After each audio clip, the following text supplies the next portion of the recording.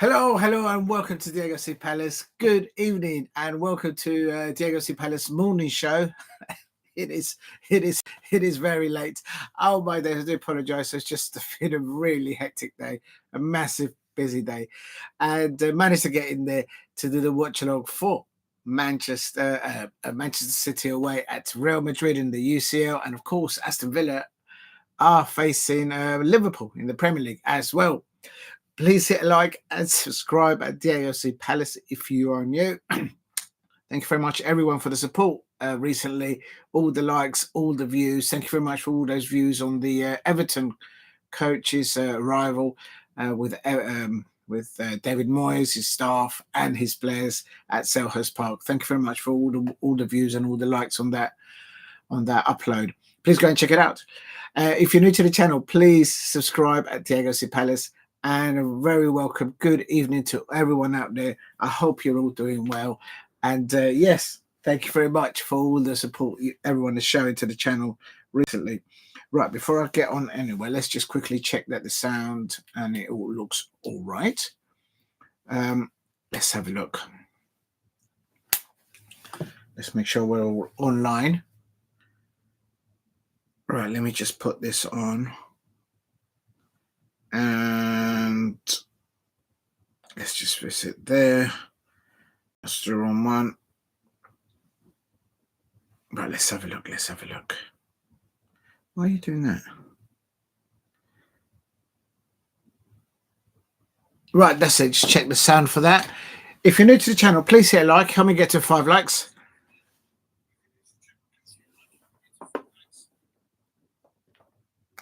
That sounds all fine.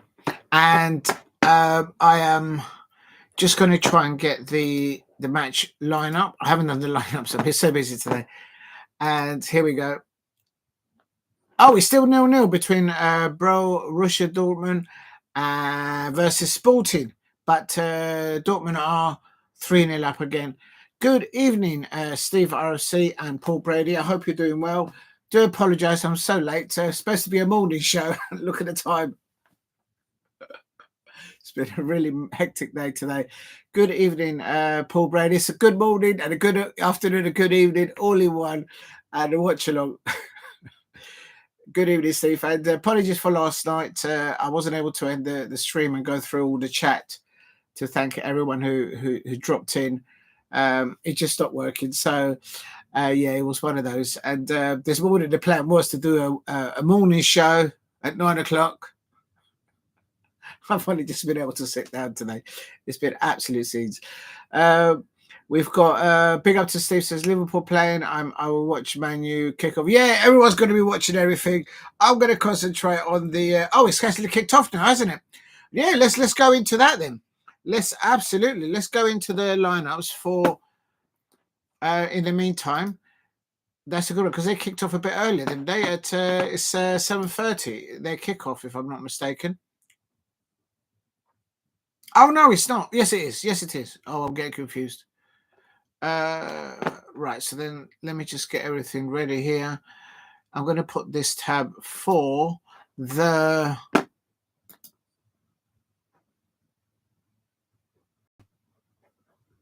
Premier League, Liverpool, Aston Villa versus Liverpool. Yes, you're right. It is on its way, and it is. It's a 7:30 kickoff.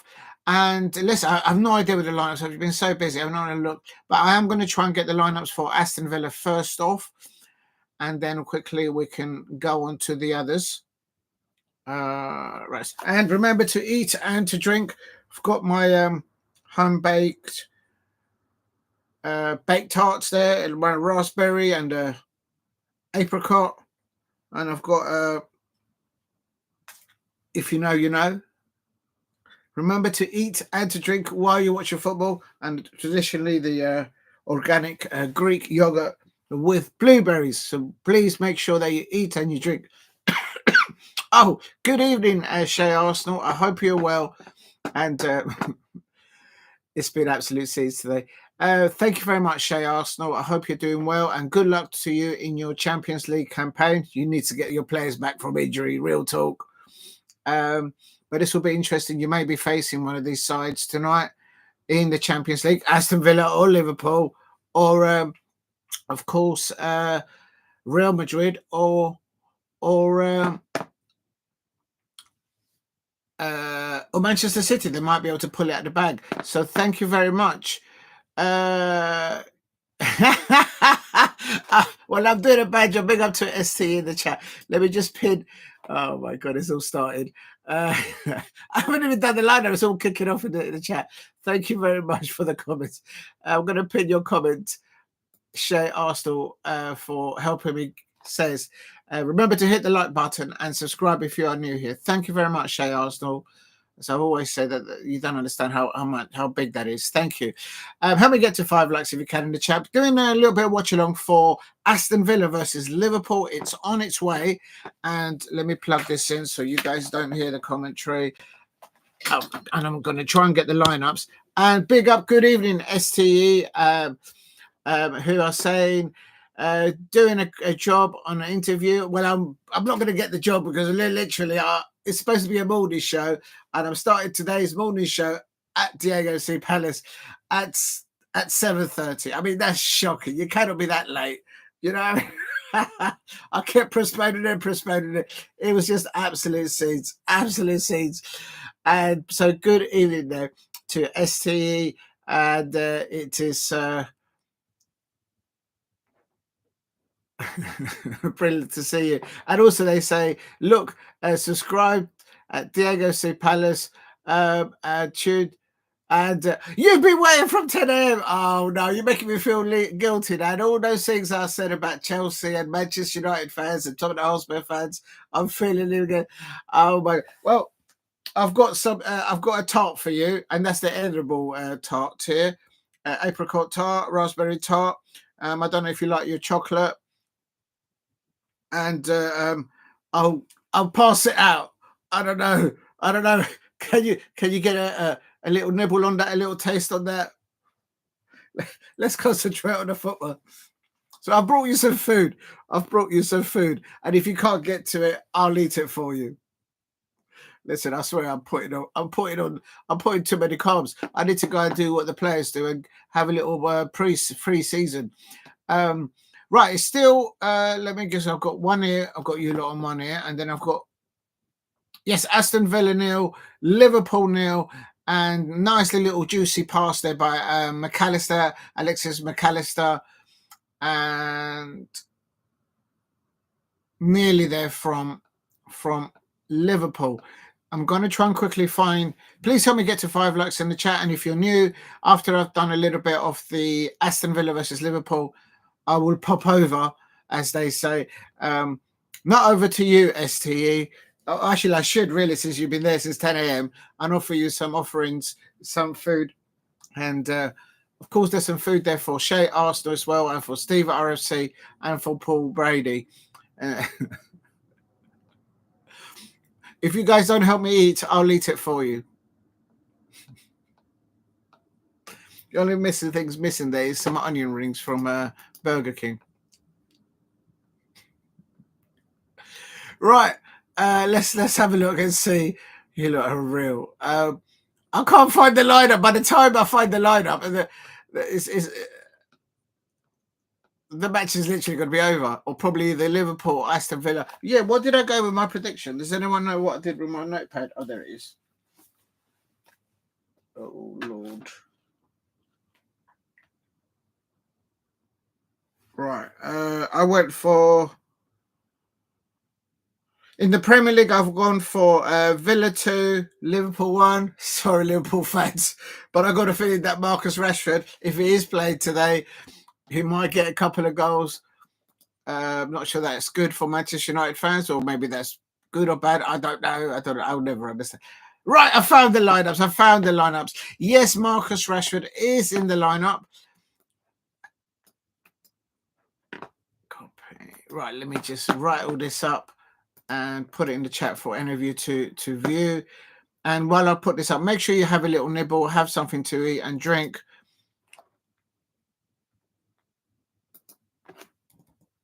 Right, Aston Villa. And have I got the subs in there? No, I haven't. Okay, so that'll do. That's the Aston Villa lineup. It's a 7:30 kickoff.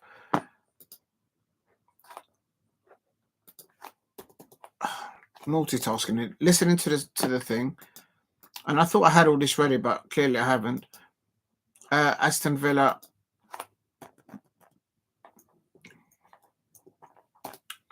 Right, that's the Aston Villa lineup. And quickly going to put their subs.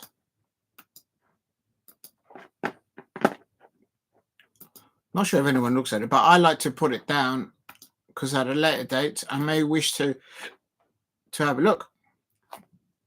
Right, versus. Right, let me just save that.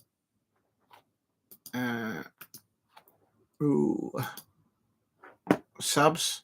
Right, that's the Villa subs. I expect there'll be someone. Versus Liverpool, and they've gone with Alisson, Trent Alexander-Arnold. Oh, right, I thought he was on his way to Real Madrid. Oh, he's starting. So maybe they're just utilising him. I don't know. I've started already on the Liverpool fans. I'm a Palace fan. I've got to annoy the Liverpool fans somehow. We're going to get in trouble. Right. Liverpool lineup. Oh, how'd you do this? In the future, I'll have a little picture of all the players in the little bench and whatnot. Oh, I don't know.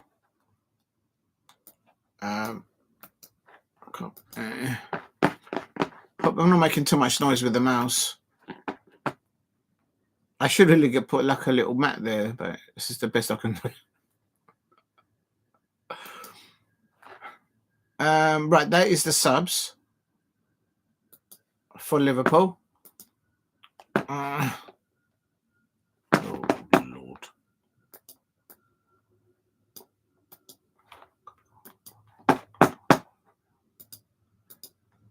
It's not working.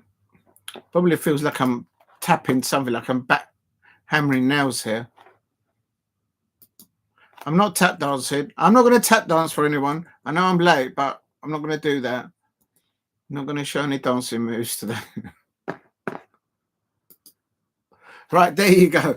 There you go. There's the lineups. As you can see, for some reason, now I've lost the sound after doing that. It's 12 minutes in. It's still 0-0. And I've gone for a Villa win, although they've got really bad form at the moment in the Premier League.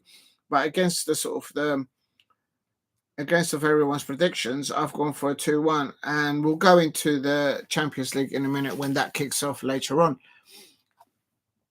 Right, let's get the... Oh, my God. Oh, no, maybe it's because it's in the case. And as I said earlier on, I do apologise for the way it ended the live stream yesterday. It didn't freeze. It just stopped. I don't know. It was mine or I don't know. But I wasn't able to say goodbye and thank you to everyone in the chat. So thank you very much, everyone who participated in last night's watch along. I was out of my control, that one. Right, here we go. Let's get into... let's find Liverpool. Liverpool. I've got to learn how to do a Scouser's accent. Here we go. We're on our way here. I am on 10 minutes, but I expect all of you to be on 12 minutes. And I'm going to take that off because it's like annoying. There we go.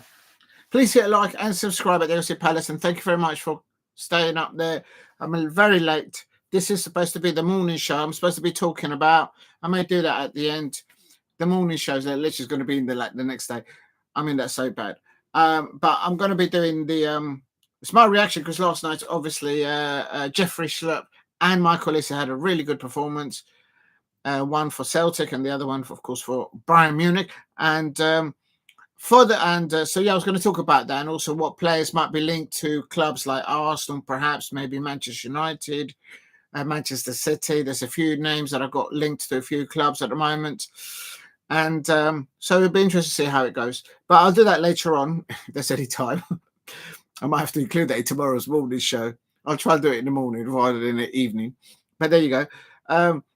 Right, so here in 11 minutes here. Oh, there's some good duels there. Szobozlai has just chopped up somebody. Well, not chopped him up. Szobozlai there on and on Tielemans. So it's a good duels there early on by between Aston Villa's Tielemans and Szobozlai. And let's see. Right, so lineups for Aston Villa: Martinez in goal, of course.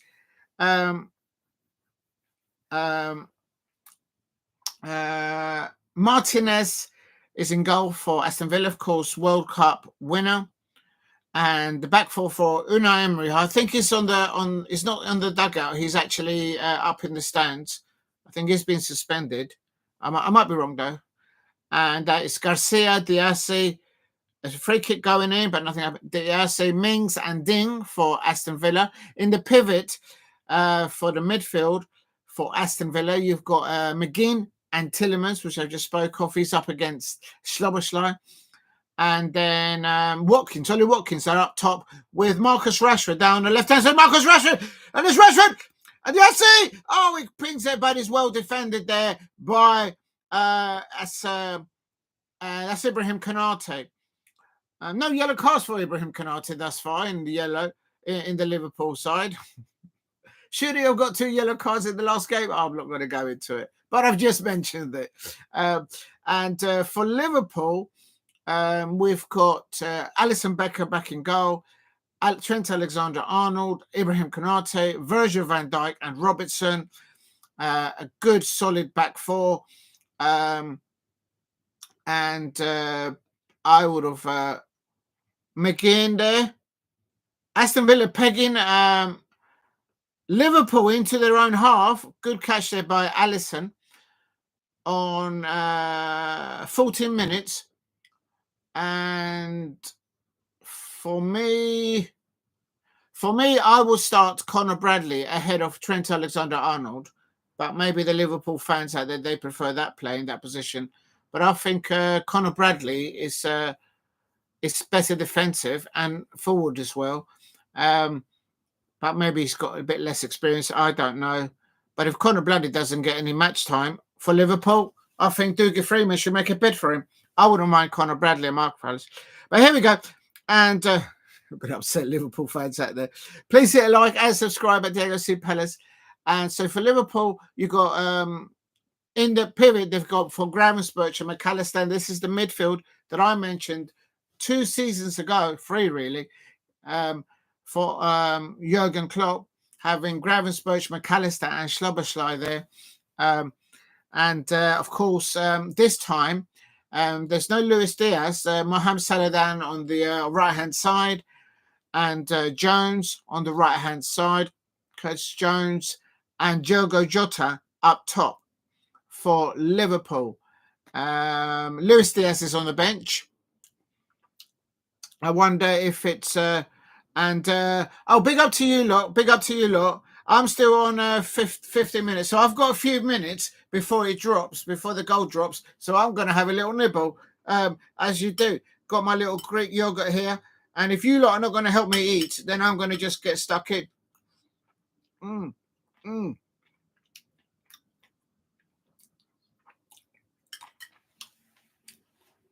It's still 0-0. I'm on coming up to 16 minutes, and here comes Aston Villa defending. Liverpool are trying to keep Aston Villa in their half. They're not being off the ball that intensity that Liverpool sometimes has, certainly how they played against Everton. And Asensio for Aston Villa. Marcus Rashford into the penalty area. He's going in. He's in about. Oh, Marcus Rashford. He has passed it. He's giving it to Ollie Watkins. And there you go. Aston Villa have gone ahead. Marcus Rashford with his quick feet, left foot, right foot, left foot. Boom! He crosses it in for Ollie Watkins. Like that link-up play between Ollie Watkins and Marcus Rashford. And that is it's not an Aston Villa goal. It's not a goal. Oh, I'm going to go back to the food. But do you see the quality of Marcus Rashford down that left-hand side? I don't understand why there were so many Manchester United fans out there chucking him underneath the bus. Because I think there's still a player in him. That's what I've always said. What a lovely little goal there. And it's all created by the intensity of approach of attacking football down that left-hand side. Marcus Rashford getting in behind the Aston Villa right-back and centre-half. He's got them in his pocket. Don't understand why. Well, anyway, let's just get on with it. And here comes Liverpool on attack. Oh, the ball's loose. And Martinez goes way out of goal like Konate does for Manchester United. And you see how quick the transition from defence and from defence to attack by Liverpool. If there's any gap there, big up to everyone in the chat. And it's no goal. Sesti says it's no goal. I'm behind. Okay. Another watch along, he says, Aston Villa goal. Okay, no worries. And SC confirms his no go. Yes, you are absolutely right. Please hit a like and subscribe at Diego C. Palace. Liverpool can't keep a clean sheet.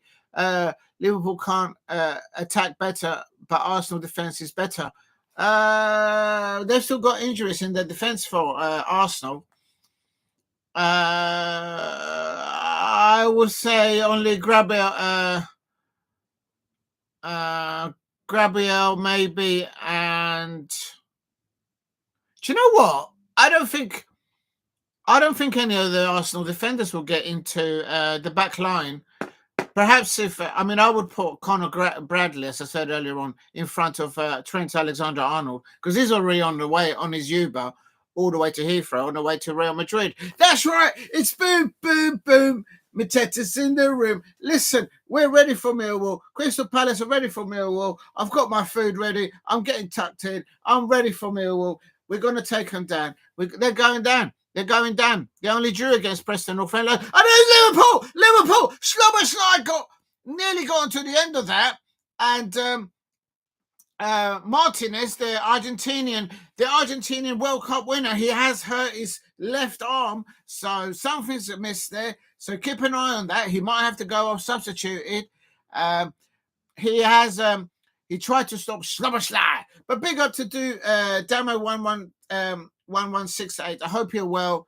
And I haven't poured the drink. I've got to pour a drink now. Not sure why I'm thinking about boozing every time I see a Crystal Palace fan in the back, but it is what it is. Come on. It's not an early celebration. I know our home form is a bit pony at the moment, but I have to say, we've got to turn that around against Millwall. Real talk. Mind you, we have got Fulham at the weekend.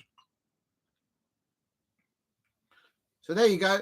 Cheers to Damo 1168, and I'm just over last Saturdays. Yeah, it is what it is, and it takes time, and I've figured it out. How Oliver Glasner is going to fix the Crystal Palace home form. Do you know what someone needs to do? He's going to get a little brown envelope, put a few notes in it, and go to the Selhurst at night, like the Pink Panther. And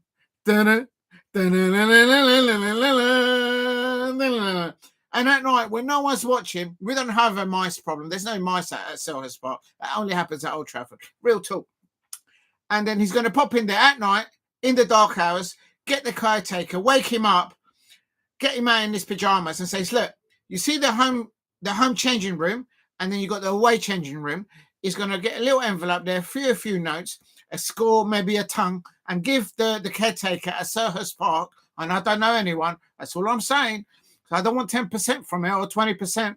I'm more like a 25%. Do you know what I mean? If you know, you know. But anyway, and Oliver Glasner is going to ask the caretaker at Selhurst Park to change the away players' plaque outside that changing room and swap it with the home one. So when the players go in, they're all nonchalant up against Millwall, and they go, oh, have they changed rooms? And they'll actually go into the away changing room, but it will have a plaque outside saying home players. That's how we're going to do it. Damo, that's how we're going to do it. So the players will be there getting their jocks, their changing room, whatever they wear. I don't know. I don't want to get into that.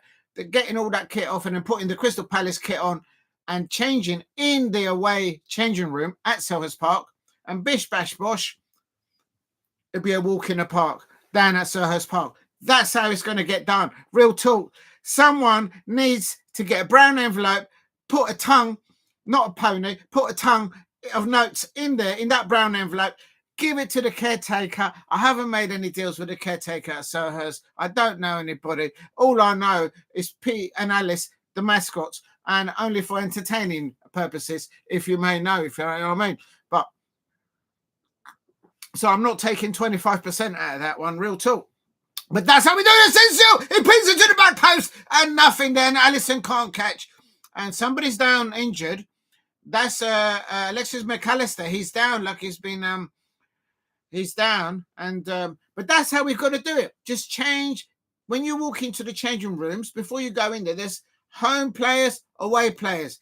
Just get there, go to B&Q, get electric drill, swap over the plaques, the signs, bish bash bosh. That's how it's done. That's how you do it, son. That's how you do it. If we had Neil Warnock, he would have done it already. Real talk. I'm sure that's how it's going to be done. Someone send a memo. And if the caretaker gets a brown envelope with a tongue of notes in it, I'm not after 10% or 20%, just 25%. That'll do me nicely.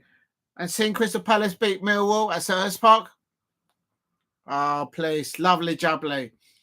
Big up to Disasi, should have had a red card, Paul Brady. And what's happened to McAllister? I missed it. It happened in the penalty. He's down in the penalty area. And please hit a like and subscribe. Well, if it goes to VAR, I mean, no doubt that Liverpool fans will get it.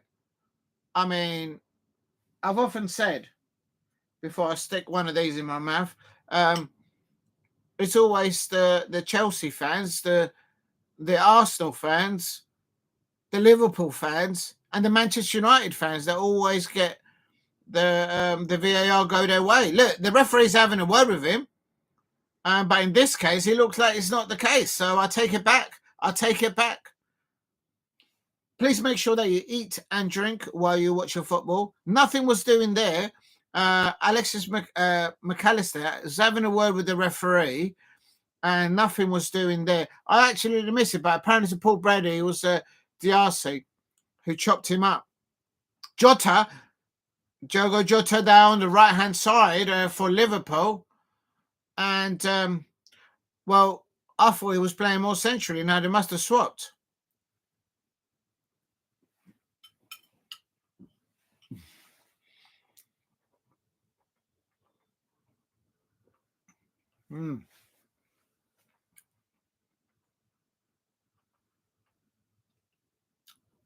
But, I don't know. I was expecting a few more goals. We got about 5 minutes before the Manchester City thing kicks off.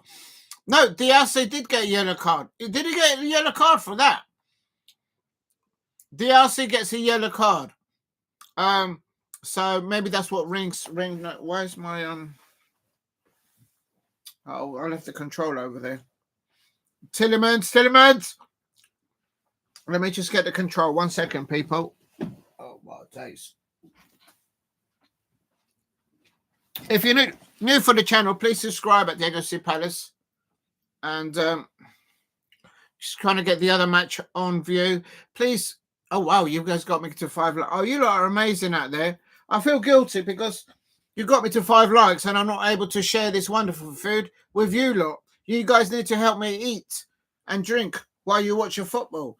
Otherwise, I'm going to have to eat all of this and I'm going to end up looking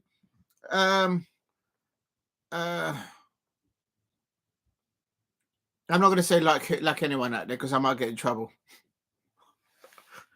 Right, let's get the match on before I get banned. Please hit like and subscribe at Diego Palace if you are new. And it is still 0-0 between Aston Villa and Liverpool. For me, I think that was a goal for Aston Villa. Quick left foot, right foot, overstep. Marcus Rashford doing what he does best, getting in and around the opposition's left back. But here comes Liverpool. Jones crosses it in, and Szobozlai, and McAllister has a shot, but it's defended well by Aston Villa here on 26 minutes. And another Liverpool player. Oh my days, he's down again. He's down again. I'm telling you, he's down again. This time it's Garcia on McAllister. No, sorry, son. You went into his feet. And oh yeah, he did win the ball. McAllister did win the ball. And then he lands on top of the ball, and that could be a rib problem, mate. That ball landed right on the nipple area, right on the ribs. That would have hurt. If you land on pace. Oh, look, McAllister's holding his right rib. Let's just say his right rib. I mean, that's going to tickle in the morning. Real talk. Big up to SC is saying, please subscribe. And that's Garcia. He never got a yellow card for that. So maybe I'll take it back. Maybe the Liverpool fans are not getting all the VAR and all the decisions right now. Big up to it if it's coming up. That means I've got a few minutes to have a little nibble before someone scores.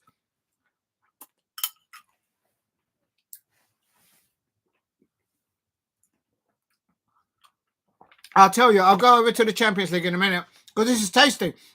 And that's a goal kick now for Martinez in the Aston Villa goal. If you're new to the I'm on 28 minutes, son. I'm an over. And there we go. And there's Aston Villa. Get the ball to oh, what a terrible defensive pass. Oh, no, you can't do that with Liverpool. And then a defensive error by Aston Villa and Mo Salah with that dodgy haircut. I mean, he needs to use my barber. I'll tell you something. Mo Salah there, you can't give him that opportunity. What a stupid pass back. I mean, it's madness. If you're in doubt, put it out to touch, son. And I'll tell you something, but it's a team sport, so they'll all rally against them. And that's a gift. That is an absolute gift. You cannot gift Mo Salah there. Garcia there, who didn't get a yellow card on McAllister. Lovely little ball there to a Jota. Pings it back for Mo Salah. And bish, bash, bosh. There's Liverpool leading 1-0.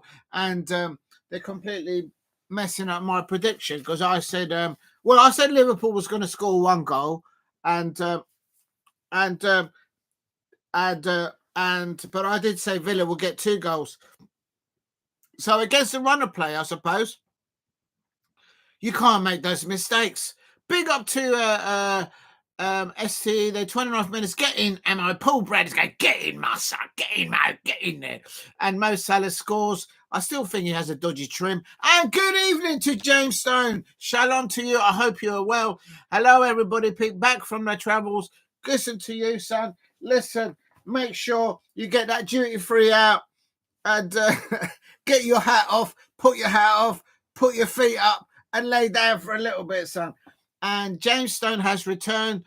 He went to Old Trafford probably, and he just went to all the boozers around Old Trafford and he's only just got back. Big up to James Stone. I hope you're well. La Real Madrid is going for La Real Madrid.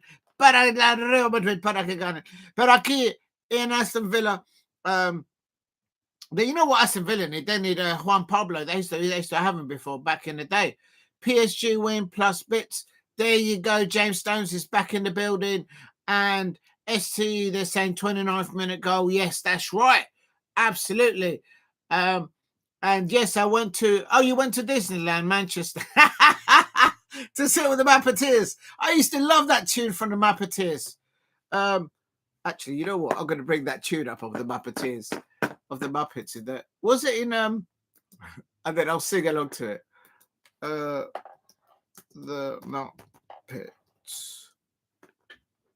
My Muppet Show. There it is. Song. See if I can sing to it.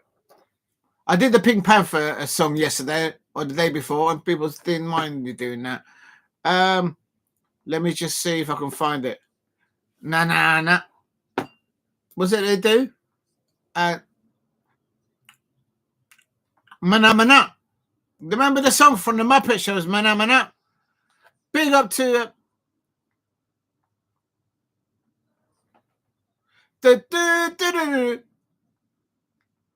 Mana Mana.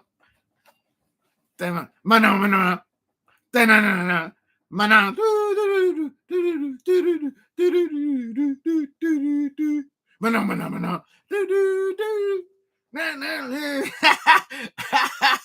That's what you're gonna do. I'll do that manama. I tell you, if somebody else scores in a minute, I'll do the mana, the Muppet song again, and grown adults. Listen, I know what kind of adult show you went into. The one where you chuck all your key rings into the bowl. If you know, you know. That's the Disneyland that you went to. So for adults walking around in full kit, Fernandez goatees, an absolute state. Listen, yes, I'm telling you, mate, socks with sandals and all that jazz. Real talk. If you're new to the channel, please hit like and subscribe at Diego C. Palace. And let's see, if anyone does score again, I will sing that Muppet songs. Mana. Dulu, dulu, dulu, dulu, mana. And is there going the other one? I forgot. You see, I'm getting sidetracked here. I'm concentrating here on Mo Salah and Trent Alexander-Arnold, and I totally forgot that. Oh no! Don't tell me City are losing. No, the City fans are going to go in meltdown right now. Right, let's have another butcher at this. If you're new to the channel, please subscribe at Diego C. Palace, and it will be absolute scenes there. If it's there it is, disaster for Manchester City, killing Mbappe there. Of course, at Crystal Palace we have boom. Mateta's in the room. I think he's better than Mbappe, quite frankly, and his celebrations are better. And that's right, SCE. There's been a goal, and they've Manchester City. They've started like little tortoises. And but in the Liverpool game, it's still 1-0 to Liverpool there. City in trouble. New Madrid oil score. Yeah, listen, Mbappe there showing what they're now 4-2 on aggregate. Man City need to get a goal back well before half time. Real talk. Oh my days. Right, so then do you know what? I didn't do the lineup for City. I should do that. Please hit like and subscribe at Diego C. Palace if you are new. Manchester City, they're conceding a goal there, and I'll tell you something: is it onside or offside for that City goal, for that Real Madrid goal? I suppose the Liverpool fans will want City to get a result out there, but that's another one. Look at that poor defending. Ruben Diaz failing to get his head on that long ball there, and killing Mbappe. Getting his teeth into that. Ruben Diaz should have done better there for Manchester City there. Real talk.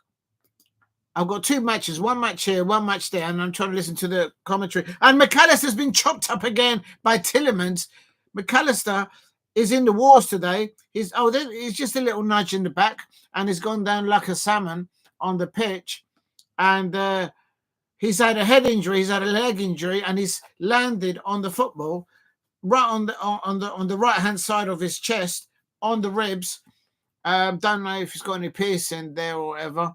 And right, let me just get and not sure if Bernardo playing up top there in that false nine is really helping City. There is no. I'm going to get the lineup because it looks like Erling Haaland hasn't started, and he looks offside. I hope one. Is it offside or is it not? Early exit for City. Can't wait to see Pep Feta. Oh, you're a cruel man. You're a cruel man. Right, here we go with the lineups, so people stop moaning. No one's moaning. And let's have a little butchers here. If you're new to the channel, please subscribe at Diego C. Palace. And there's goals going in. I'm going to have to do that song celebration in a minute. Real talk. And I'm also going to do the lineup for Manchester City in the description. And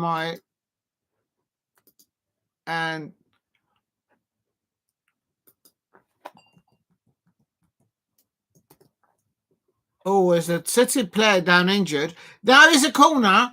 Right, that's Real Madrid lineup in the description. And let's have a look. It's a free kick here. Marcus Rashford Can he do it? I got him to score 2 goals today, and my prediction is Aston Villa 2, Liverpool 1. I just got a feeling. Here's Marcus Rashford. He's got his right hand up. He's going to take it. Is he going to take it or not? Let's have a little watch at this. I'm on 36 minutes, 37 minutes. Marcus Rashford is going to do a set piece. Liverpool are very vulnerable on set pieces. We all know how they conceded that goal against Everton, their first goal at Goodison Park. They went asleep. And here they goes. Marcus Rashford to the back post. Oh, he goes up.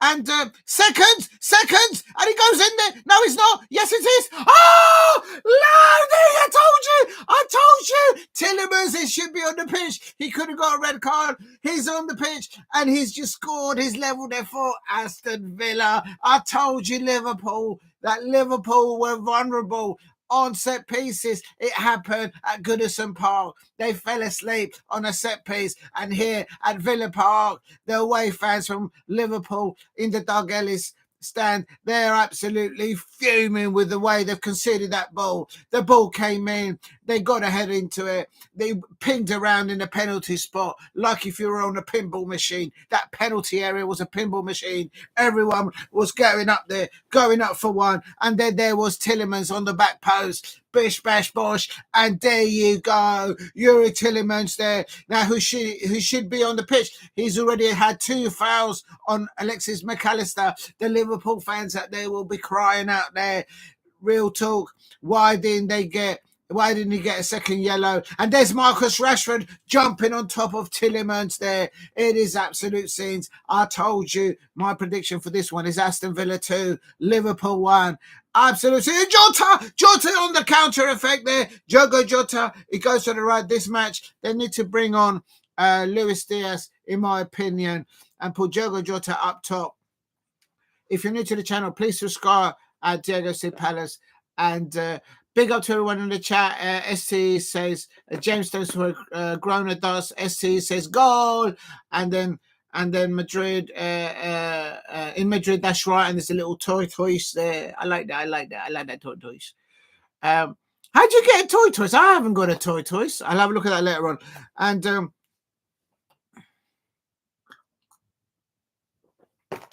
it's difficult to watch 2 amazing games going on at once. And then I'm learning how to multitask and look at the chat as well. Paul Brady says, early exit for City. Can't wait to see Pep's face later. Yeah, he does like to have a little scratch. He scratches his head. I don't understand it. Can you imagine if he starts scratching something else? Real talk. Let's not go there. Gold SSSTE at Villa Park. Yes, that's right. Marcus Rashford with a pinpoint free kick there. Oh, and there's Liverpool. And his ball's just gone left there by Curtis Jones. What a very good player Curtis Jones is. He just missed there on the right-hand side there for Liverpool. And Yuri there. And goal, yeah, Villa Park. Yuri, yes, it was SC. And Man City must be fed up with Real Madrid. Most teams are with Madrid. Yeah, I suppose so. Not from the Premier League. I think, I don't know. The thing is, everyone wants Real Madrid to be out of the competition. It will open up. And then ST says the Ninja Turtle. I'm with you, the Ninja Turtle. All right. It's Mbappe. Now, listen, the Ninja Turtle of European football. It's boom, boom, boom. Mateta's in the room. And I tell you, City fans, I tell you, Chelsea fans, I tell you, Liverpool fans, because we all know that Mo Salah and some of your forward players might not get another contract next season, or they might want to go elsewhere. So this is what my morning show was going to be about, but never mind. But you can't have Jean-Philippe Mateta. No, you can't even have a nibble.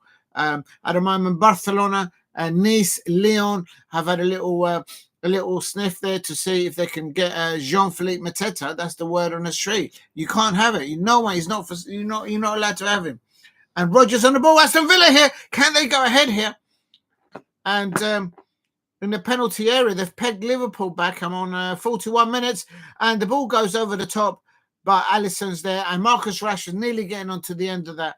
Please hit a like and subscribe at Diego C. Palace if you are new. If you can, help me get to 10 likes in the chat. I've put the Real Madrid lineup. in the description. And let me just go into the other one. I can't find the Manchester City. By the time I find the Manchester City lineup, they'd probably be down another goal. Like, real talk. Oh no, that's not there. I can't find it. Oh, here we are. There's Real Madrid. So let's do Man City, and then I'll update the. Well, you guys have been amazing. You guys have been updating the chat, so thank you very much for doing that. Because I'm still behind. I'm still trying to put the line up. Excuse me. Please hit like and subscribe at Diego C. Palace, Manchester. Manchester City. Manchester City. Right, that's safe there. I'm going to get the lineup for la Real Madrid. Los blancos, los galácticos, la Real Madrid están ganando por un gol. ¡Qué error para el defensor de la City! Oh, nearly. And they bad defending there by Manchester City. And right, in the chat, I'm going to put and Vincent Jr. They're doing bits there. Real talk. I'm going to split the subs. Copy. Right, that's La Real Madrid. And this is their subs. If anyone wants to have a little nibble like that. Oh, here we go. Oh, nearly a flick on there in the City and away at Real Madrid. And then that is versus... let's get Manchester City now up. Manchester City need to get a goal back before half-time. Real talk. Copy. Cancel. And I'm coming to your ST. And then put that on there. And where is... Oh...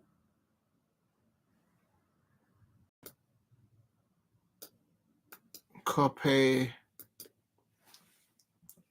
Barcelona are top of the league because they got those dodgy refereeing decisions last night.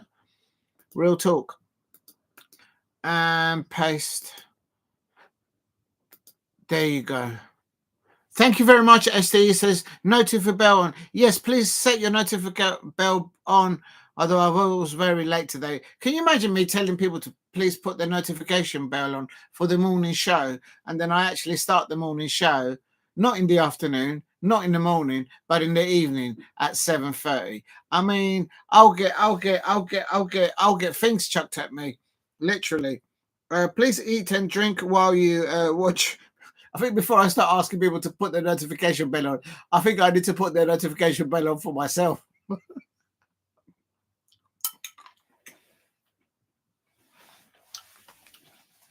Please hit a like and subscribe at Diego C. Palace if you are new. In the chat, I have put the I don't know which match to keep an eye on. There's two of them going on, and it's just all sorts of things there. Real talk. I think there's more goals in that Villa Park, and I think there should be more goals here at in the UEFA competition, of course. In the Champions League, there's a bit of argy-bargy going on between the players at the moment, between La Real Madrid and the Manchester City players. We are on 16 minutes there. It is La Real Madrid and Mbappe scoring in the fourth minute goal, and a defensive error there by Manchester City, in my opinion.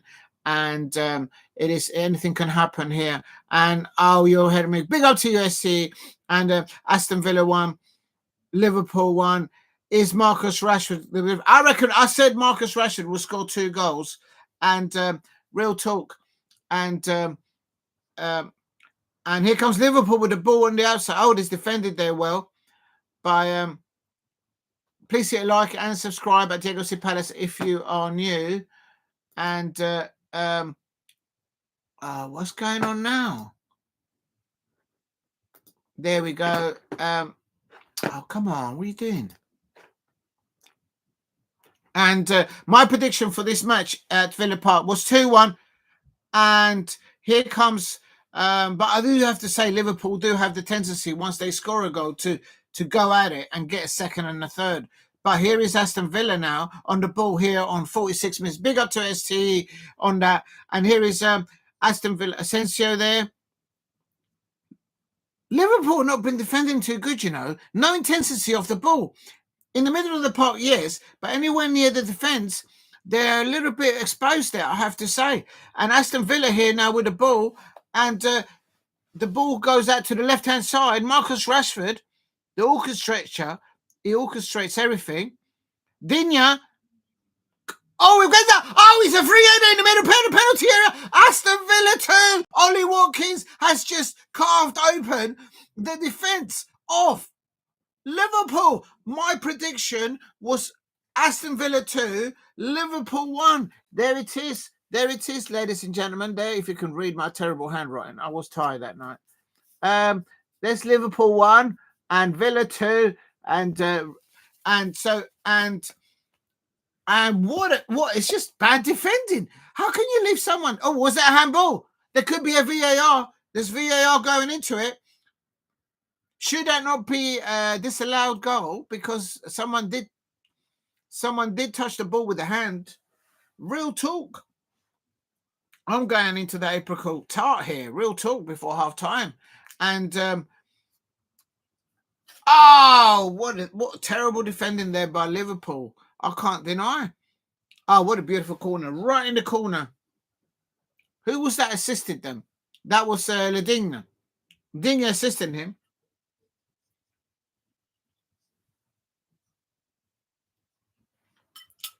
Well, there you go. Is this good for? Well, I suppose if it stays like this, somehow tells me that there's going to be more goals after the second half. I mean, like real talk.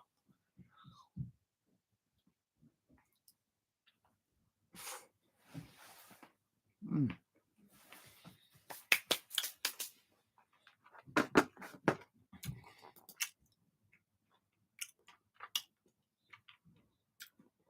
It could be. It is half time. Aston Villa 2, Liverpool 1. You know what? Off the ball, Liverpool have not been intensity enough on their approach when they're off the ball. And Ollie Watkins showing what they do. And this is the difference with having somebody like Marcus Rashford down that left-hand side. They can't cope with him, and he gets behind the opposition's right back. And Diogo Jota there, they're showing there the Mo Salah goal. Well, my prediction is on the money right now. Aston Villa 2, Liverpool 1. Real talk.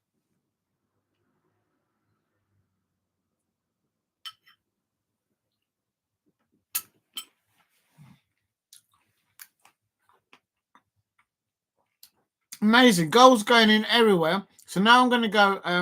actually, I should stop eating and just concentrate on the... There's a Champions League. It's still 1-0 to Real Madrid. And we're on coming up to... it doesn't say.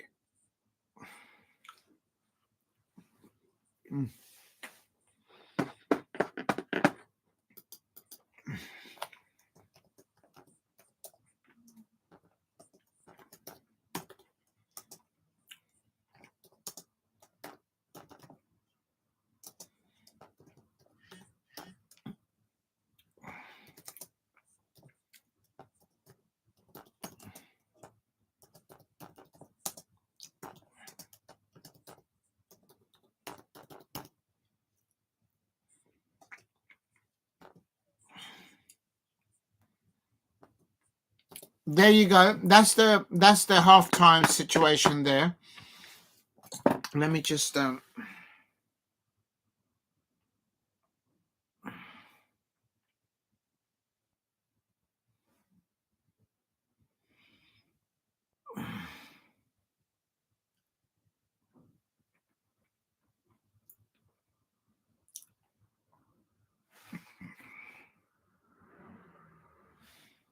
Right, I'll let that go there. Please hit a like and subscribe at Diego C Palace if you are new. And the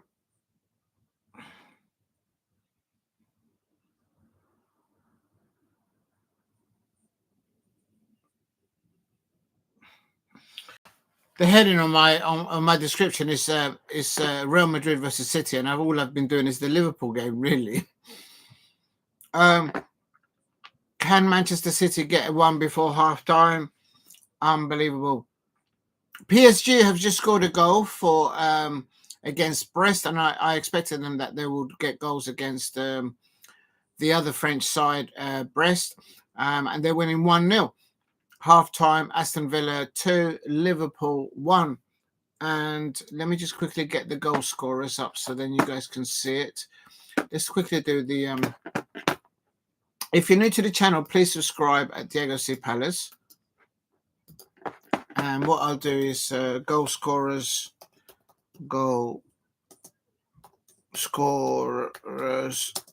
for Aston Villa. Whoops. Helps if you type it in the right place. And there you go. It's on Yuri Tielemans there.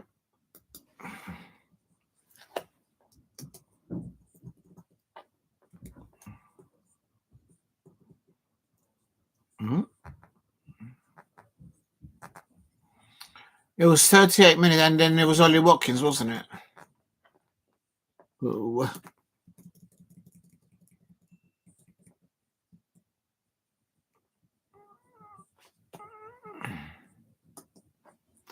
Oh, we're going to keep losing this.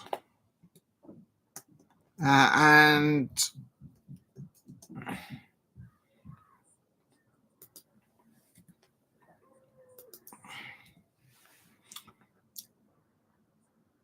right, that's Aston Villa's goals there. Please hit a like and subscribe. Help me get to 10 likes if you can in the chat. And good performance there by Aston Villa, even though they went 1-0 down. Aston Villa completely turned that one around, I have to say. Paul Reyes, the Liverpool defence has been all over the place this month. Yeah, what's going on? I mean,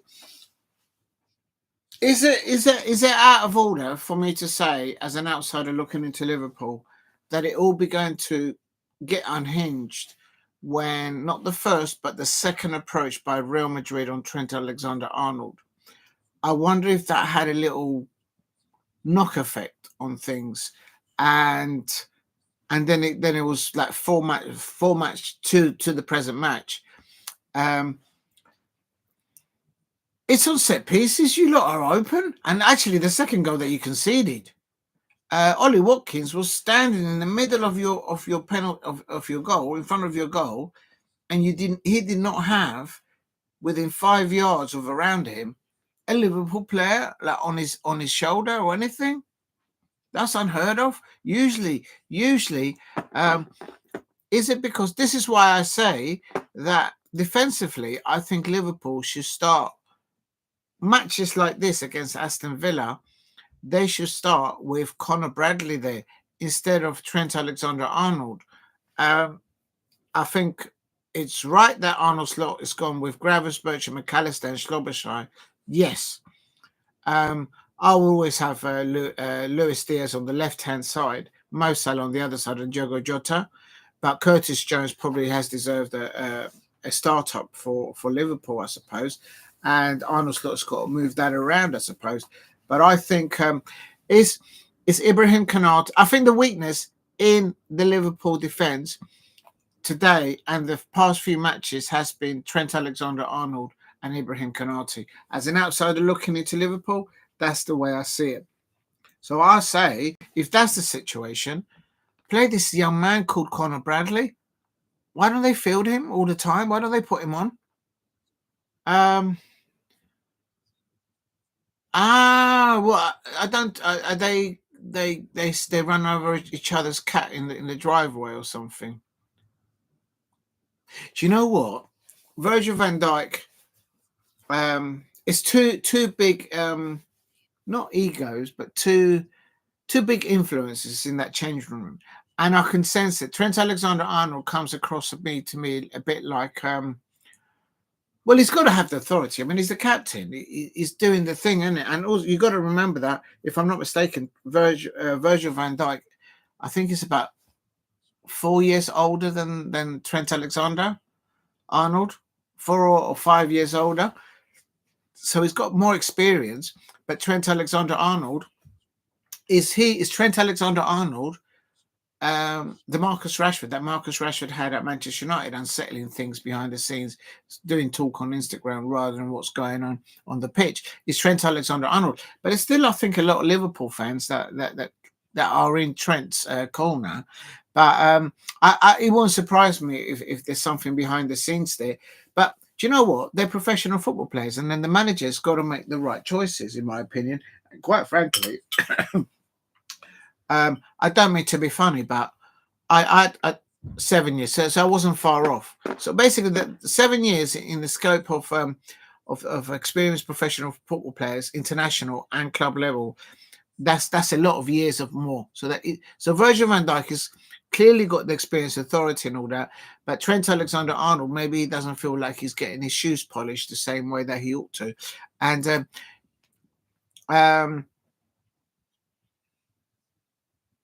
yeah, there's got to be a pecking order. You've got the manager, and then you've got the obviously the captain that's selected by. And I'm pretty sure to say that Jurgen Klopp, he picked Virgil van Dijk as the captain before he left.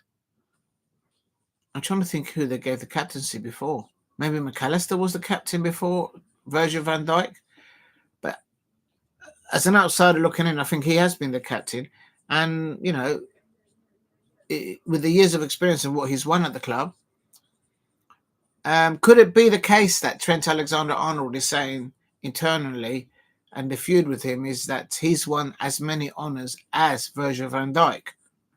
And if that's the case, then Virgil van Dijk can then go back and say, "Well, hang on a minute, son. Before you started to get onto your way of playing at Liverpool, the way you was unlocked by Jurgen Klopp, I was already ahead of you, son. So by 7 years of experience." So it's one of those, and I just wonder if Trent Alexander-Arnold is the one that's upsetting the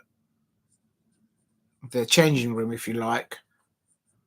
Not a bad apple in the barrel, not that type of person, but it's kind of upsetting things. And you've got to have a pecking order. You've got the manager, and then you've got to have your captain. And I'm trying to get back. I can't get zoomed back into the Champions League one. It's annoying me. Right, let me just get onto it. Again, it's still 1-0 to Real Madrid. Raul Asensio assisting the Ninja Turtle of Mbappe. Real talk. And it's still 1-0. It's 32 minutes into it. It's frozen. I can't get into it. Okay, here we go. I got it back. Sulking attitude annoys everyone, including Virgil. Yeah, I don't think Virgil van Dijk is that type of person that, with somebody with experience of Trent Alexander-Arnold, I don't think he's going to pull him aside and put an arm around him. He's just going to give him a dirty look and says, "Look, what's your game, son?" And, you know, and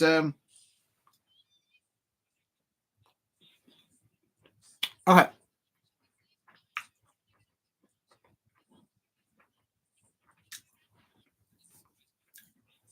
Could it be that Trent Alexander-Arnold has seen that Virgil van Dijk is coming to the end of his high end of career, and then he's kind of psychologically using that against him?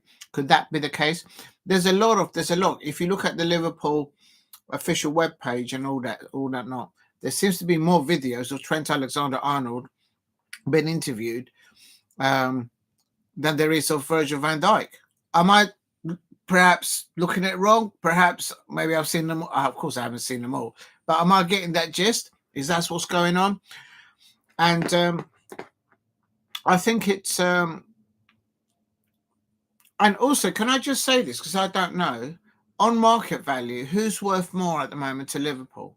Let's get real. Let's put away all this argy-bargy in the changing room for Liverpool between Trent and that. And no, I've still got it 1-0. Big up to you, SC. And I hope it's City. And here we go. Let's have a look. Let's have a listen into it. And here we go. Oh, it's going back. Rodrigo. Oh my God. Oh my days. Man City are toast. They're toast. They're toast. He beat Vardio. He left him in his pocket. He just put Guardiola in his pocket. Oh, no. They needed not to do that. How did that happen? How did that happen? City fans out there. That's 5-2 on aggregate. I don't think. Yeah, big up to ST there in the chat. I think it's a rebuild for Man City now from now onwards. The problem is now they're just going to concentrate on the Premier League. Our Liverpool fans, maybe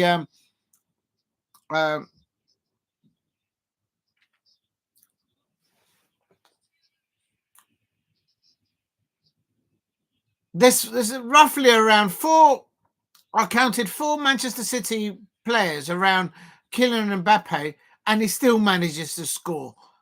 And Guardiola, he's ended up in he's not as good as Jean-Philippe Mateta. Jean-Philippe Mateta is better than Kylian Mbappe all day long. And you can't have him, Chelsea fans, Liverpool fans, and Manchester United fans. You can't have it. I'm just waiting. I just know that in a few weeks, because Fabrizio Romano said something along the lines that Ineos will eventually have to spend. And when they start spending, they're going to come calling after one of our players.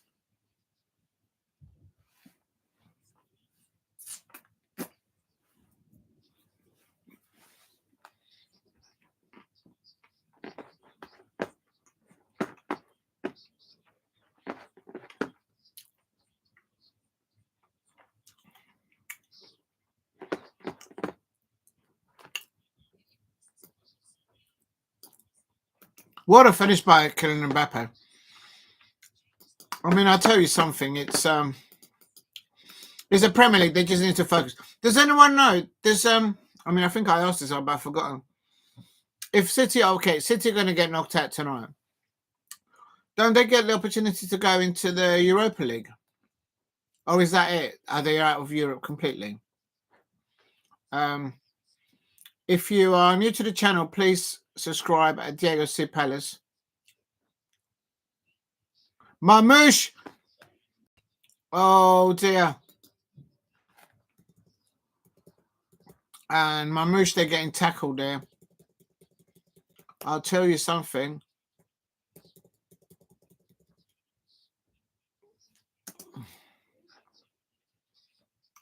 There you go. I've just put that in the chat for anyone to see. Big up to you, ST, and to Paul Brady there. And the fans real talk. Yeah.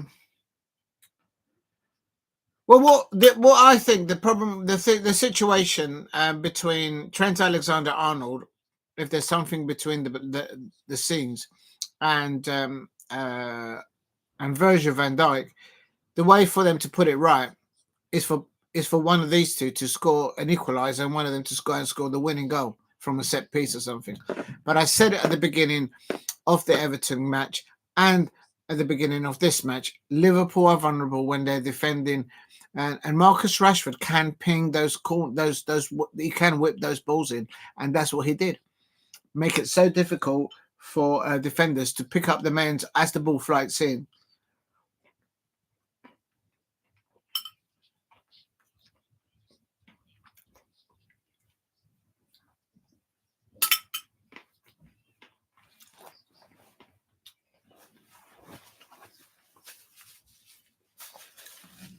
Okay, the second half is kicked off at Villa Park now, and when City lose, they're out of. Oh, they're out. Thank you, Paul Brady. I think you may have actually told me once before, but because my brain cells are like a sieve up there, I've forgotten. But thank you very much. Oh, okay. So that financially, then it goes to now the ballpark is on City's end in the sense that they've got to make sure they get Champions League football next season. I'm sure they will, but they haven't guaranteed it mathematically, I suppose. 2-0 to Real Madrid, and at Villa Park, I can confirm that McAllister was on the ball, and he's been chopped up again. McAllister's literally been chopped up there, and the free kick given there by Asensio on McAllister. Aston Villa. This is a free kick now for Liverpool. And look how differently the Aston Villa players defend free kicks just outside their penalty box. Liverpool always line up their players along the line of the edge of the penalty area. It looks like McAllister is going to take this free kick. Is there going to be a goal? I'm on 47 minutes, and McAllister pings the ball to the back post. No one there. I think that's a goal kick.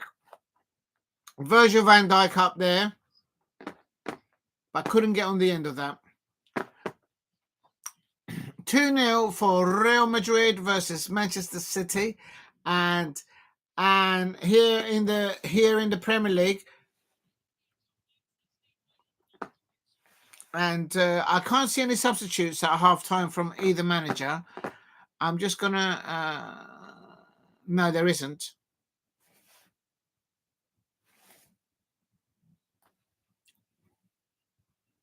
If you're new to the channel, please subscribe at Diego C Palace and help me get to 2,000 subscribers. I want to say a massive thank you for everyone that's watched that upload about the David Moyes and the Everton players arriving at Selhurst Park. That's going up to about 9,000 views. So thank you very much for viewing there. And yeah, that's a big viewing for anything in my channel. Thanks for showing all the love on that.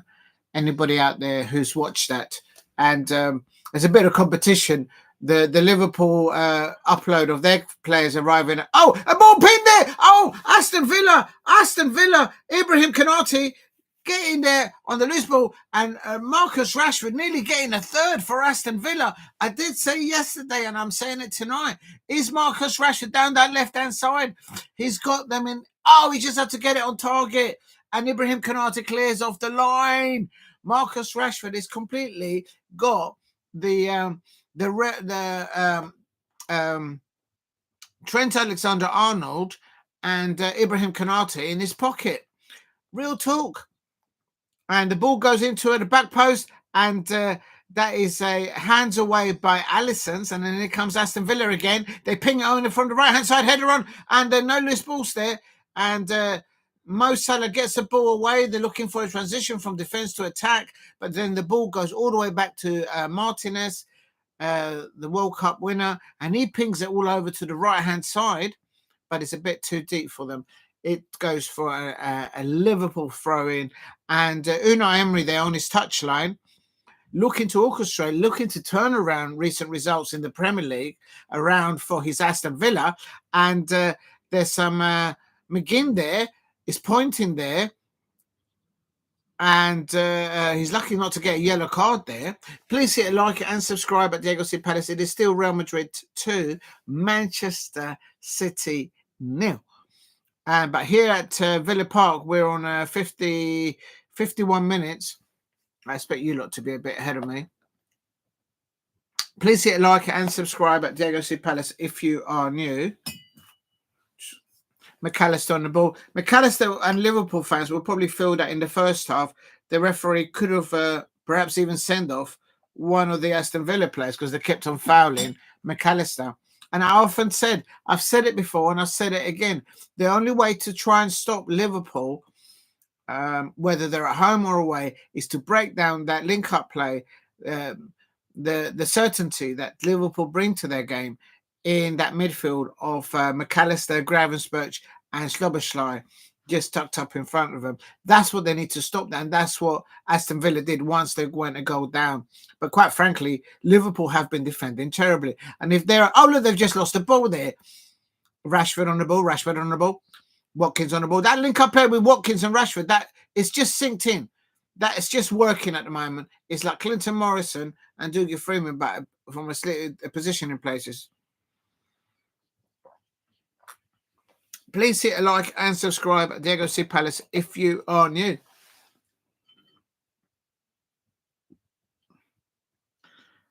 It's all Marcus Rashford on the left-hand side, and I suppose he doesn't need to be G'd up to play against Liverpool. Of course, he's still on the Manchester United books.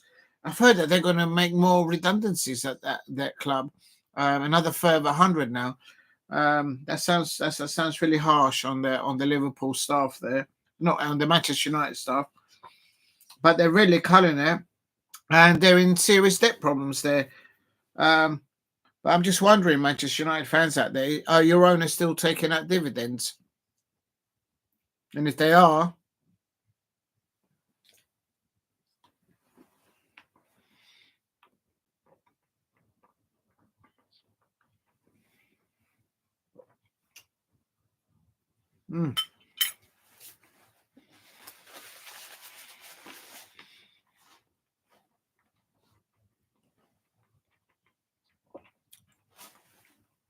Trent Alexander-Arnold passes the ball to Van Dijk. So there you see Paul Brady. They've passed the ball between each other. And there's Trent Alexander-Arnold again on the ball. But then he pings the ball out. And now Trent Alexander-Arnold now pings the ball back again to Virgil van Dijk. That's the second time they've passed between each other. Van Dijk ball pinged it on the left-hand side. That's good defending there by Garcia. Remember, it was Garcia's defensive error that led to Liverpool's goal. Remember, Liverpool have only scored here only because there was a clear defensive error by Garcia in the first half. But from open play, I think Paul Brady's got it on the money. They're not been that good today. And it's Salah on the right-hand side. He whips the ball into the back post. You know what? Liverpool need to get Luis Diaz on that left-hand side. Right, because it's all happening with Mo Salah coming deep or going on the right-hand side. Look, it's puffing and puffing. The lad is knackered out there. Bring Luis Diaz. It gives you another attacking option on the left-hand side. Put Diogo Jota up top, and on the right back position for Liverpool, bring on Conor Bradley. I don't know anything about Liverpool, but I can read a game of football. He's better than Trent Alexander-Arnold in these situations. In defensive, oh my God.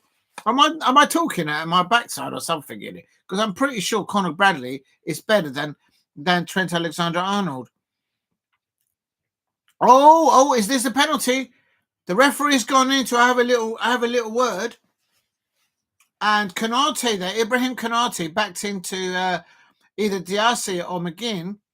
No, into McGinn. And McGinn went down like a salmon. And but that's a shove again.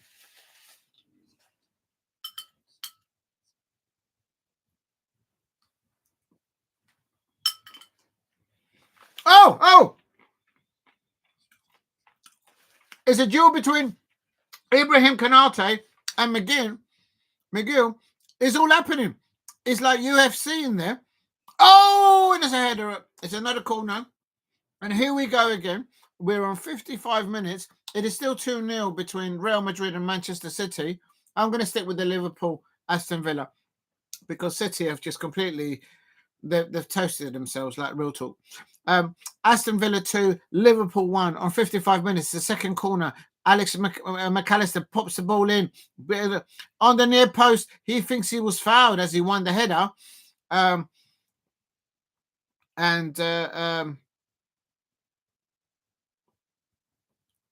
What can Aston Villa now do with their subs to try and just take out any further attacking football from Liverpool? Offensively, have they been clinically enough? Liverpool. Oh, that's a handball, but Liverpool should have had a penalty there.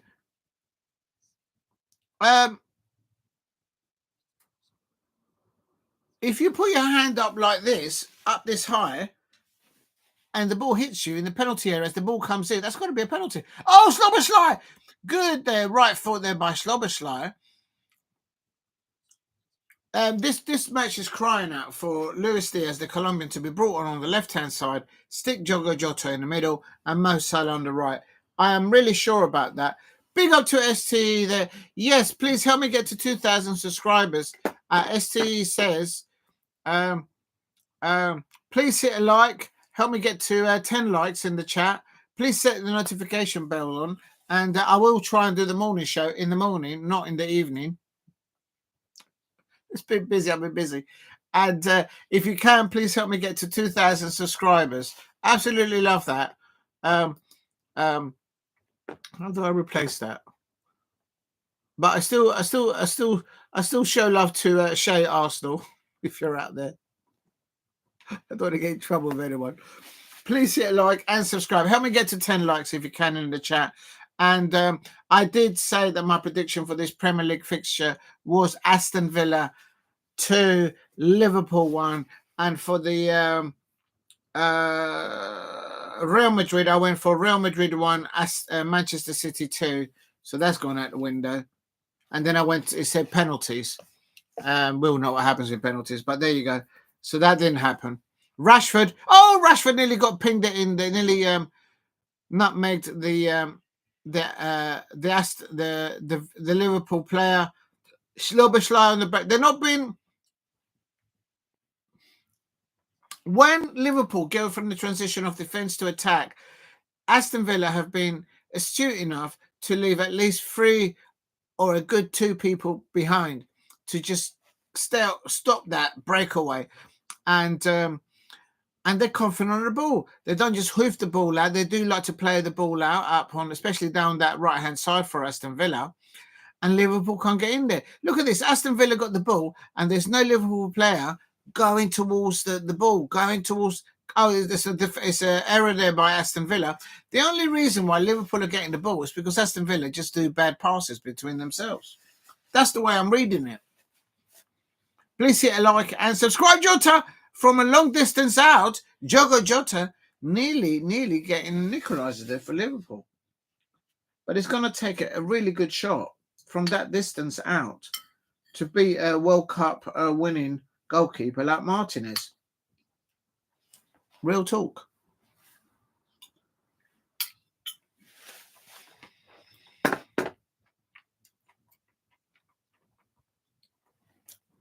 It's halftime at Paris Saint-Germain. They are winning 5-0 on aggregate.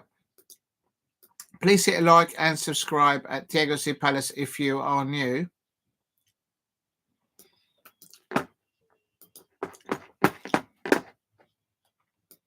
And coming to you, SC.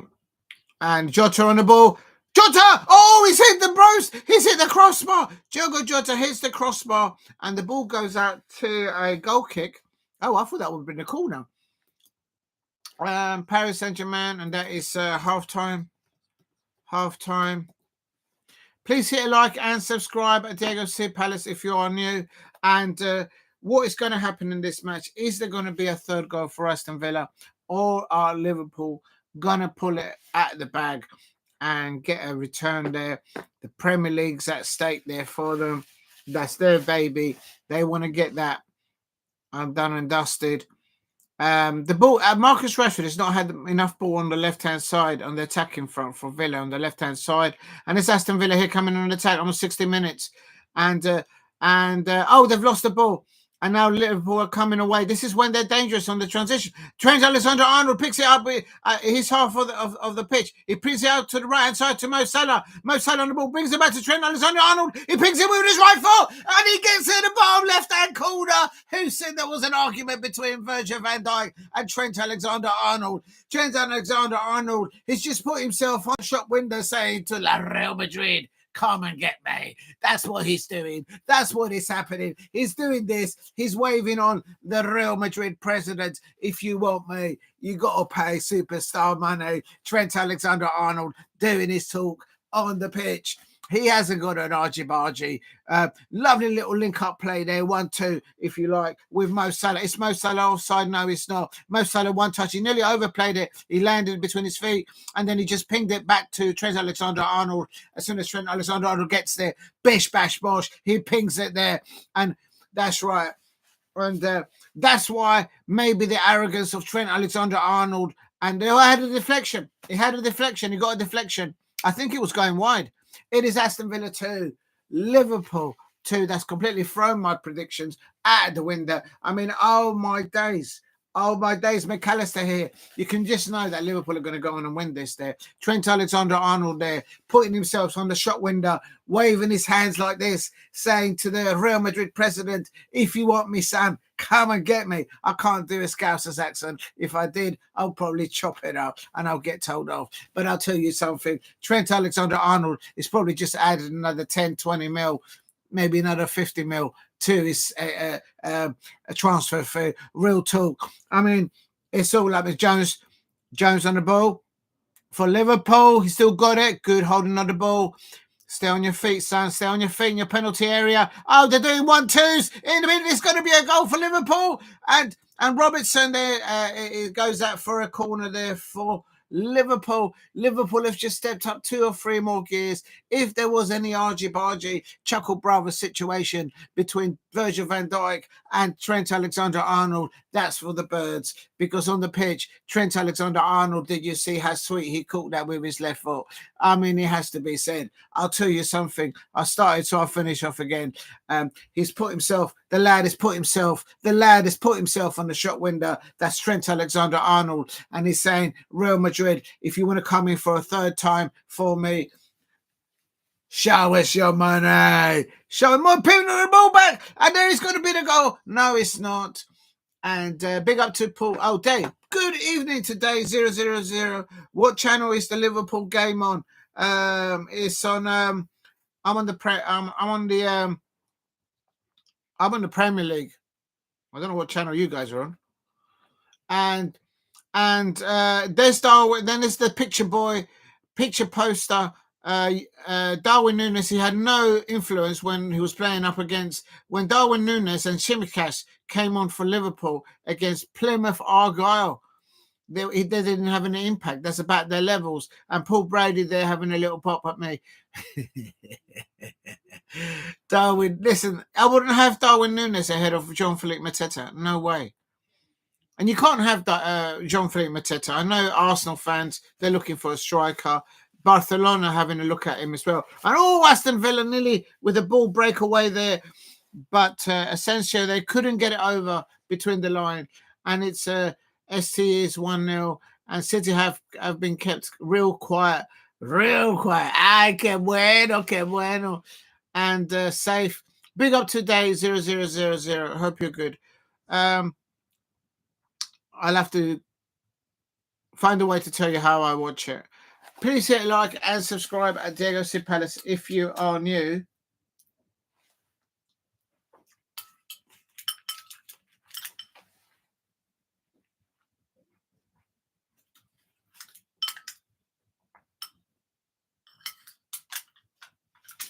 Remember to eat and to drink while you watch your football. I suppose if you're a Chelsea fan, a Manchester United fan, just enjoy your food and your drink. Try and keep away from your own football because it's difficult. It has to be said. But as Robertson crosses the ball, oh my days! No supply up to Marcus Rashford on the left-hand side, and it's all Liverpool down that left-hand side of that attacking side of Liverpool, and the right back. Who's the right back for Aston Villa? Let me just have a little butch at this because he's getting eaten alive, literally. And please hit a like and subscribe at Diego C. Palace. Garcia and Disasi. Yeah, Garcia led to Liverpool's first goal. And there you can see Trent Alexander-Arnold celebrating and going like this. And he's done his part. He's put himself on the shop window saying to the Real Madrid president, come and get me, son. Come and get me if you can afford me. And Diogo Jota comes off. Darwin Núñez. Trent Alexander off, Diogo Jota off, and Conor Bradley on, and Darwin Núñez. How comes they're not playing Luis Diaz? Is he on his way to Barcelona after all? Liverpool fans are going to get, what? Please hit a like and subscribe at Diego C. Palace. And wait a minute. Oh, I missed something there. It's Aston Villa 2, Liverpool 2. My goal prediction has completely gone out the window, and Aston Villa are taking 2 players off. Marcus Rashford is coming off. And Ramsey's coming on.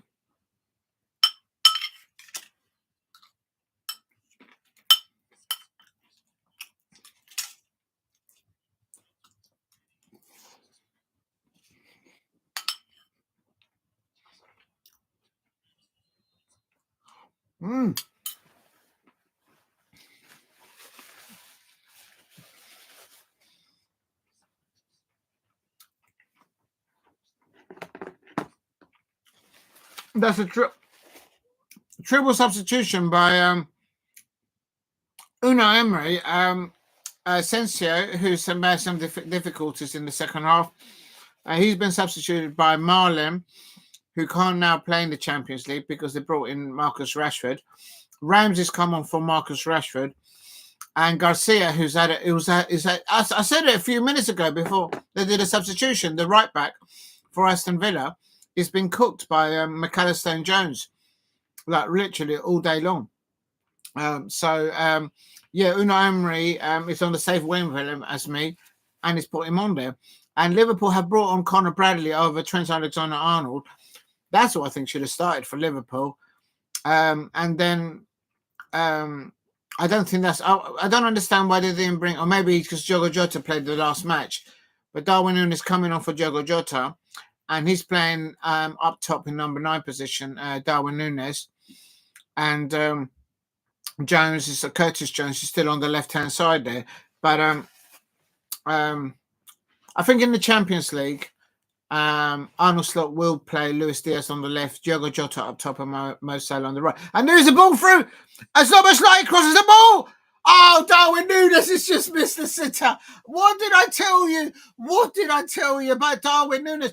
Arnold Slot is looking. Are you sure he missed? How did he miss that? I could have scored that, and I've got one flat foot and the other one isn't. I'll tell you. Look at that ball by Szobozlai. Szobozlai should have been more greedy and gone and go. It couldn't have put it on the plate more easily. If that would have been Jean-Philippe Mateta, that would have been a goal all day long. If that would have been Ebreze, that would have been a goal all day long. Arnold Slot is doing what Pep Guardiola does, rubbing his head, rubbing his face.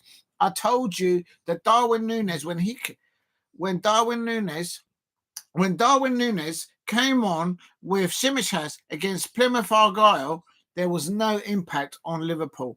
On their side, and this is up against Liverpool. He gets one opportunity. That's what he's there to do, to put the ball in the back of the net. I would not have him. Liverpool fans out there, Darwin Núñez will never in a million years get up to the levels of your legend at your football club, Robbie Fowler. Never in a million years. Why are you wasting your time there? But you can't have Jean-Philippe Mateta. You can't have him, and you're not having my Darwin. You're not having Daniel Munoz either. Real talk. There you go, Paul Brady. Absolute there. I saw that about Mr. Sitter, Diego's favourite player, Darwin. No, he's not. He's had more effect on the match while sitting on the bench because the other player that just came off for him, he was trying to score goals. Real talk. It's still a goal in this. Real talk. Please hit a like and subscribe at Diego C. Palace. Cheers to everyone. If you can, help me get to 10 likes. That equaliser by Trent Alexander-Arnold. Did you all see his celebrations? He was doing all of this, all of that. He was putting himself on the shop window and saying to the Real Madrid, and here is Aston Villa. Aston Villa's got to score. Oh, what a save. This is why Alisson for Liverpool, who doesn't get the credit, I don't think, certainly from Manchester United fans and from City fans.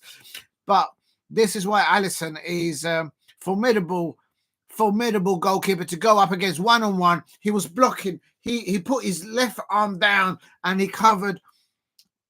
He does. That's a strong arm there on his left-hand side. And Alisson there providing cover for his inner post and his left-hand side. He doesn't get the credit, I don't think, from other football fans. But there you go. I'll leave that towards the Liverpool fans versus the Manchester United fans and the City fans, of course. I'm not getting mixed up on all that. But Alisson, very good goalkeeping there. I have to ask the question, if that would have been Marcus Rashford up against Alisson, would that have been a third goal for Aston Villa? There you go. There you go. So Marcus Rashford there, I would say, is running about 65, 67% of his. If you're new to the channel, please subscribe. Here is Liverpool on the right-hand side. And Szobozlai can't get putting the ball in. If you please help me get to 10 likes if you can in the chat. And I'm getting messages all over the place. Oh my days. Oh, why is it gone? Am I still live? I think I am. Oh, you're saying. Don't panic. Don't panic, Mr. Mandarin. Don't panic. Yeah, that's okay. That's running all right. If you're new to the channel, please subscribe at Diego Palace. Oh, the battery is running low. That's what it is. Can hear something pinging all over the place. And I've actually forgot to look at the Man City. I don't think Man City have equalised. I think if they had, you guys would have mentioned it.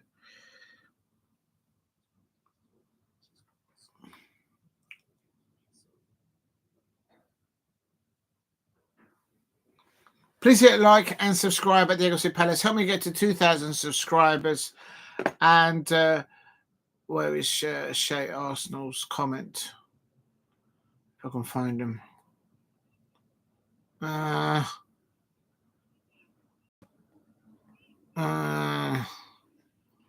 Cash on the ball. And here's Aston Villa on the right-hand side. Pings it inwards. Shoot! Shoot! Oh, he oversteps it. Just shoot, damn it. What's wrong with you? Jacob Ross into the box. Oh, my days. Liverpool are so vulnerable defensively. And that goes for a corner. Now it's a goal kick now. And if you're new to the channel, that's a corner now for Aston Villa now, I think. Thank you very much, Shay Arsenal, for dropping in. Replaced pin comment.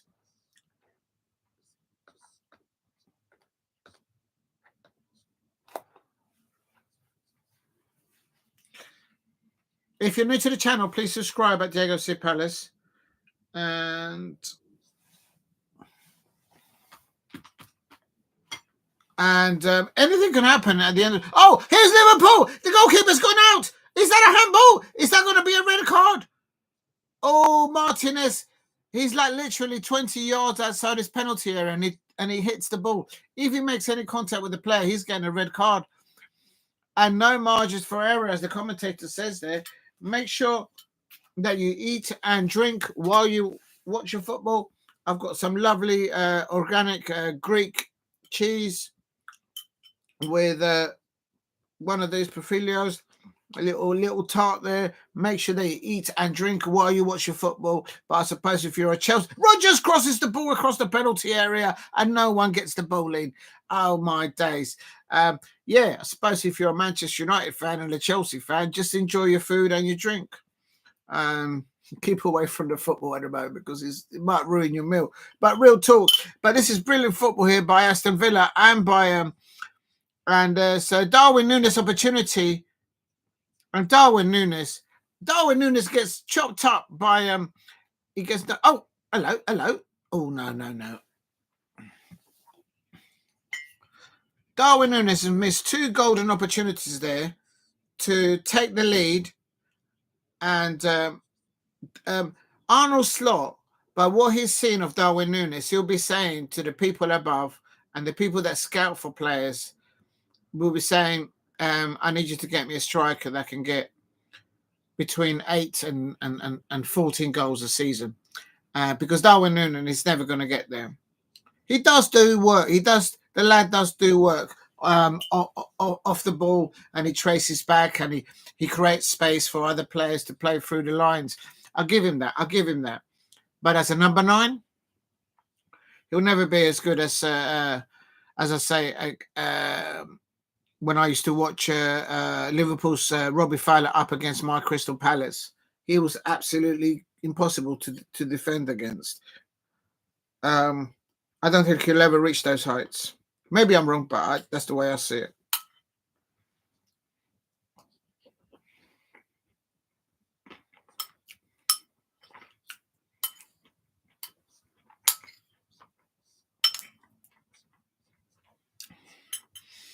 Please keep hitting the likes.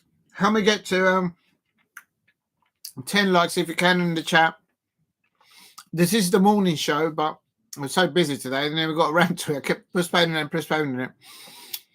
And I do apologise. It's just been a mad day.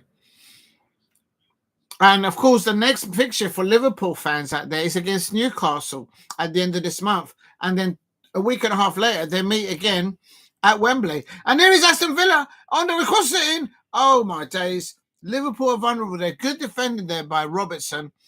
He's putting a shift down there on that left-hand side as a left-back for Liverpool fans there. I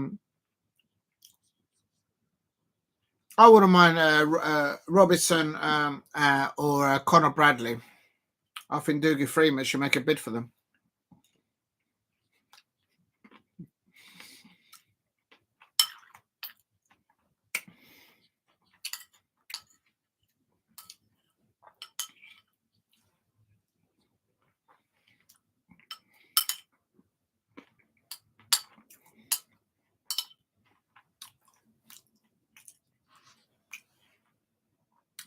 This coach from Aston Villa, Hutchinson McGee, the dude with the long Goldilocks and the long beard, he's like really noisy. I could hear him all the way down here in South London, and they're up at Villa Park. I mean, he's taking a biscuit. He's got his clipboard, his iPad there underneath his shoulder, and he's shouting instructions. Real talk. Please hit a like and subscribe at Diego Palace. Coming up into the last 10 minutes of this fixture. Let me just have a little nibble there to see. We are in the last 10 minutes, actually. Let me just have a little see what's going on there. It is 53 minutes. Real Madrid 2, Manchester City 0. They're still 5-2 on aggregate. And for Real Madrid, Pep Guardiola does look a bit discomfort there on his touchline. No Erling Haaland starting for Manchester City. It was indeed Sabinho and Omar Marmoush up top. And it's just they're just no Kevin De Bruyne starting, no Doku starting, no Erling Haaland. They're all on the bench. And it is what it is. So they want to concentrate on the weekend fixture. Now Luis Diaz is coming on for Liverpool on 18 minutes or so. Please hit a like and subscribe at Diego Palace. Going to stay on with the Liverpool game. For me, I don't think Pep Guardiola put his best side out there on the pitch. Good evening, Semic. I hope you're well. Aston Villa 3, Liverpool, but also flags up. Big up to you. I hope you're well. And STE goes, ooh. I like that, ooh, from STE. And Mo Salah there. Darwin Núñez, what she's going to miss. Darwin Núñez. And oh my God, he's so bad. He's so bad. Liverpool fans out there, how can you tell me that Darwin Núñez, who comes on for you like with Simicast against Prem and Argyle, has got no impact at all on the match, and you go out in the FA Cup against Prem and Argyle, he comes on the pitch here at Villa Park. Look at that pass. It's dreadful. If I did a pass like that back in my heyday, and when I used to play 5-a-side, at half time, my manager would not just throw the oranges at me, he'll throw the bucket at me that's contained the oranges. I mean, really. Another big chance for big up to STE goes, ooh, ooh, ooh. What are you on are you doing a number 2 there, STE? Ooh, are you trying to push something out? I'm getting you back. Because before you made me take things off and dance around. And it's Kenny Dalglish there. Sir Kenny Dalglish, I should say. They're at Villa Park. Please hit a like and subscribe. Another big chance for Villa. And Diego, you following the match 2 to 3 minutes behind. Listen, I'm literally like 6 hours. And there's Aston Villa, surely. Oh, there it is. There it is. There it is. There is the winning goal for Aston Villa. And surely now, this shows how Liverpool are vulnerable at the back. Let me have a look at this again. And the ball goes in. Oh, no, he's offside. He's offside, at least by 2 yards. Mind you, we might have a dodgy line now, a dodgy VAR. Ramsey, he's saying that it's about that much, but no, it wasn't. Yeah, you're right. It was offside. But ooh. Oh, they are checking it. VAR are checking it. Please hit a like and subscribe at Diego C Palace. I expect that Arsenal fans will be watching this match in anticipation. Will Marcus Rashford can't make an impact no more because he's offside. VAR's looked at it. No doing there. It's no goal for Aston Villa. It is still Aston Villa 2, Liverpool 2. I probably just butchered the Scousers accent. Make sure that you eat and drink while you watch your football.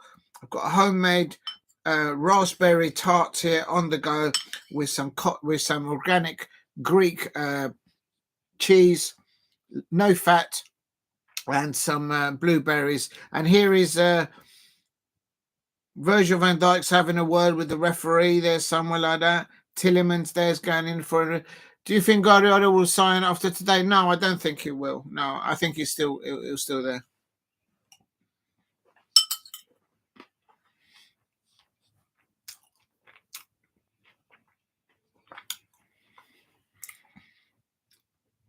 It's a corner, and the Villa player saying it's not a corner. Let's have a look. I don't think that was a corner. I think that came off the Liverpool player. So Liverpool getting a set piece here on 82 minutes. Anything can happen here. Please hit a like and subscribe at Diego C Palace. Ball gets with Szobozlai, swaps the ball in. There's a Villa down. There's a Villa player down on the floor. The referee has blown the whistle. It's Ollie Watkins. He's gone down like a salmon in his own penalty area. STE says City have only had one chance at goal. There's no Doku. There is no Kevin De Bruyne. There is no Erling Haaland starting for them. You take those three players and you're up against Real Madrid, you're gonna get a little spanking there. And that's what's happened. Please hit a like and subscribe at Diego C Palace. I'm ashamed of all of you because I offered all this food and you lot didn't come and help me eat this. But thank you for being in there, everyone. Please hit a like and subscribe at Diego C Palace. Don't forget to eat and to drink. Oh, yeah, don't forget to please subscribe at Diego C Palace. Otherwise, you'll have to go out for a jog in the morning, like I will in the morning. It is Aston Villa 2, Liverpool 2. It's 87 minutes here, but I'm on 84 minutes. And here comes Villa on the break now.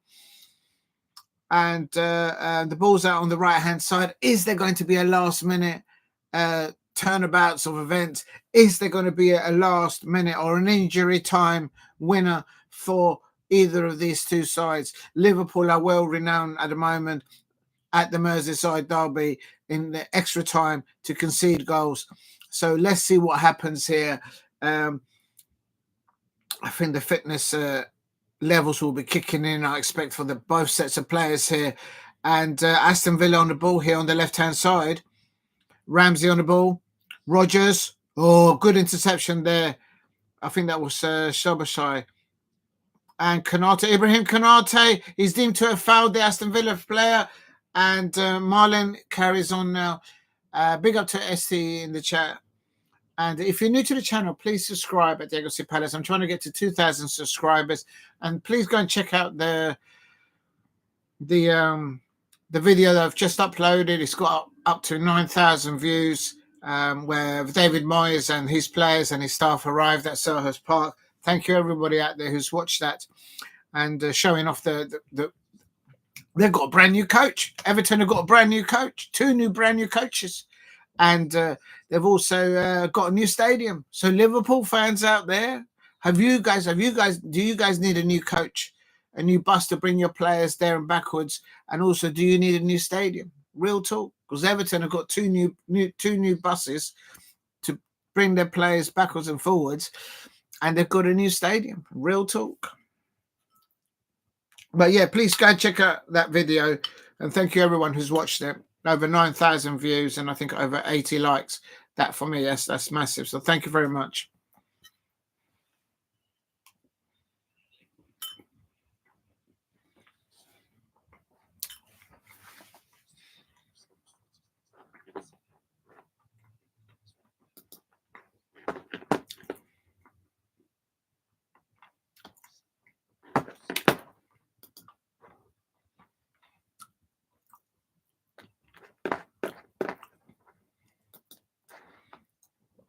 And big up to you in the chat. Now we need a new striker. Yeah, you do. I think it's too late in the transfer window. Maybe you should have gone in for someone. Your only backup is Darwin Núñez, and you've seen what he's done today. Oh, is it Mbappe? Somebody's just scored there. Vahita takes a shot. Oh no, it's not. There's a goal there for oh my God, he's only gone and done it now. Oh my days, he's only gone and done it. And Kylian Mbappe gets his second ever hat-trick for Real Madrid in Real Madrid colours. That's his second ever hat-trick. And against Manchester City away fans, and they do travel in their numbers, I have to say. They'll be out there in Real Madrid, and they'll probably be going for a pint now. And I don't blame them. Real talk. That's a hard one to take there, I expect. I expect many clubs in the Champions League, including Arsenal, including Aston Villa, including Liverpool, would have wanted Real Madrid to slip up and slide out. But no, and that is the Ninja Turtle. He's a good striker, but he's not as good as boom, boom, boom. Mateta's in the room. I'll tell you something, at Crystal Palace, we have Jean-Philippe Mateta. And cheers to everyone. I hope you're all well there. And it's a hat trick there. Big up to ST there with the Ninja Turtle. I love that turtle. Let me have a look. Have I got a little turtle picture? Is it like a universal thing? How do I get the animals up? I don't know how you do it. Nature. Do I go into that? Oh, here we go. I've got a fox. I've got a raccoon. I've got a raccoon. I didn't know. Look, I've got a raccoon. I don't know what this one is, the yellow one. I'm not sure what that is. Maybe it's like one of those wild little cats. I don't know. There's this one. I've no idea what that one is. Look at that one. I don't know what that is. I can't see the tortoise. No, I've got no tortoise. I've got a kangaroo. I've got a kangaroo. I can't see the tortoise. Well, I've got a dinosaur. Oh yeah, I found it. There you go. Look, the first one I think is a raccoon. The next one I'm not sure what it is. The second one looks like a bad mask with a grey hair. And then the third one, is it a wallaby or is it a kangaroo? Which one is it? Is it a kangaroo or a wallaby? But back to the football here, 89 minutes. It is still. I'll have to go back to the Real Madrid. Maybe Manchester City still have over 20 minutes to get 3 goals back. I don't see it though. Literally. Actually, they need 4 goals. And coming into extra time, is this point enough for Aston Villa in their quest to get into the top 4? Is this point enough for Liverpool? Trying to keep Arsenal, trying to keep Nottingham Forest, trying to keep the jammy Chelsea, slip of the tongue, trying to keep away those sorts of sides of their title challenge, and of course Manchester City fans as well. And so, is a point enough for Arne Slot? Should Darwin Núñez should have done better when on the opportunities that he had 2 golden opportunities, actually 3 when it was closed down by the opposition goalkeeper. Real talk. Big up to STE there with a little peachy bottom, oh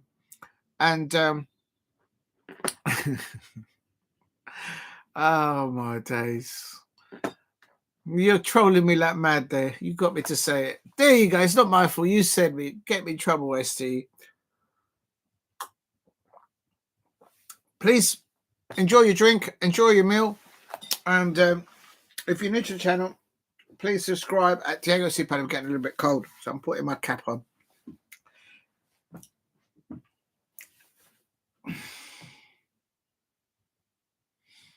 Could there be a last-minute twist in this match between Aston Villa and Liverpool? And here comes Aston Villa. Is there? Surely not.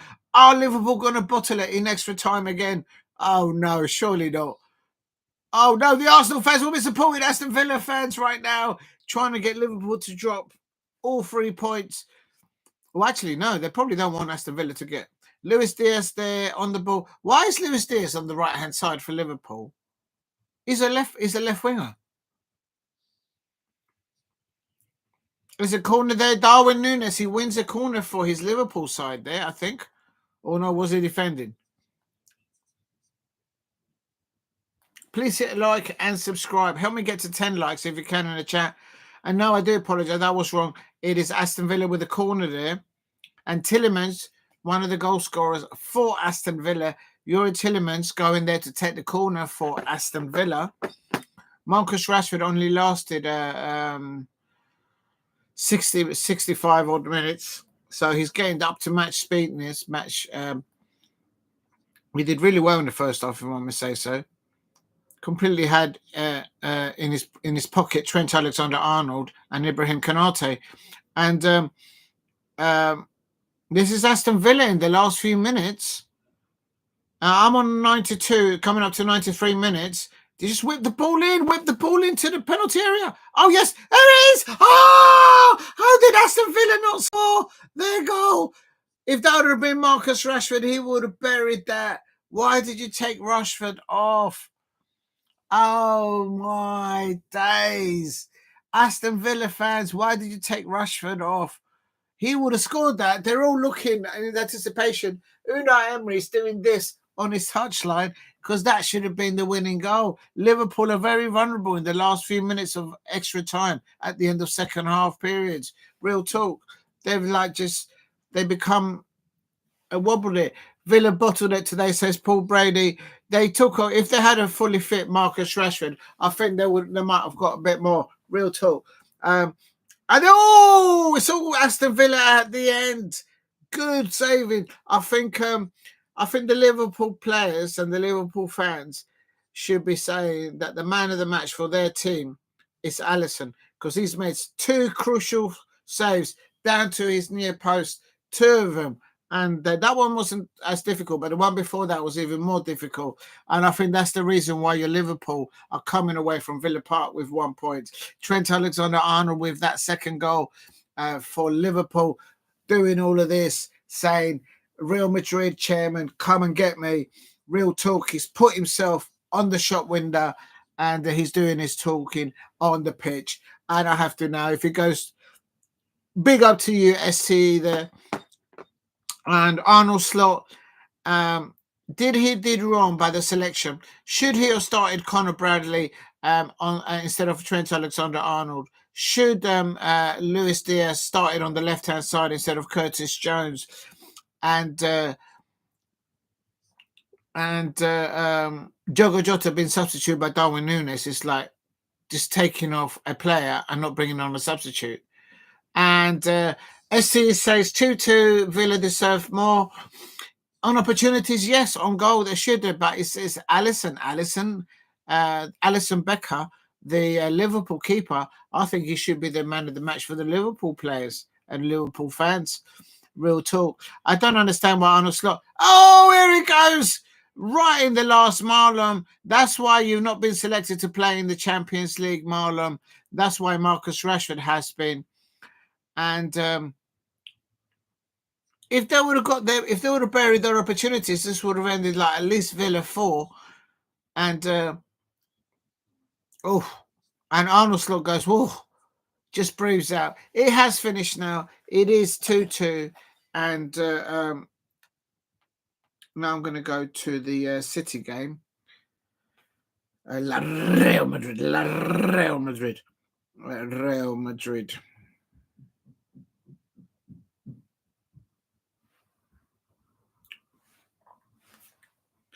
Right, here we go. And Real Madrid are still winning 3-0 on the night for Manchester City. No Doku starting for City. No Kevin De Bruyne starting for City. No Erling Haaland starting for City.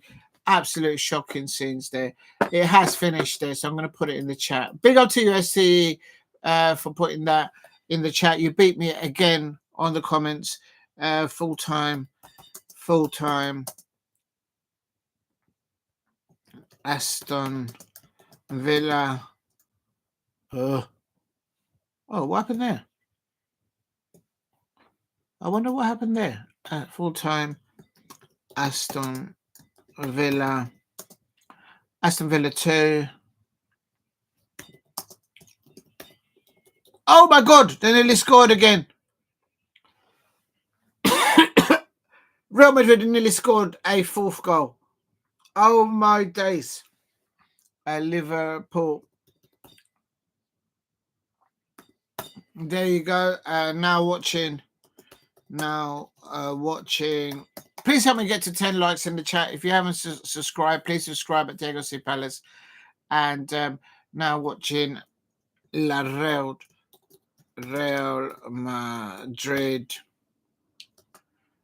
Madrid 3-0 Manchester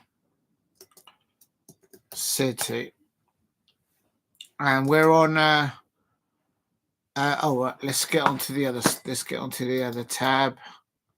It's on 72 minutes. It's still 72 minutes.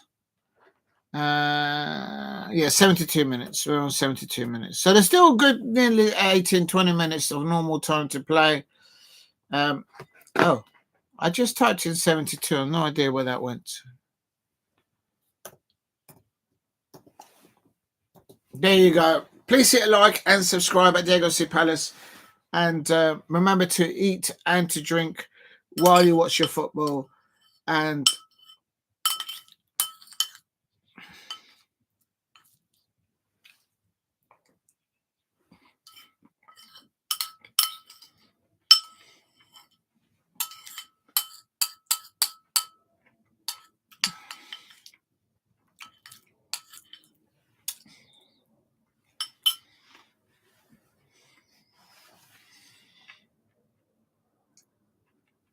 if you're new to the channel, please subscribe at Diego Palace.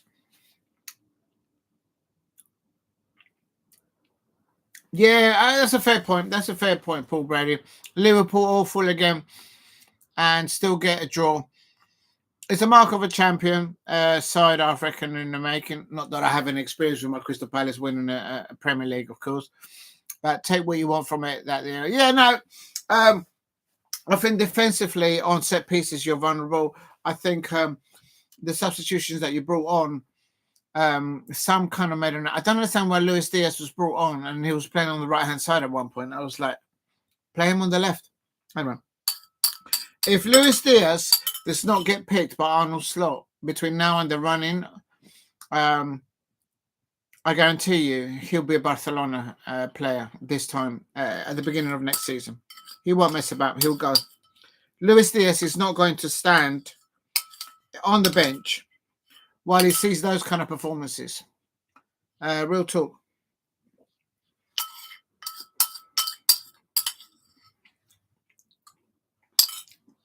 Real talk. If you're new to the channel, please hit a like and subscribe at Diego Palace. There they are. Ancelotti there. Okay, the question is in the Premier League, how do we stop Liverpool? And the question in the Champions League, if Vinicius Junior, he's just pinged it.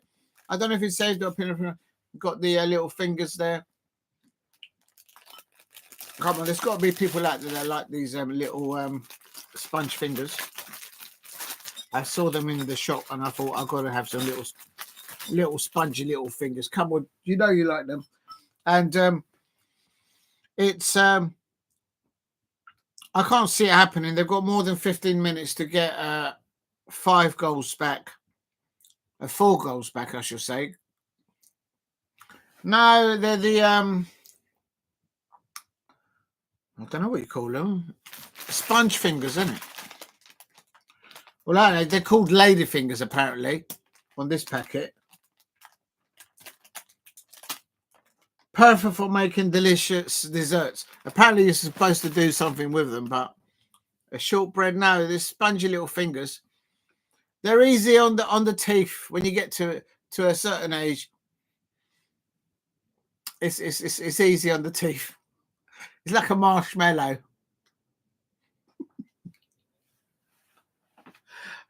God. I'm not going to perform any madness for you, ST, today. No. It's not going to happen, all right? Got a little condensed milk on it. There you go. Is that good enough for you? A little bit of condensed milk there on the finger. Yeah, trifle. Yeah, it's like they put them in. They put them in trifle cakes.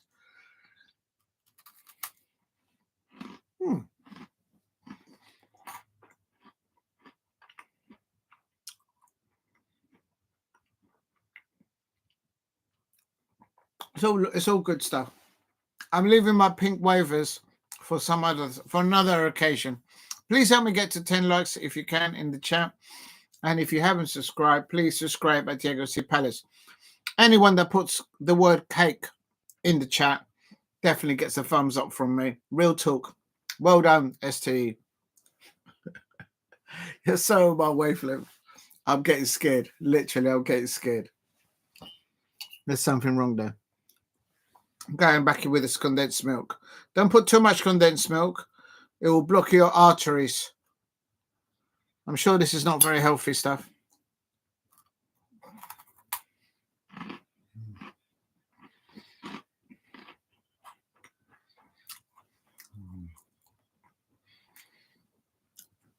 Listen, you're not having no slice of my cake.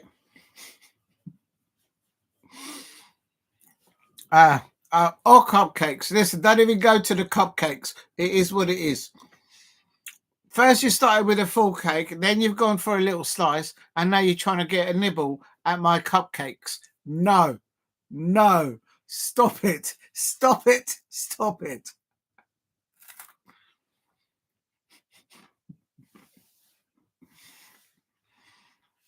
I'm getting worried about this, ST.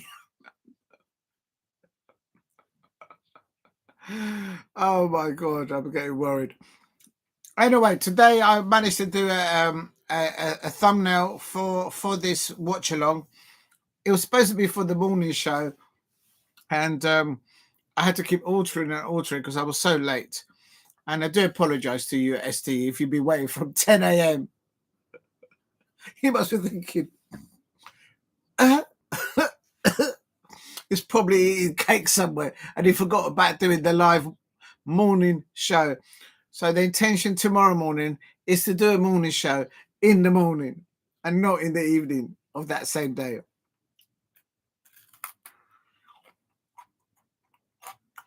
Real Madrid making a substitution here on 77, 78 minutes. And if you haven't subscribed at Diego C. Palace, please subscribe at Diego C. Palace. And if you haven't checked out my upload of the David Moyes and the Everton players and the coaches, they've got two brand new top-of-the-range coaches they're using. It's a coach firm based up in St. Helens. And also they've got a new stadium on the go, literally. I mean, they're spending the money. Big spenders. That's what they're spending, the Everton fans out there. Their players coming down on style to Soderbergh, and of course we had a dodgy refereeing decision, which that Jefferson Lerma goal should have stood, but it is what it is. I'm not gonna let VAR. Mbappe, the Ninja Turtle of the chat, has been substituted. This is his second ever hat trick ever for Real Madrid.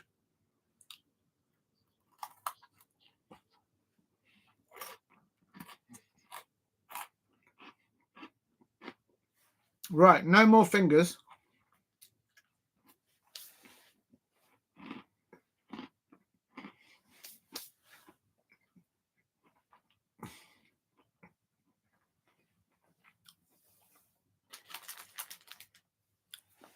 No more fingers, because I'm going to end up looking like a finger, like real talk. Eating too much of what I should not be eating. My I've been logged out. Why has it logged me out? Oh no, I'm back in. I can confirm that it's still Real Madrid 3, Manchester City 0. And what does Liverpool need to do? The only thing I can think of is the way Arne Slot picked up his lineup today was that clearly he's got fixtures coming up, and And he's obviously got a fit in as well that League Cup final in the second week, I think, of March.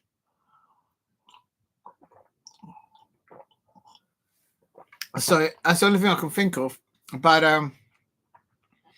don't understand. Has he fallen out with Luis Diaz? Is Luis Diaz already on its way to Barcelona? And is he on the same flight, but then will get diverted? Is he taking Trent Alexander-Arnold with him to just drop him off at Real Madrid airport?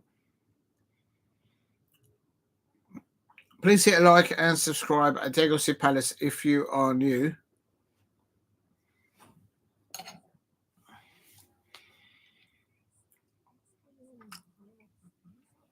The moment I saw the lineup for Manchester City, I thought, ain't happening. That's not going to have any effect whatsoever against the likes. Pep Guardiola did not start. Let me just double check it so I'm not saying. I have put it in the description and in the chat. There's no Ake. There was Kevin De Bruyne was on the bench. Jeremy Doku was on the bench. Grealish was on the bench. Erling Haaland was on the bench. Nathan Ake, he was on the bench.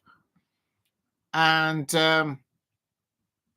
although he did put the new signings on Mamouche on the pitch, it's the midfield. And this is why I put in my thumbnail last night. Both last night, they're bringing on Luka Modric. Oh my God, what quality. Unbelievable. With Jeffrey Schlupp and Michael Olise having amazing performances last night in the Champions League, there'll be Crystal Palace players saying to themselves, if they can get there, so can I. That's what worry for me as a Crystal Palace fan. The other thing is the club is, I don't know anyone at the club, but as the chairman, as Chief Parisi says, the club has a responsibility to progress the careers proactively of the players, to move them on to new pastures, new options in their careers, and there will be players. I mean, at the moment, there's rumour that Manchester City, Chelsea, Liverpool could be interested in JP, Jean-Philippe Mateta, Barcelona as well. There's little whispers, nothing official from the clubs, but it's growing and growing and growing. Daniel Munoz apparently has been looked at as an option for City, for Liverpool, for Chelsea. I'm hearing as well, and I'm thinking, oh my God, my head is hurting me. That's another example. We all know about Mark Gahey. He was wanted by Newcastle. He was wanted by Chelsea. If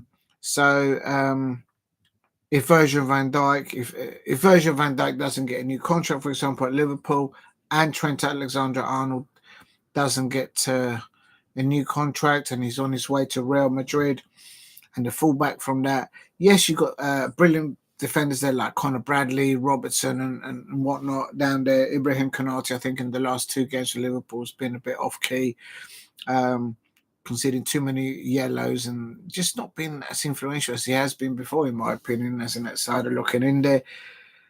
Well, they're going for Mark Gahey, and I'm worried about that. We'll see what happens with that, because if a club like Liverpool comes in, if a club like Barcelona comes in for a Crystal Palace player, that's a different ballgame. No disrespect to Newcastle fans, no disrespect to Chelsea fans, because Chelsea are the only London club to have won the Champions League. But when those clubs come calling, and the player gets turned, and Real Madrid nearly getting the fourth goal there, and he should have got a goal there on 84 minutes. But it's one of those. It's one of those. It is one of those, and it's important that yes, the club has to progress the careers of the Crystal Palace players, but as a Crystal Palace fan, I'm just saying to myself, are we going to have any players left week one into the next transfer window? I mean, it's just going to be absolute madness. I mean, literally, it's going to be a complete overhaul of what we have to let go and what we have to bring in. And then the time is ticking. Tick-tock, tick-tock, tick-tock. Preach, baby, preach. Look, I'm telling you, I'm getting worried. And then, for example, Fabrizio Romano posted out, I think it was earlier on today, YouTube on his YouTube that yeah, I was busy. I was working. I wasn't just looking at YouTube anymore. That wasn't the reason why I was late or didn't turn up at 10 o'clock this morning.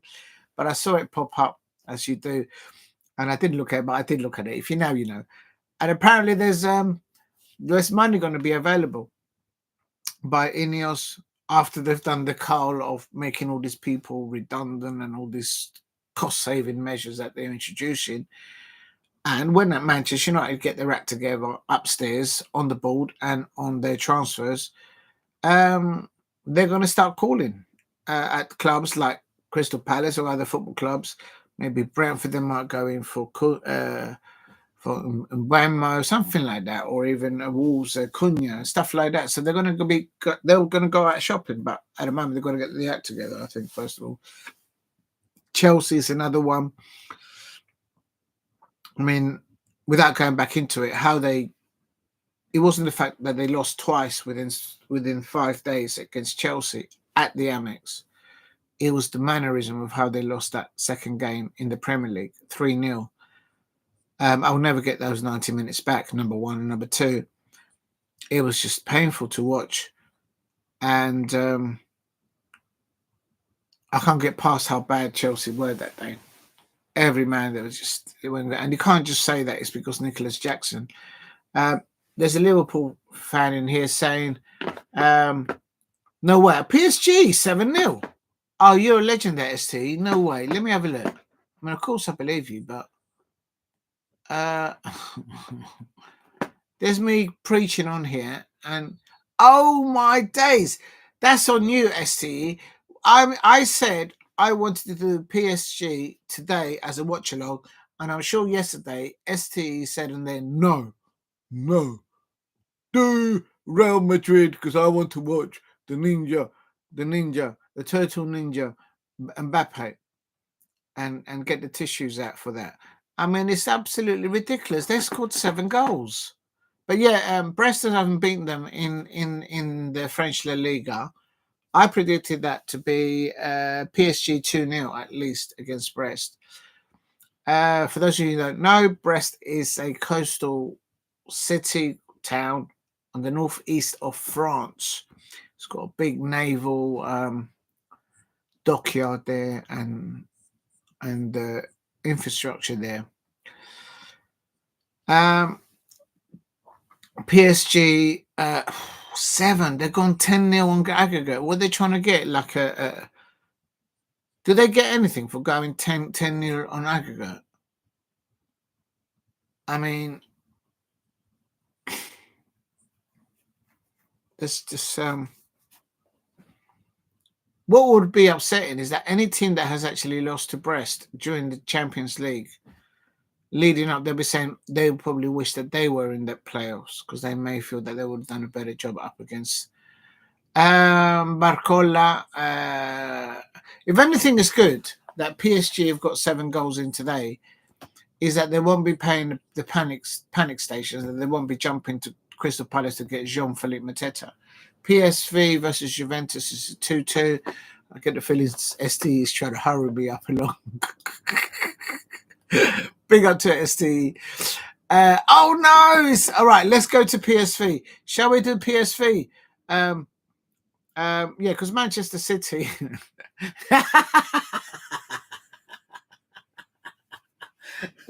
If I start talking about Crystal Palace and I bring in Chelsea and Manchester United into the conversation, we'll be here up to midnight and we'll be totally forgetting about the UCL. Totally forgetting. I still haven't done today's morning show that I should have done at.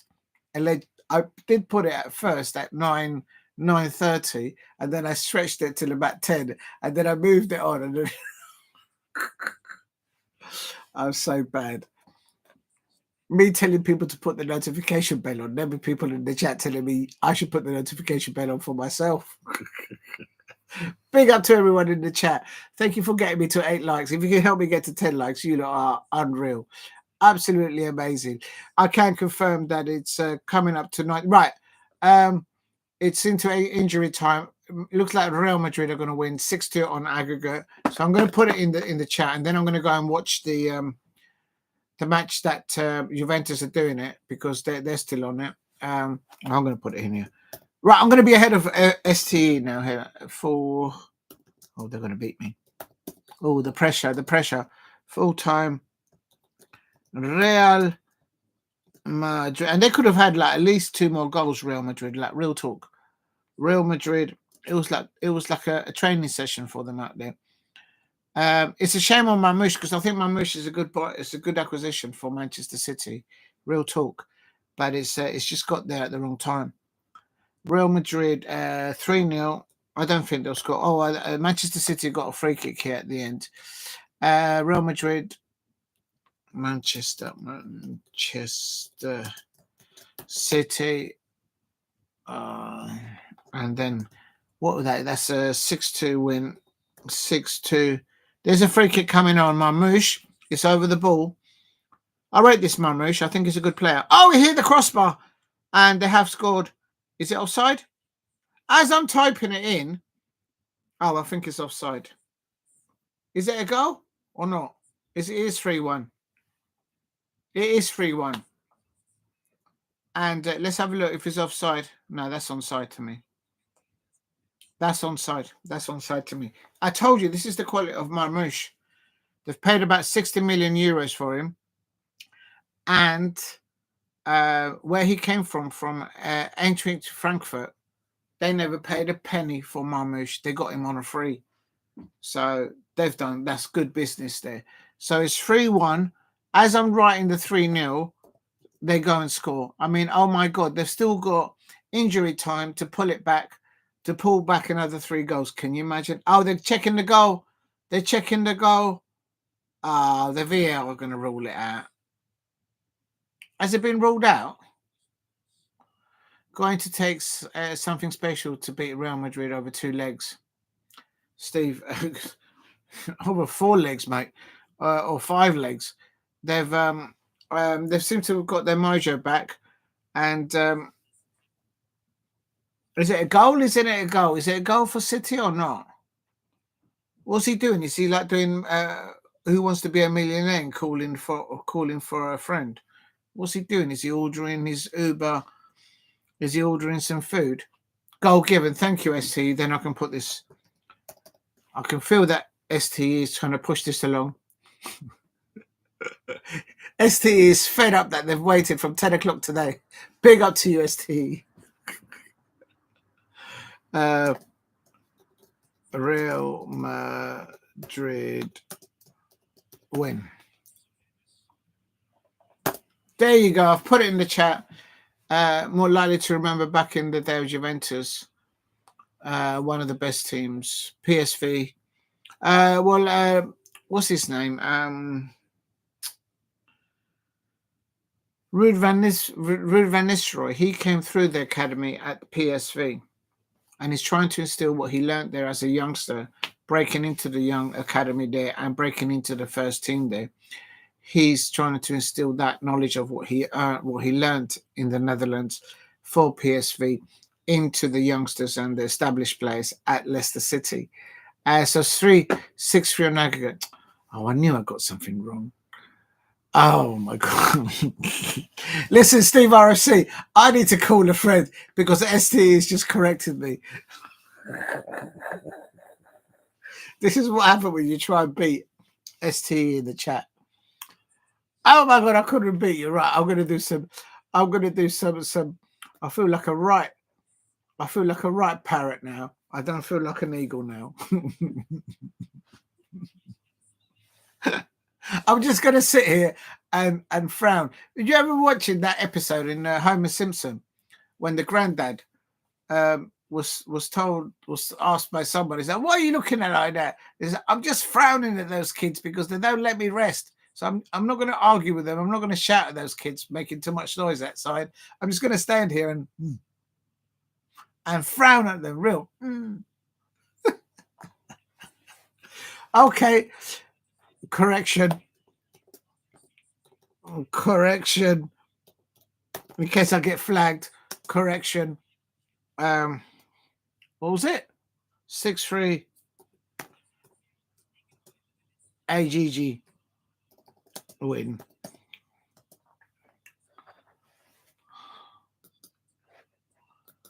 There you go. There you go. There you go. I did it. Please hit like and subscribe at Diego Palace. Right, let's go to the PSV game. I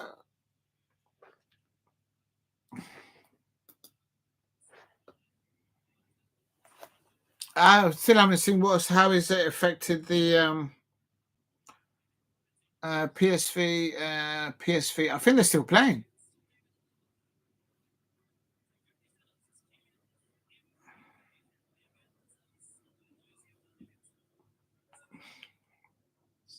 Yes, they are still playing. PSV are still playing. Juventus. It is 3-3. So is this going to go on penalties? Winner turtle how? Terms and conditions may apply. No animals have been harmed during this watch along. They've been in total control.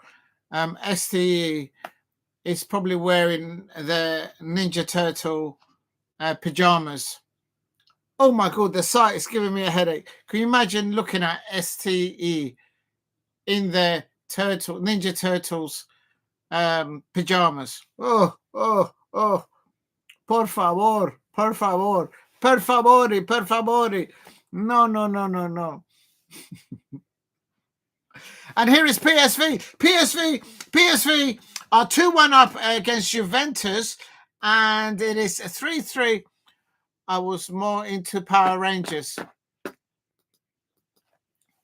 Power Rangers. Oh my God. Power Rangers. There was a red Power Rangers, wasn't it? I don't know their name. No, I wasn't. That was way past my time. I was into the Thundercats. Ho! I was into Danger Mouse. Nothing wrong with Danger Mouse or the Muppet shows. And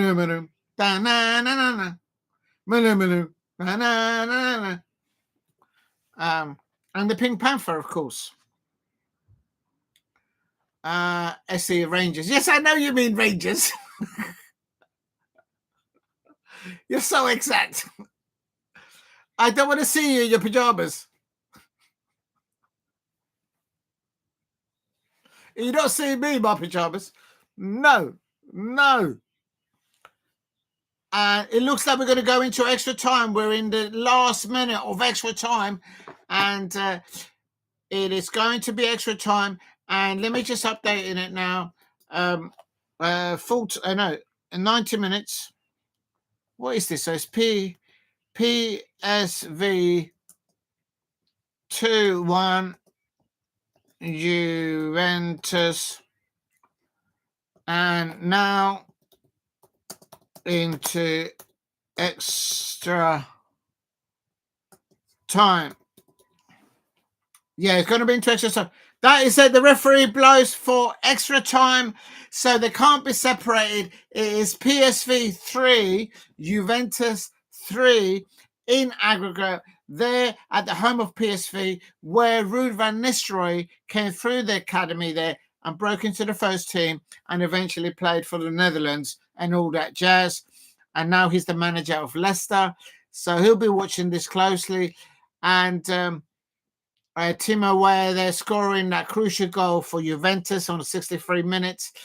And I'm going to watch that now. And while in a minute there, I'm going to stop the thought of watching or thinking of STE in their Power Rangers pajamas and concentrate and find the lineup for PSG and Juventus. How would I do that? I've got to go back to champion. Oh. There we are. Okay, so is that the one? And let me just try and see if I can get the lineups for PSV and Juventus, and I'll put it in the description. And a consolation goal there for Manchester City in the end, but not enough. And at the moment that I saw,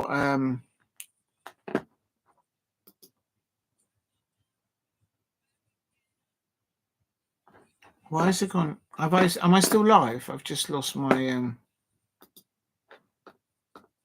God, this thing's running so slow. PSV.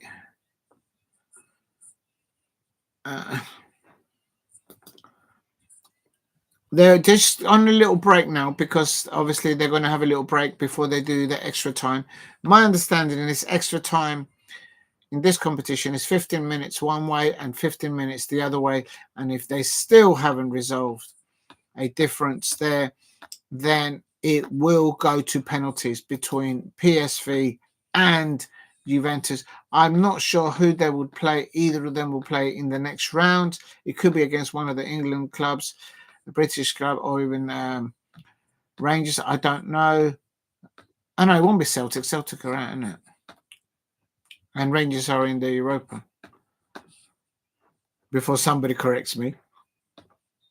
Please hit a like and subscribe at Diego C. Palace. I'm just trying to find the lineups. I've got the Real Madrid, Manchester City. And this is the PSV. I have found it. I have found it. Not in fear. I need a drink. Has anyone got a drink? I need a drink. No, I don't need to make that noise. All right, let's do the lineups before I stop moaning. Please hit a like and subscribe at Diego C. Palace if you are new.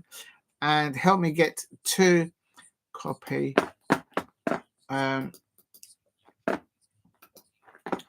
Post. Please help me get to 10 likes. Oh, you lot are amazing. You got me to 9 likes. That's amazing. For me, that's insane. Like literally copy.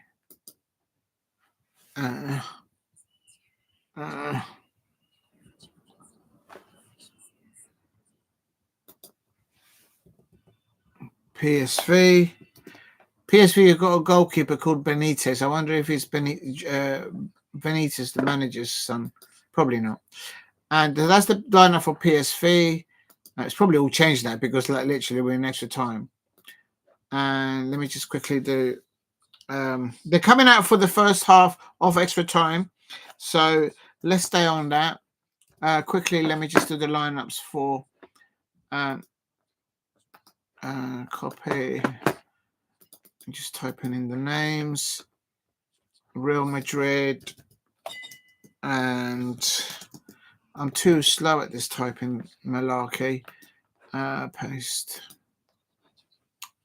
I wish I could type as quick as STE. I can't do it. I shouldn't have said that too loud. Now it's going to go to their heads. Right, that's PSV versus. Please hit a like and subscribe at Diego C. Palace if you are new.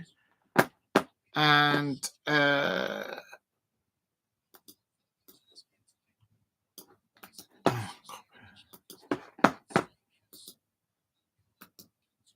oh, come on.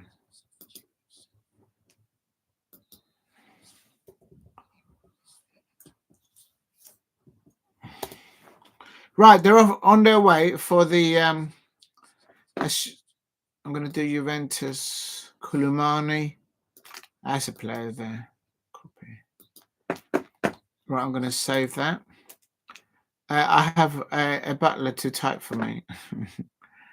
Listen, people out there, they don't even have AI. STE doesn't need AI. They're probably ahead of AI. Butler. What you got one of those ding-a-ling-a-ling bells as well. I don't believe it there. A minute. Here you go. I'm going to make a noise with this. STE service. Actually, that's giving me a headache. Can you stop making me make those noises, STE? Unbelievable.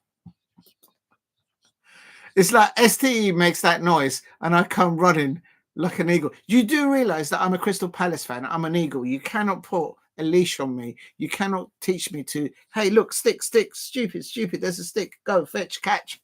Go and get it. Eagles don't respond to anything like that. Even if you do that noise. I'm in the middle of doing the Juventus lineup. Oh my God. The extra time will be finished by the time I finish doing this. PSV, Juventus. Oh, I have actually done Juventus. Right. Okay. Right, here we go. I've got to learn how not to be sidetracked. I've got to stick to the script. Stick to the script, like the director told me. As a goalkeeper saves there. PSV are, of course, in red and white, and for some reason, Juventus are all in yellow. They're like bumblebees out there. Real talk. Hold on. Subs. Your neck is very challenging. I don't understand what you're saying. Hold on, I'm coming. I can't scroll down. It won't let me scroll down. I have a butler to type for me. Big up to ST. And then penalty shootout is possible for Juventus match. Yes, I agree, Semic. I agree. And there's your neck is very challenging. Yeah, it is a bit. It's a bit tight on me, I have to say. Please hit a like and subscribe at Diego C. Palace. And I'll get into my pajamas later on, but not while we are live. By the way, I shouldn't have said that. Oh my God. And let's get back into it. Right, here we go.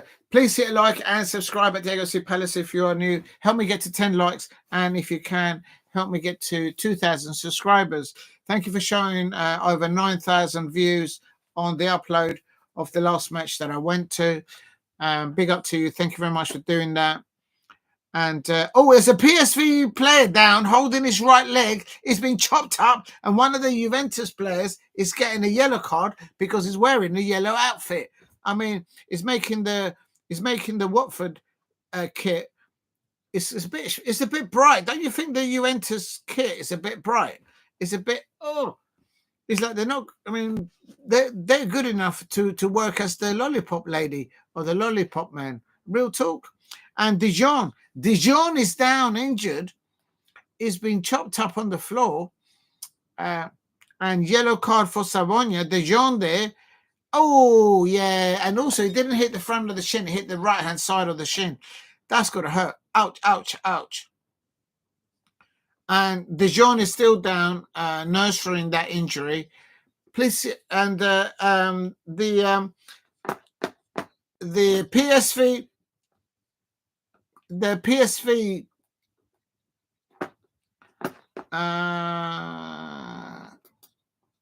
PSV manager is looking for a red card.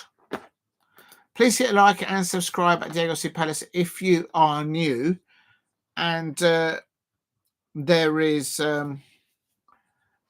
actually, you know what? I did that and I didn't put it in the... Did I put it in the description? Yeah, I did. All right, so now that we're there, what I'm going to quickly do is go into the match. This is the only match that's still ongoing because all the other fixtures I can confirm. Oh, referee! Anyway, I can confirm it's Borussia Dortmund 0, Sporting 0. No Ruben Amorim there no longer, of course. And they are out of Europe. They are out of the Champions League as well. Finishing Borussia Dortmund 3, Sporting 0, and literally they could do with getting Ruben Amorim back there. And good evening, Daniel. I hope you're well. Big up to you. I hope you're doing well. And we're watching the live watch along now. This is supposed to be my morning show, believe it or not. This is supposed to be my morning show. I mean, like, oh my God. I started doing my morning show at 7:30 in the evening, but I've been so busy today that I've been postponing it. And there you go. So there it is. I haven't had time to actually put this thing on Instagram to get more people in. But good evening to Daniel. I hope you're doing well out there, Daniel 90, and good luck on your next fixture for your Tottenham Hotspur. And but I can confirm that Manchester City are now out of Europe. They have. They didn't start with Doku. They didn't start with Kevin De Bruyne. They didn't start with Erling Haaland. and Real Madrid literally had a practice session out there. Real talk. PF scored 3-1, and it is, yes, we're watching that now. And now a PSV player, another PSV player has been chopped up, and this is now Lang that's had his leg, that he's had his foot stood on. I mean, that could have been. Actually, you know what? I'm going to have a look at this. PSV, for those of you who didn't know, that is where Ruud van Nistelrooy came through as a youngster into an academy of football and broke into the main team, and then eventually playing for the Netherlands. And I'm just going to put in the chat the name of the managers, and it's still PSV. There it is! There's the goal! PSV has just scored! Oh my days! Should they have had a player sent off about a minute ago? The Juventus manager will be absolutely fuming. I think it's those yellow kits that Juventus are wearing. They look like bumblebees. They look like the lollipop lady or the lollipop man on the zebra crossing. And real talk, they should have held the lollipop up. But I'll tell you something. What a time to score a goal. What a time to score a goal. And I had Juventus as the dark horse at the beginning of the Champions League to get up there.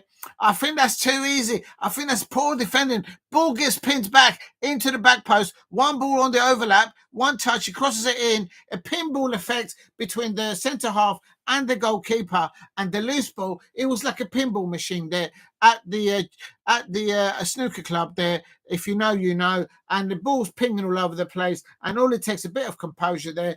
And one PSV player there pings it, and Flamingo there got his long leg out, and bish bash bosh, and there is the PSV manager. There is Peter Bosch, for any of you who didn't know, and of course the Juventus manager is Thiago Motta. Please subscribe at Diego C. Palace. Dutch knocking out Italian teams, going back to back nights. Listen, that's how it used to be back. Ajax back in the day.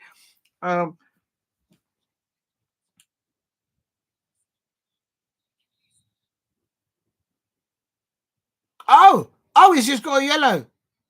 The yellow card is the same color as the kit of Juventus. I think they shouldn't be allowed to wear those yellow kits, because it's just too bright in your eye. I mean, maybe I'm just getting on a bit, and it's a little bit bright. My cursor's not working. Diego, could you what? Oh, you retracted it. I can't get my mouse to work.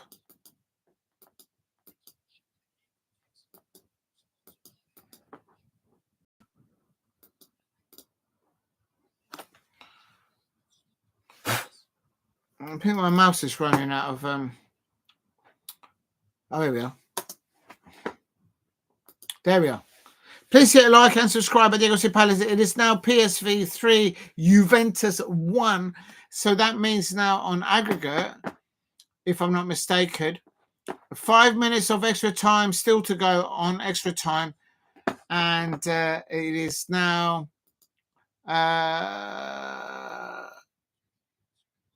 I'm confused now. They're saying that Juventus are winning on aggregate. It can't be. It should be PSV that's winning. They made a mistake where I am. Please hit a like and subscribe at Diego C. Palace if you are new. And it is free. At the moment on aggregate, it is 4-3 to PSV.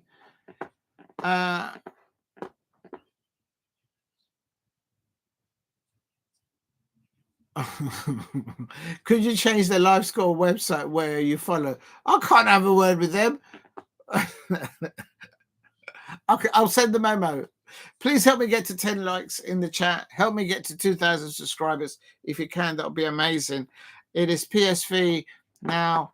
I'm going to put in here into extra time. It's now PSV 1, Juventus.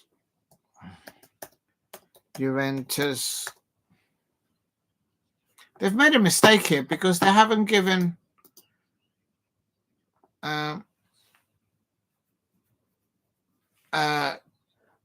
PS2 Juventus.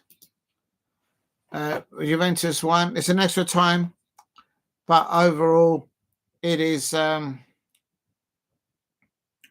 it's 4-3 on aggregate now. 4-3 AGG at the moment. I think there's more goals still. Do we want to see penalties? I don't think we've had a penalty shootout in the Champions League thus far. I think this could be the first. This could be the very first penalty shootout. But okay. Let's get real here now. Let's have a look at substitution, because substitutions, there was a triple substitution. Thuram, Thuram coming on for Locatelli, the captain of Juventus. Menez, he came off, and Savannah came on for him, and Yilt came on for Francisco Conceição and Array Conceição, and Kolo Moami, who's a brilliant youngster there, and Vlahovic, he's come on. He was linked. I remember the start of the Premier League season this year, and just before that, during the transfer window at the beginning of the current season, I'm pretty sure that this player, I could be wrong. Copy. I'm going to put his name in the chat, and then people might correct me, so then you know who I'm talking about, because I can't pronounce his surname. He was linked to. He was. Oh, here he goes! The cross goes in, and the keeper for PSV saving there was linked to both Arsenal and I think it was Manchester United. I'm not sure if it was linked to Tottenham Hotspur, because they could have done with a striker like that, I suppose, especially with Harry Kane going. But so this player, I'm sure he was linked to some Premier League clubs at the beginning of the season.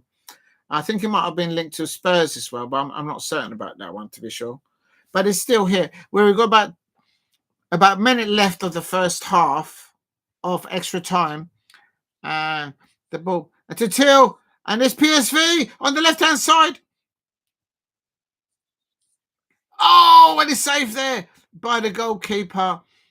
And quite frankly, PSV could have just got a second goal now in extra time, and that would have been a game done and dusted. Real talk. If you're new to the channel, please subscribe at Diego C Palace and help me get to. Oh, I can't take this off.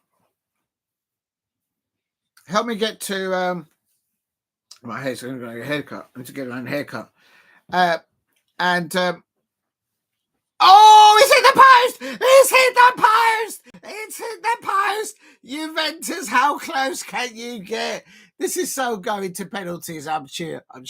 How did Juventus not get an equaliser there in extra time? Per favore. How did that ever? I mean, oh my days! Surely one of the PSV players should have had a red card as well earlier on. And Gonzalez, a little back flick. Oh, nearly. I have to say, how close can you get? It is on the night. It is 3-1 on the night, but it's half time. You'll see the position in a minute. Yes, I saw it. Yes, thank you very much, Semic. And half time for extra time. Yes, that's correct. Thank you very much, Semic. That saves me typing it in. You're a lot quicker than I am. Please hit a like and subscribe at Diego C Palace if you can. Help me get to 2,000 subscribers. Thank you very much for all those people that have watched the previous match, the previous upload where David Moyes and his staff and his players arrived at Selhurst Park. That's gone over 9,000 views, over 80 likes. So thank you very much for that. That's massive for me. And here, I don't know who's going to be. What was my prediction anyway? My prediction for this was PSV 1, Juventus 1, but Juventus will win on aggregate 2-1. So I'm way off it. Way off it. And please hit like and subscribe at Diego C. Palace if you are new. And how did they miss? How did Juventus miss that? Per favore, per favore. Half time. Woo! I can confirm that in other results in the Champions League tonight, it has ended Borussia Dortmund 0, Sporting 0, which means Borussia Dortmund have gone 3-0 into the next stages on aggregate. PSV 7, Brest 0. That's a 10 aggregate for PSG, I should say. Get my teeth out. Here at the moment, it is PSV 1, Juventus 1, but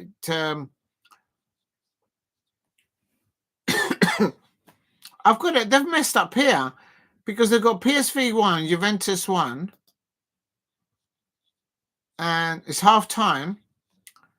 And they've got Juventus ahead on aggregate. I thought it was PSV that were ahead on aggregate. Oh, I've got it mixed up then. I think they've made a mistake where I'm watching it. They must have had a typo.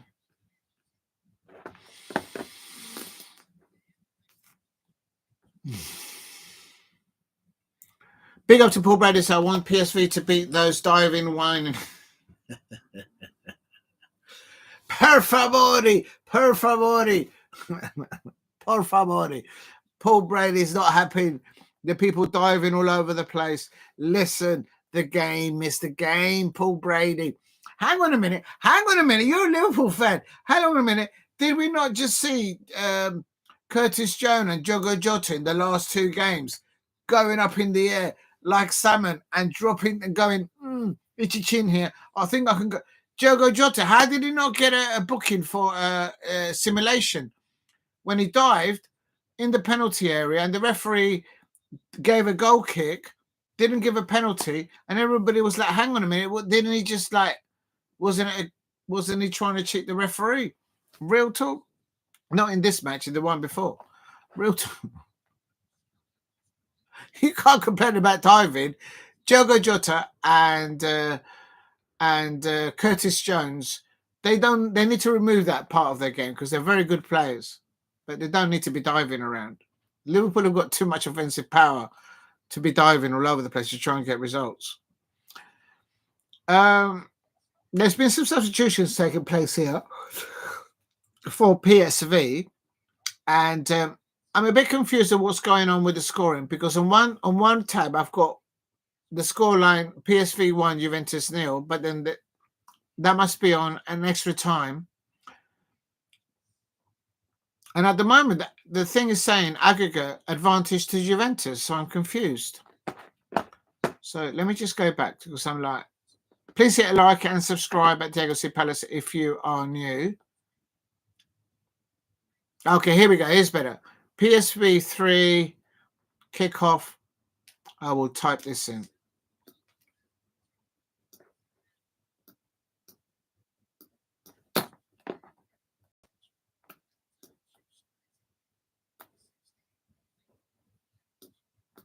Feyenoord are through into the next round of the Champions League, if I'm not mistaken, Feyenoord.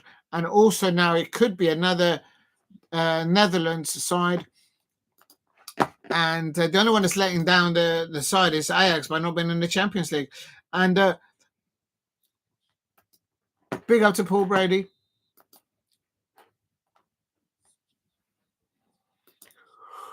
Oh.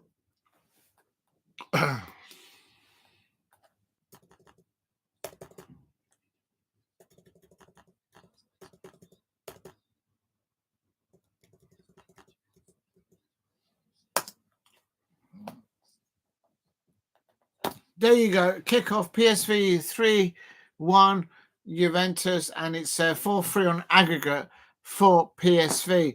So please keep hitting the likes and subscribe. Help me get to 15 likes if you can. Oh, what's happened there?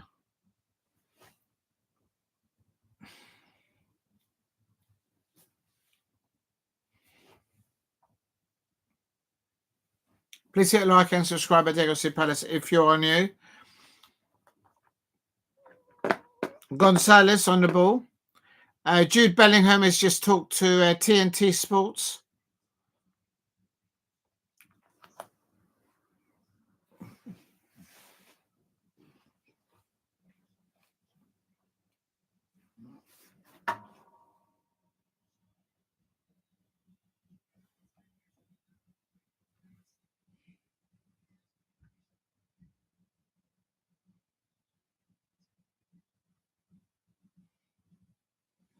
Please keep hitting the likes and subscribe at Diego Palace. Big up to ST saying PSV 4-3 on aggregate. Yes, you're right. Thank you. Yes.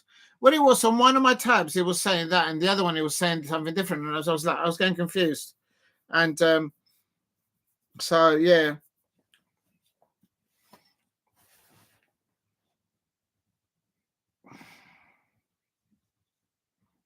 None of my predictions today have gone through.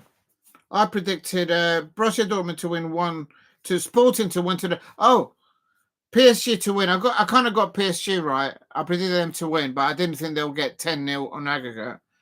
But all the other predictions have gone out the window. Don't know what happened between Luton Town and Plymouth Argyle. And Aston Villa versus Liverpool. I predicted a Aston Villa win, but it ended 2-2. If you're new to the channel, please subscribe at Diego Palace. Help me get to 15 likes if you can. And if you're new, please subscribe at Diego Palace.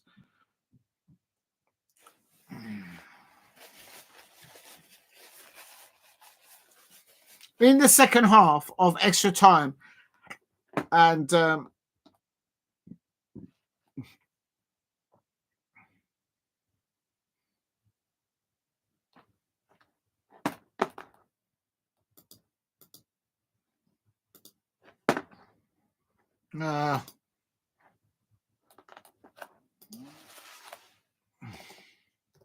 Thuram, nice little cutback. Here he goes. Here's Juventus. They're going to score here. Oh, Gonzalez. Oh, it's a deflection.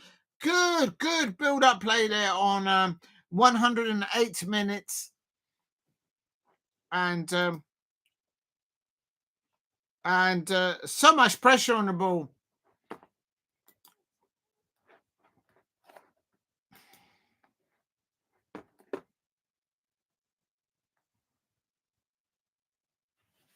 Yes, the ball goes in fast, but doesn't beat the first man on the post, and the ball goes into the other half now. Please hit a like and subscribe at Diego Palace if you are new. I can confirm that it's full-time Real Madrid 3, Manchester City 0, aggregate 6-2. Kylian Mbappe scored a hat-trick as the holders reached the last 16. Nico Gonzalez next, the consolation goal for Manchester City.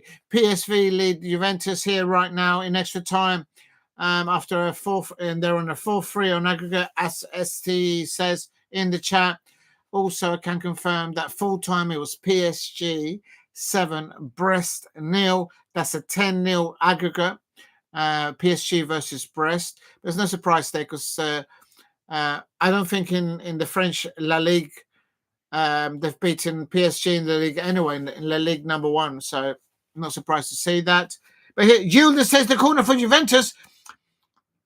Go and shoot. Bankula with a good header. He's a good player, Bankula. I like him. And there's an offside. Please hit a like and subscribe. And also, Borussia Dortmund has also reached the last 16, 3-0 on aggregate, a win over Sporting, who are ruined, letting go Ruben Amorim, of course, to Manchester United. If you're new to the channel, please subscribe at Diego Palace.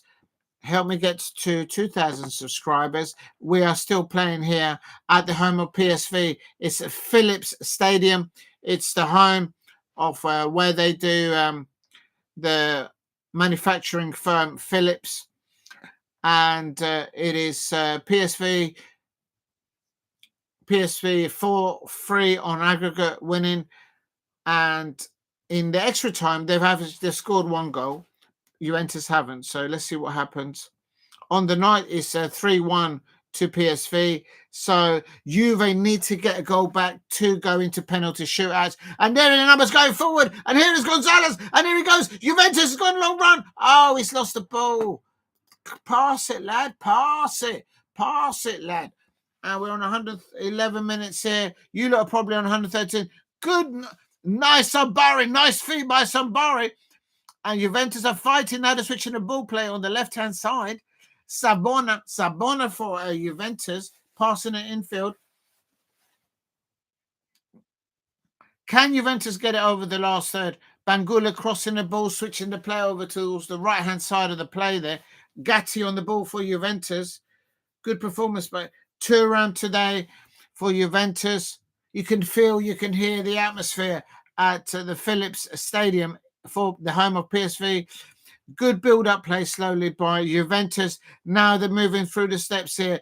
Thuram goes into the midfield area. He's walked into space. He's in the bounce area. Oh, Thuram, keep it down, lad. Keep it down. He went into from the midfield area. He walked through the PSV, that PSV backline, just parted away there. They're completely wrong-footed and they maybe tired legs. He just overran there and he hit it with his, he done all the hard work of getting into the dangerous area. And real talk, how did Juventus not equalise there? Oh, my days. And attempts there missed by Juventus. And oh, my days. Oh, my days. Please hit like and subscribe. Just about 7 minutes of normal time to go. And if you're new to the channel, please subscribe at Diego C. Palace. And there is cramp settling into the players. The players are tired out there. There's a late challenge there. I think that's Lloyd Kelly from Juventus. And Luc de Jong there is getting a little bit of treatment there. And anything can happen. But it is Juventus that need to get another goal back. They need to score. They absolutely need to get a goal. Otherwise, they are out. Another Italian side out of the Champions League. It will be the second side of the Netherlands, PSV Eindhoven. They will be going through the same side as at the same time as Feyenoord, who are also through into the last 16, I believe, of the Champions League. If you're new to the channel, please subscribe at Diego C. Palace.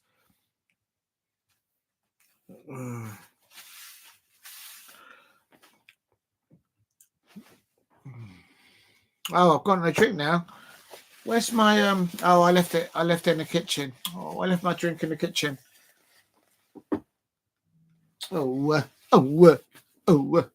Substitution taking place at the moment for PSV. A double substitution. Please hit a like. Help me get to 15 likes if you can in the chat.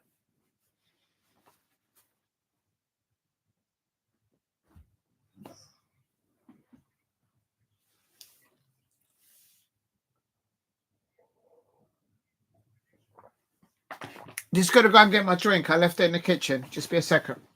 With that. Just be a second.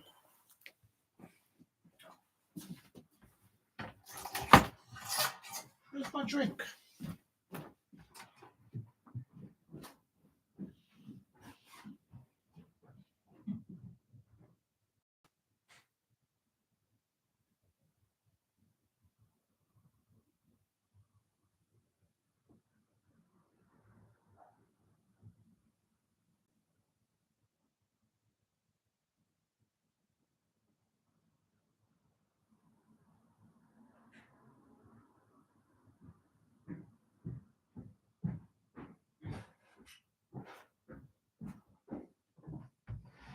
Here we go.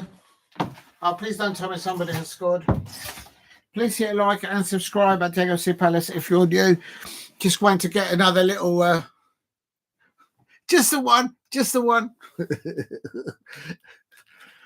And right, so Barry, it's a little bit confusing now, these new lineups, because literally the Juventus side, everyone is literally attacking. There is no shape to them. It's at the moment anyone can get forward, they're just going forward. And also for PSV, like everyone, like literally everyone is behind the box, behind the ball, putting numbers behind, to making sure to see out to become the second side from the Netherlands to progress into the last 16. And it's only Feyenoord and PSV. Please hit a like and subscribe at Diego C. Palace if you are new. Where's the bottle of water? Where? McKennie. And it's where? And there is Juventus. De Jong is back defending there. Oh, the ball's going into the penalty area. Header. Oh, and it goes into the hands of the PSV goalkeeper. And I think PSV have done enough. What do you think? I think he's done enough. Real talk.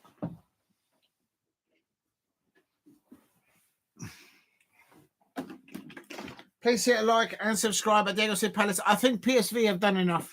Real talk. They just need to see it out now. Is there going to be a last-minute drama like we saw between Celtic and Bayern Munich, or are we going to go in? Or is it going to be seen out, or is it going to be penalties? I think I put too much water in there. Please hit a like and subscribe at Diego C. Palace. Has Juventus run out of time? Has PSV done enough in this last second half of extra time? Is there going to be an injury time? An injury time. Player goes up with the head. A Kelly on the ball for Juventus at the back. Last few minutes there. Weah and Yildiz on the ball. And Juventus are desperate to get the ball, switching the ball on the right-hand side. There's Thuram, the ball on the left-hand side. Juventus are coming to the attack. And yes, he's lost the ball. He's lost the ball. And Anguilla. And there's a player down.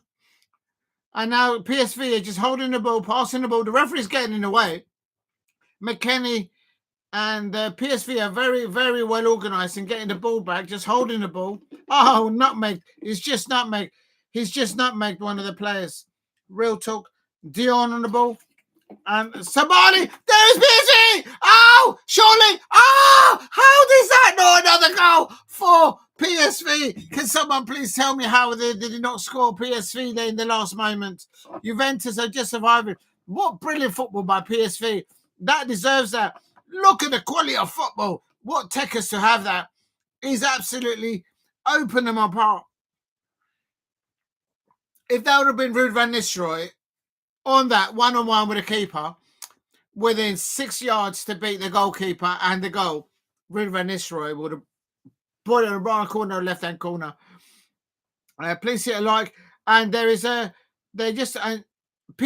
come away with the ball and they just wasting the ball, wasting the time in the corner at their home. And Darwin Núñez finished. Absolutely, Paul Brady. Real talk.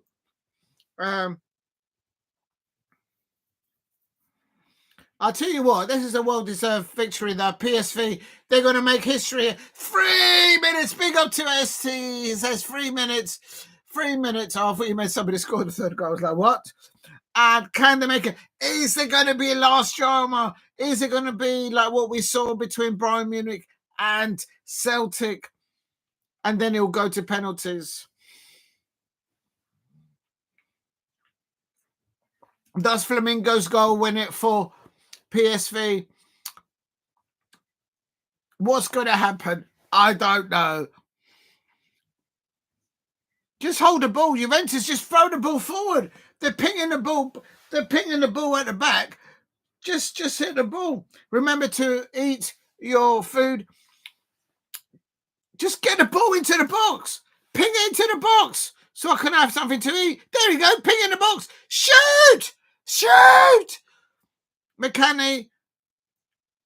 And there he goes. In the penalty area, it's equaliser. Surely coming. Oh, no. And PSV cleared the ball. Surely about a minute left only. Less than a minute to go, I reckon.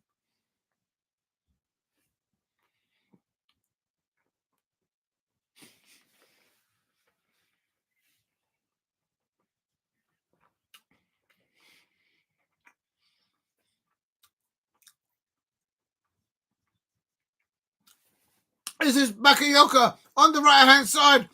He crosses it in. Keep the ball, you. Keep the ball. Just take it to the corner. Take it to the corner. It's full time, surely. And it's a throw in for PSV. Big up to STE. STE is not happy. You wanted penalties. STE wanted drama. STE wanted me to carry on eating these fingers all night. Well, I'm not going to eat this finger. Not to satisfy you. Boo. All right, I'm going to have a little nibble.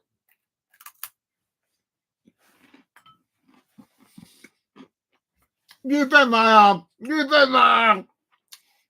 You forced me. You forced me to have that finger. And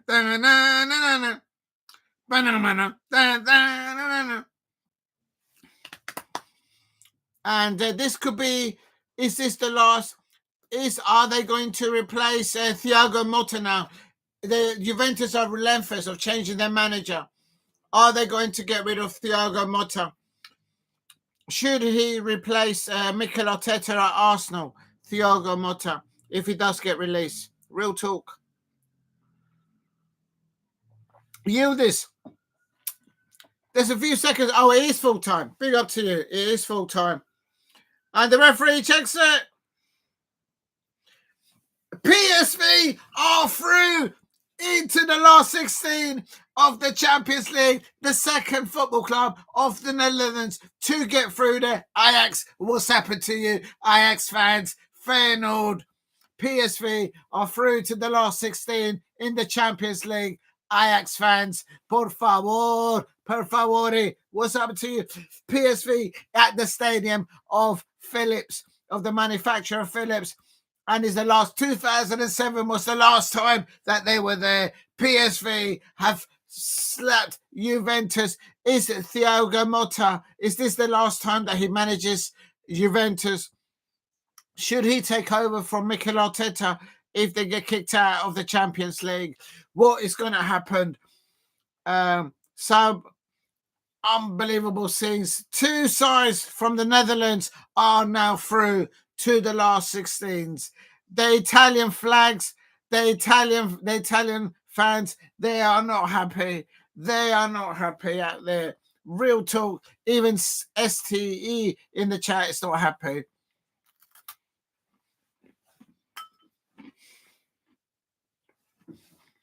For me,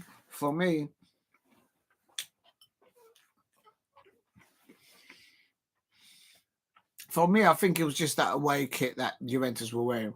I mean, literally, they look like bumblebees. Literally.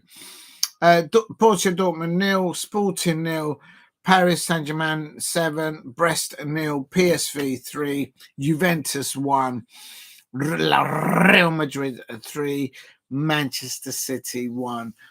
Two sides from the Netherlands are now into the last 16 of the Champions League.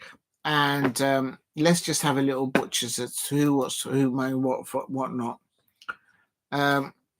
And this is what I wanted to see. They've just done it. So let me just roll 1 minute. There, I can see it now. Right, so what I can do now is talk to you through it. If I can open my photos. Right, according to this, it's Arsenal versus Inter Milan. And the winners of that will play PSV. I could be wrong, but this is the way I see it. And then you've got Atletico Madrid versus Leverkusen versus La Real Madrid. This is in the last 16. So basically, there's still matches to play. Arsenal still have to beat Inter Milan to then face PSV. And quite frankly, I think PSV might beat Arsenal. Arsenal need to get some of their attacking. They need to get their injured players, but they're injured for a long time, I think, the Arsenal players. That's going to be a tough one for them. They had the same transfer window as everybody else, so why didn't they go for a striker? Surely. So let's just say last 16. Let's go from the top. Last 16. It'll be Paris Saint-Germain PSG versus either Liverpool or Barcelona. So those two still have to play each other. Oh no, they don't have to play each other. I think that's the draw. Oh yeah, they haven't done the draw. So okay, so that's what it is. So when is the draw then? Does anyone know when the draw is? The last 16 draw is. It doesn't say.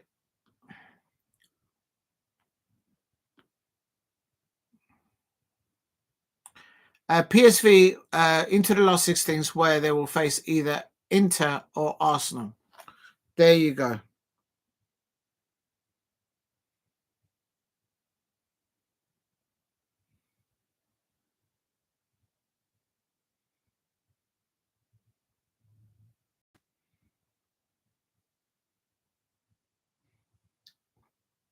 And apparently the final is going to be played at Bayern Munich. And they just scraped through. Can you imagine if they would have got knocked out?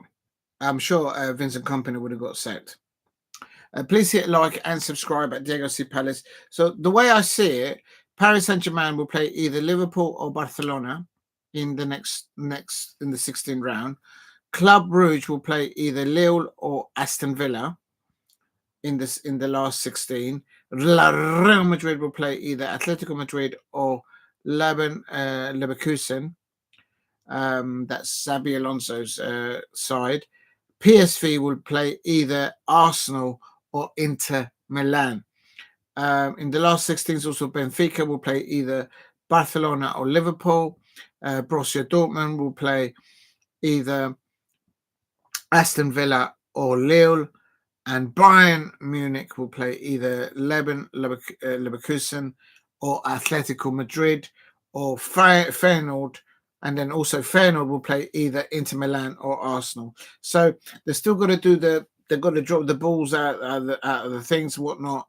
And then we'll know who will be playing against who in the last 16. Does anyone know when they're going to do the draw? Are they going to do the draw now?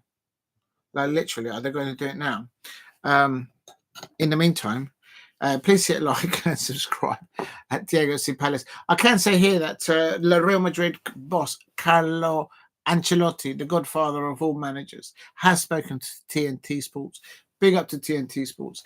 Carlo Ancelotti says, our goal was to be good defensively. We were compact. We have a lot of quality up front, but we were not always able to defend our box. In these two games, we have been able to do this.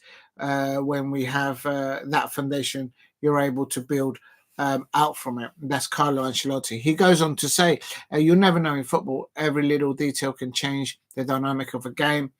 We were able to control the game well and scored the second and third goals, but we were always defending well.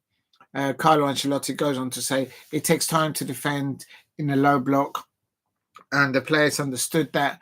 They understood that they had to work collectively in defense. Yeah, that was easy. Kylian Mbappe, the Ninja Turtle of STE in the chat. Big up to everybody. Help me get to 15 likes if you can in the chat. Kylian Mbappe says, fantastic player. We have a lot of quality up front. So this is Kylian Mbappe talking to TNT Sports after the match. Just a minute, because I just got a message. It's all happening. No.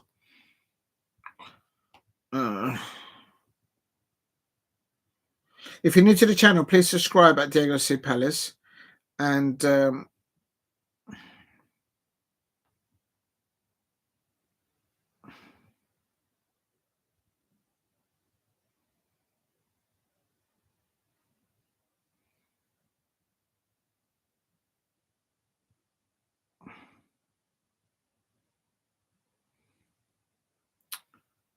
God.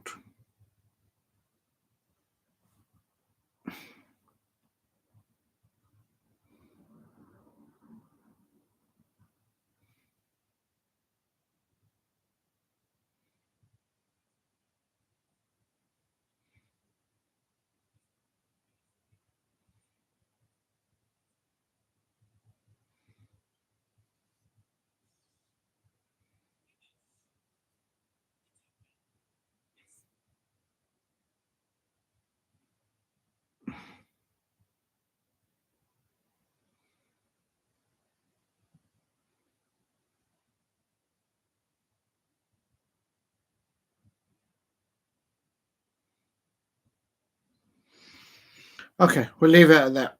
All right, it is what it is. Please hit like and subscribe at Diego C Palace if you are new. Through to the last 16. Who is through to the last 16? And here we go. We've got Borussia Dortmund. Draw is on for. Oh, thank you, Paul Brady, because I'm trying to find out the damn thing. I know, all I've got is who's through. So he's on Friday morning. All right, so I don't know what day it's. I've had such a long day today. It's been mad. I don't even know what day it is. I had to look at the calendar in the top right corner of the computer to see what day it is. We're on Wednesday. We're still Wednesday. All right, so Friday midday, according to Google. Thank you very much, Paul Brady. You know what? Why did I think of that? I don't know. Anyway, he says, who is through to the last 16? The agencies for Friday's draw. Oh, he just it does actually say here on this thing, but I didn't scroll down enough. Right. So basically, these teams are through to the next round.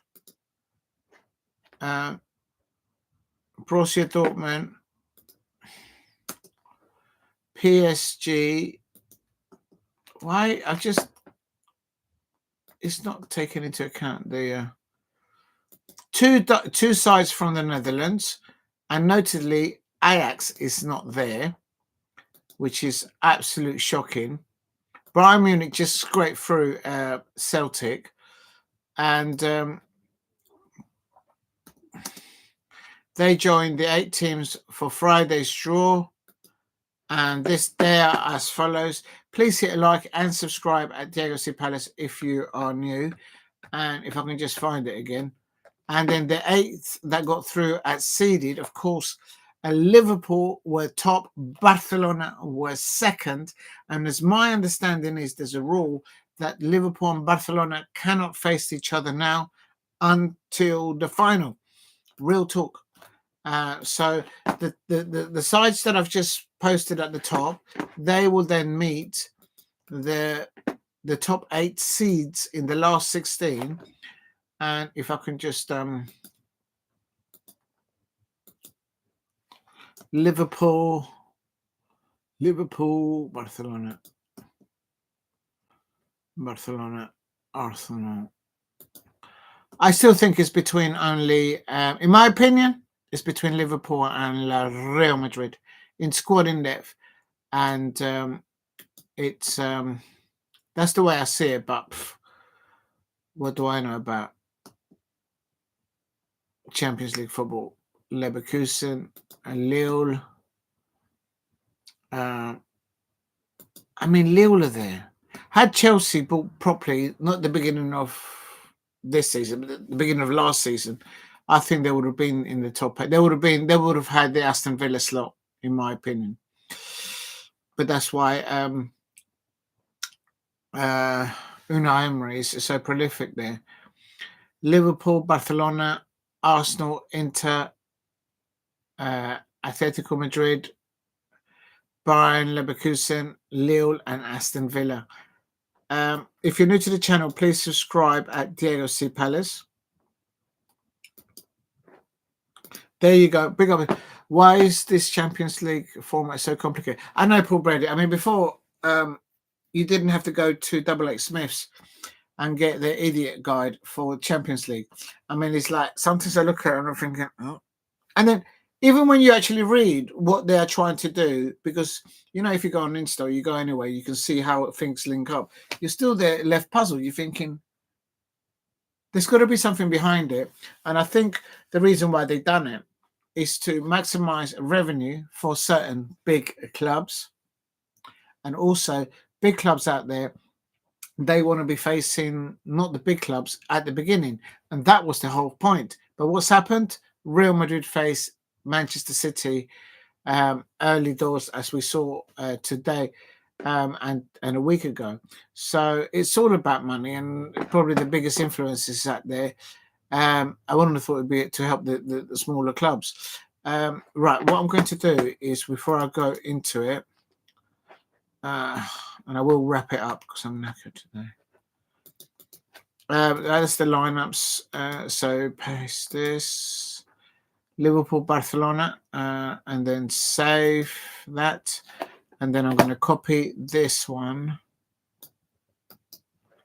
I've only just realized how to copy and paste my own chat comments from the comment section into the description. I've only just figured it out in the last few days. I was like, what?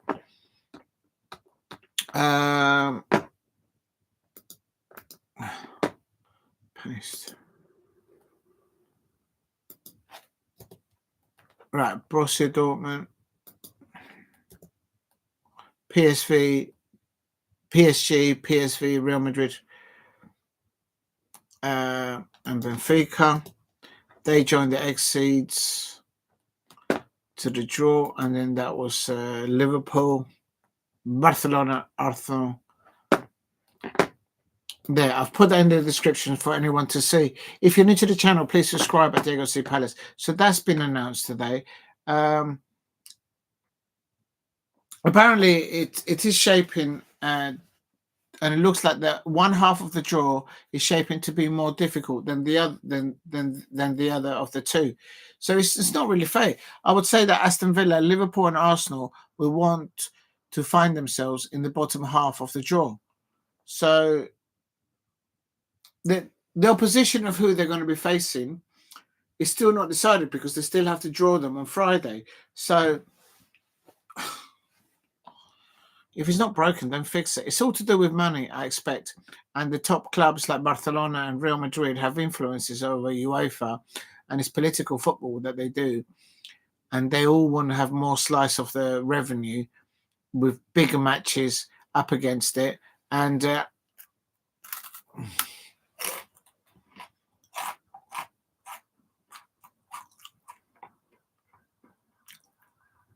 okay, look. If you're an Arsenal fan, you could either be facing Leverkusen, you could either be facing Real Madrid. No, wait a minute. Let's read this right. If you're an Arsenal fan, you could either be facing PSV, or if you're in the bottom, or Feyenoord.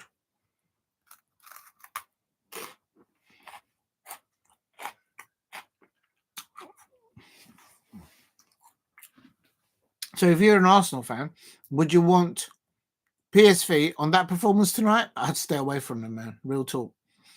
Or Feyenoord. I think Arsenal fans would probably prefer Feyenoord as a hunch, as an outsider looking into it. That's what I think on that one. If you are a Liverpool fan, you could either be facing PSG or Benfica.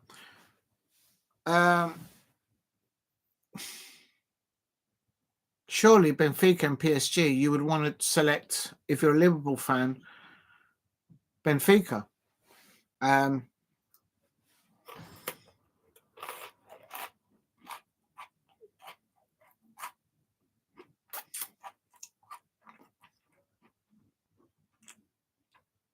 Steve says he would like to see Liverpool and PSG. I don't think the Liverpool fans would want to see that. But yeah, that would be a good match for neutral. It's a good match. But I think Liverpool would want to go up against Benfica and leaving Barcelona going up against PSG. The whole point of this new format was to avoid Barcelona, and I bet you Barcelona and Real Madrid had big influences in how this new structure happened. And Sod's law now will be that in the round 16, not in the quarterfinals or the semi-finals, in the round 16, Barcelona and Real Madrid are going to be facing a massive club and they'll get knocked out.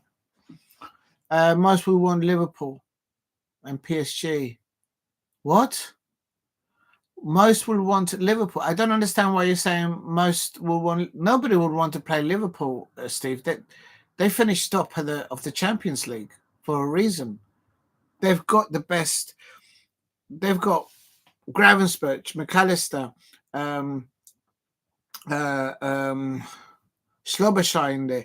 On the left-hand side, if they put Luis Diaz, on the right-hand side, if they put Mo Salah, and up top, if they put Diogo Jota, that's as good as it's going to get. If that doesn't get you a Champions League final, I mean, most neutral fans will want to see PSG Liverpool. In the final, I wouldn't mind to see that in the final, but not before, because literally you're watching the final before. But yeah, I get what your point. I think I understand what you're saying. Yeah.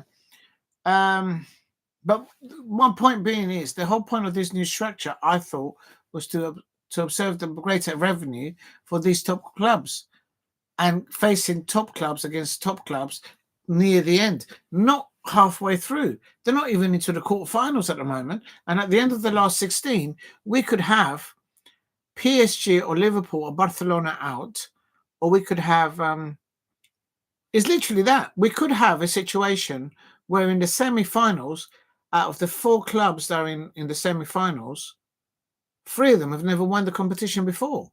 And I expect you the powers that be that wanted this type of setup to be introduced, wanted the Barcelona, the Real Madrids, the big clubs to be in the last 4. That's where you get the most money. The more rounds you progress, Steve, and anybody else out there, I'm pretty sure in saying this, you actually get more money per round that you qualify, and it's about money, surely. So I don't know if I can I? Oh, no, it won't let me do it. All right, never mind. Villa beat Lille in the oh yeah, let's have a look at Villa. Who can Villa be playing? Aston Villa could either be Borussia Dortmund or Club Brugge. Oh, they've got it easy. I'm sure everybody would want to play Club Brugge. Villa beat Lille in the Conference League and could play them again or Europe. No, that's not right. I don't think that's correct in saying that. It's either Lille or Aston Villa. One of those 2 clubs will play Club Brugge. Lille and Aston Villa are not playing against each other. So, and then also, if you look at it, Lille and Aston Villa, they can play Borussia Dortmund. So basically, Lille will be playing against Dortmund, and say Aston Villa will play against Club Brugge, or Lille will be playing against Club Brugge and Aston Villa will be playing against Dortmund. But my understanding of it, Lille and Aston Villa will not be playing against each other. So we'll have to wait and see. But on Friday we'll know. On Friday we'll know for definite. Midday. I might do a watch along for that. Somebody said in the chat apparently it's on midday, so I will try and do a watch along for that. If I'm not too busy on Friday. And also, I just want to quickly go into City downturn has been quickly. They just need to reshape, man. They've recently won the 5. They won the Champions League. They won the Premier League. They won the FA Cup. They won the League Cup. They won the World Club Championship. That's 5 trophies. That's why some of the Manchester City fans are going around showing their 5 fingers. They've won 5 trophies in one season. It's not.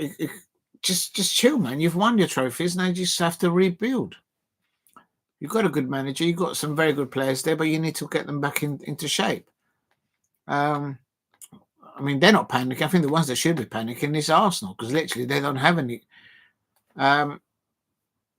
They need their players, the injured players back. I'm surprised that Arsenal did not have a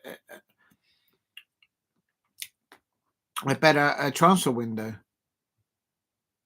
It is what it is. For some reason, they have a different narrative over there. I've mentioned Kylian Mbappe with TNT Sports says, fantastic player. We have a lot of quality up front, and we are able to connect with him, Rodrigo, Bellingham, and Vincent. We are really, really dangerous. That happening in these two games. He, Mbappe. This is Carlo Ancelotti talking about Mbappe. Had a lot of opportunities in these two games against a really good team. City are still a very good team, and we looked very dangerous. Yeah, I mean, it's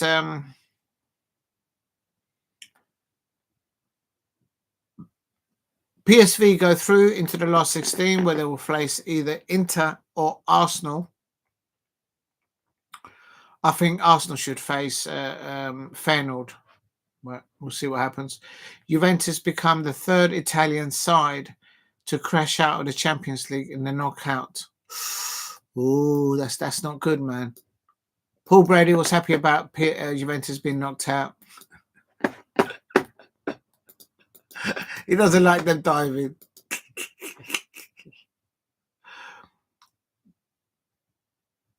If you're new to the channel, please subscribe at Diego C. Palace. And I'm going to put that in the chat. I like that.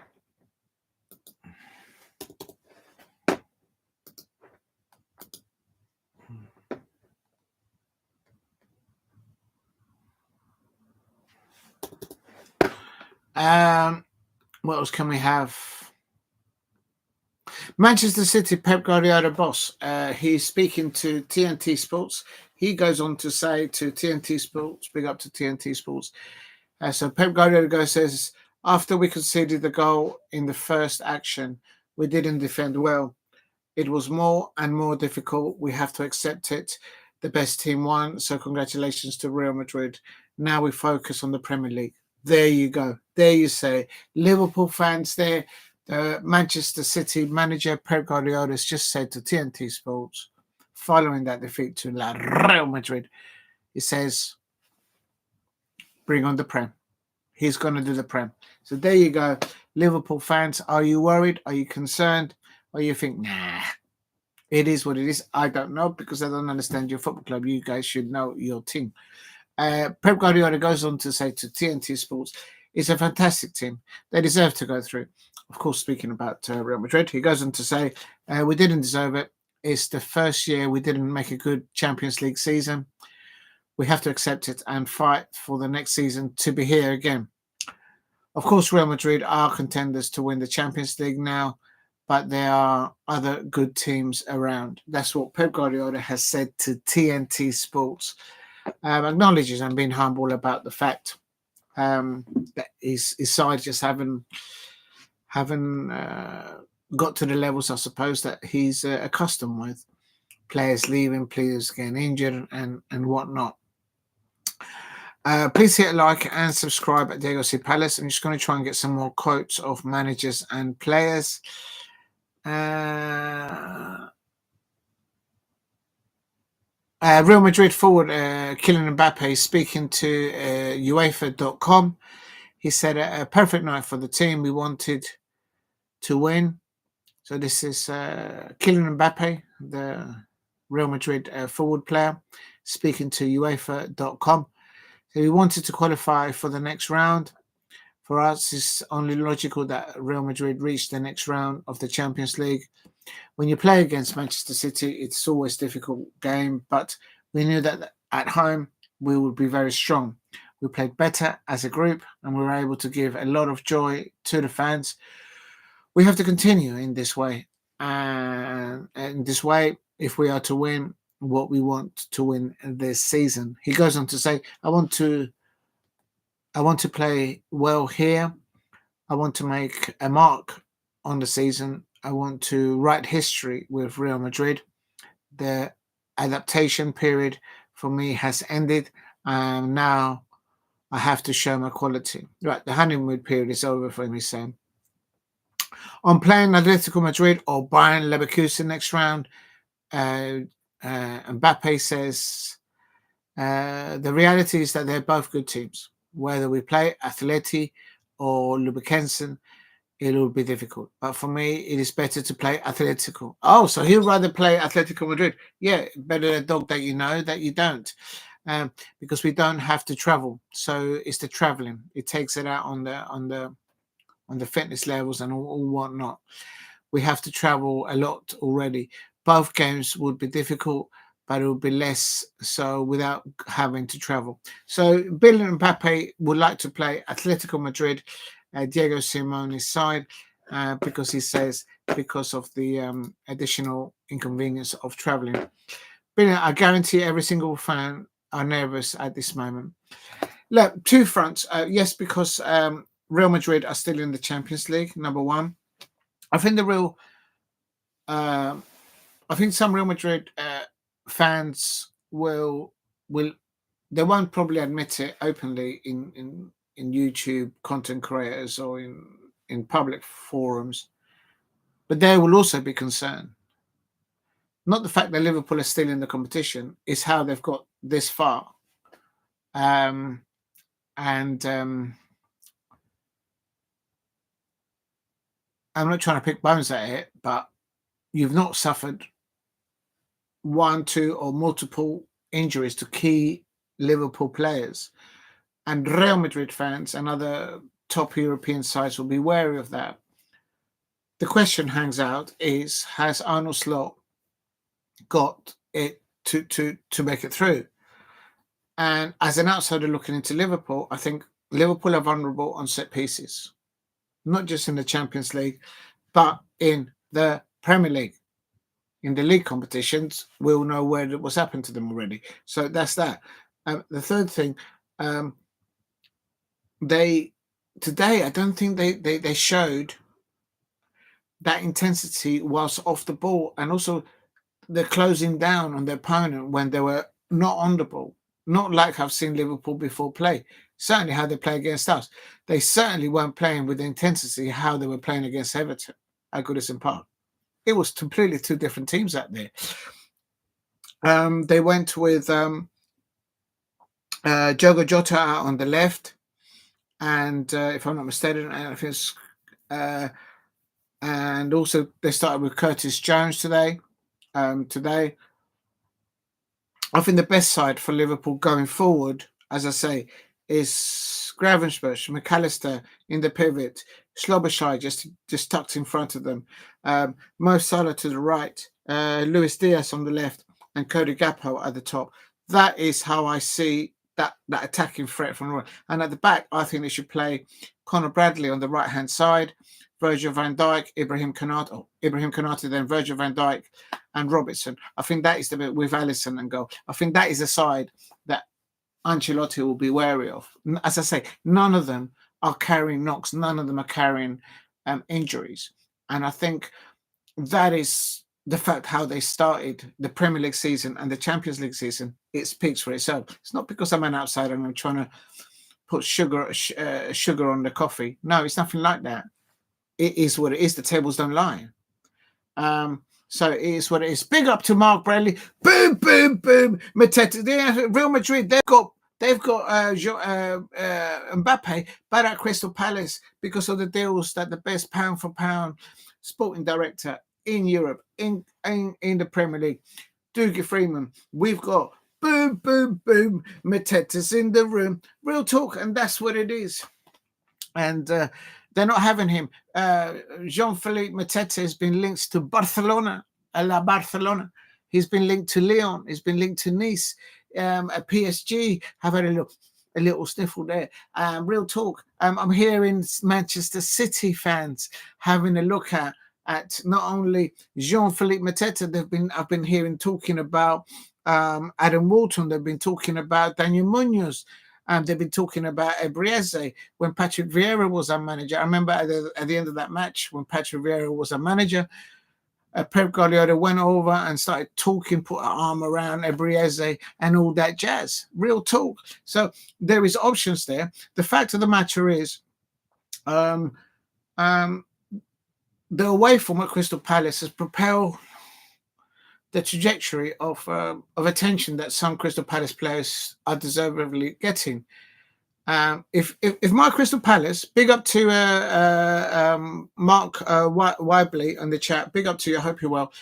If Crystal Palace can replicate our home form, our away form into our home form, we would be not in the top 4, we'll be in the top 3. Easily. I'm not exaggerating. That's what they need to do. But our home form, we've only beaten Tottenham Hotspur and Southampton. It was easier to beat Tottenham Hotspur. Southampton was actually a more difficult dog to try and get past. Real talk, delivering them out. If you know, you know. Man, the Premier League, UCL is second in the eyes of Liverpool fans.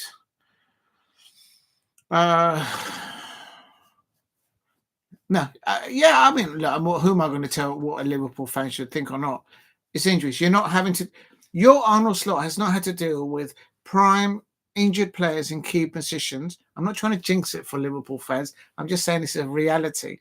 The lad, your manager, well, not lad, the man, because he's got less hair than me, so respect to him in that respect. I'm sure he's been to more football games than I've had hot dinners. But your manager, Arnold Slot, has not been tested in the transfer market. He's not been tested to rebuild a legacy like what your Jurgen Klopp has built over the last 4 seasons, if I may not say so politely. Arnold Slot has not had to do that yet. Yeah. So, but he has done a job because he's been at the top of the Premier League, at the top of the Champions League. So you got to give the lad respects where it's due.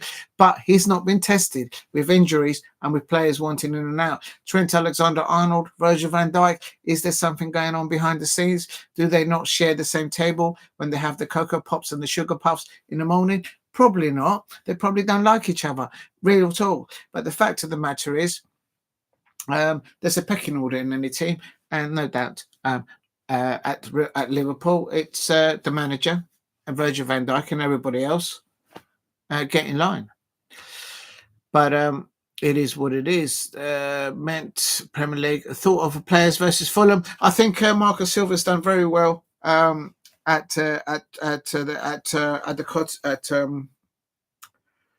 Craven Cottage. If you need free parking when you go to Fulham, just park south of the river, liquor right where the boats line up. Don't park where the water can get at your car. But if you go park down there, so if you imagine where Craven Cottage is, there's Putney Bridge. Just drive across Putney Bridge, liquor right. Make sure you go past the Esso station on the left, and if you just drive about 2 more roads down on the right or on the left, it'll be free parking. Yeah, I think it's free parking on Saturdays, on Sundays. So you can just walk back, but don't park where the Cambridge and the Oxford boats train and all that palala. Don't go parking on the bay there, because you might come back and your car will be like literally down in the River Thames. If you know, you know. But yeah, you get free parking and just walk across.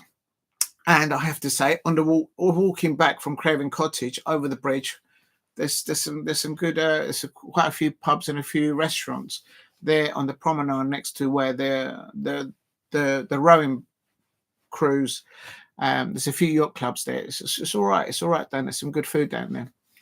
You won't get bellyache, I'll tell you that much. So we're going to back the match.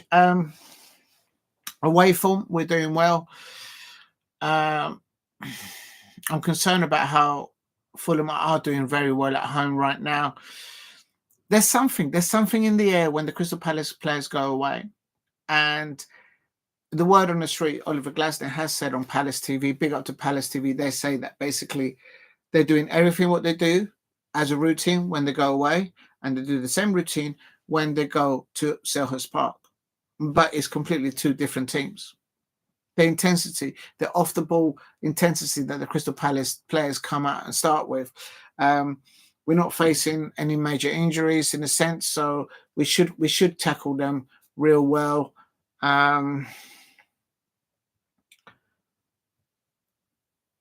It'll be the same lineup.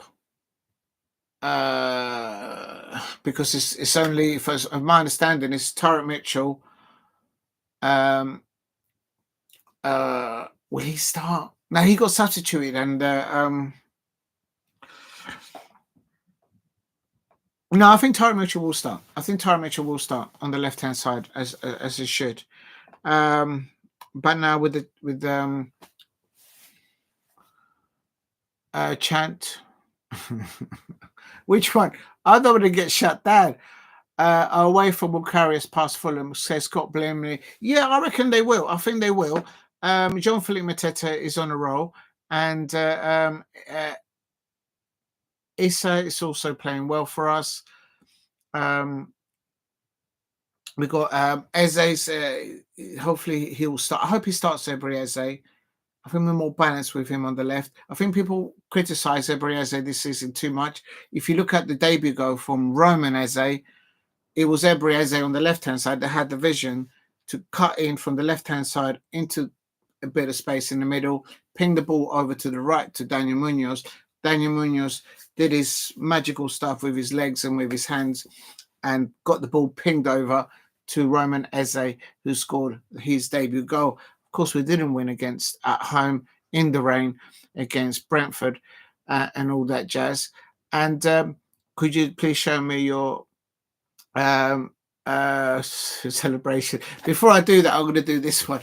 1, 2, 3, 4. Chelsea, because I haven't forgiven the Chelsea fans for not taking 3 points off Brighton at the Amex. I mean, did you saw that 3-0 loss? And I still haven't forgiven those Manchester United fans at Old Trafford losing to Brighton. So 1, 2, 3, 4. United get battered. United get battered. Everywhere they go. Everywhere they go. 1, 2, 3, 4. Chelsea get battered. Chelsea get battered. Everywhere they go. Everywhere they go. And then you go, boom, boom, boom. Mateta's in the room. Come on, you gotta love that one, man. You get the little jiggy, jiggy, jiggy, jiggy. You got a jiggy, jiggy for the boom, boom, boom, man. Everyone likes a little boom, boom, boom. We've all got needs. It is what it is. Away from Bucharest past Fulham. I think they will. Do you know what? I think I nailed it. I think I solved how we will win at home from now onwards. What needs to happen is that Oliver Glasner needs to, yes, boom, boom, boom. You know what? Mark and Scott Whitley, what they need to do, right? It's very simple, right? It's old school. My solution to get our home form back on track is what Oliver Glasner needs to do. He needs to get a little brown envelope, stick a ton of notes, if you know what a ton is worth. Put the £50 notes in there. Just put a ton in a little brown envelope. Sneak into Selhurst Park at night, right? Before night match. Ring on the doorbell of the caretaker at Selhurst Park, right? Open the door and give that brown envelope to the caretaker at Selhurst Park. I don't know anyone at Selhurst Park, and I'm not asking for 10% or 20% or even 25%. But if there was a cut, I'll take 30%. Real talk. Because if I just want to see a home win at Selhurst Park, real talk. So what they need to do is give that little brown envelope to the caretaker at Selhurst Park. And when no one's about, there's no mice problems at Selhurst Park, unlike Old Trafford and those Manchester United fans, there's not even any bits of cheese for the mice there up there, real talk. But anyway, give the envelope to the caretaker at Selhurst Park and tell the caretaker at Selhurst Park, go to the changing room. You've got a home changing room and you've got an away changing room. It's very simple. Get your Black & Decker power drill, take out the plaque where it says home players and away players, and while no one is watching in midnight with that brown envelope in your back pocket, it's simple. It's simples. Just swap the plaques over. So when the Crystal Palace players go in at home playing against Millwall and they come in all nonchalant with their I don't know, with their pushed up designer bags underneath their elbows, right? They won't go into the home changing room. They'll be changing in the away changing room. And then bish, bash, bosh, boom. That's how it's done. We'll be doing this. I tell you, listen, someone send a memo up to, no, don't send a memo because there could be a trail. You don't want any trail. But listen, if Neil Warnock or Ian Dowie was still our manager at Crystal Palace, they would have done it already. Real talk. in the mid-90s, if the grass was too long or too short and we had Liverpool coming and they like to pass the ball along the grass, the manager, Steve Coppell, will be saying to the groundsman, listen, lad, forget the brown envelope, just make sure that you let that grass grow and put a bit of sand in and put a bit of sand there. You use your common sense, real talk. So that's what we need to do. We need to swap the home players' plaque in the changing room over with the away one. Just swap them around.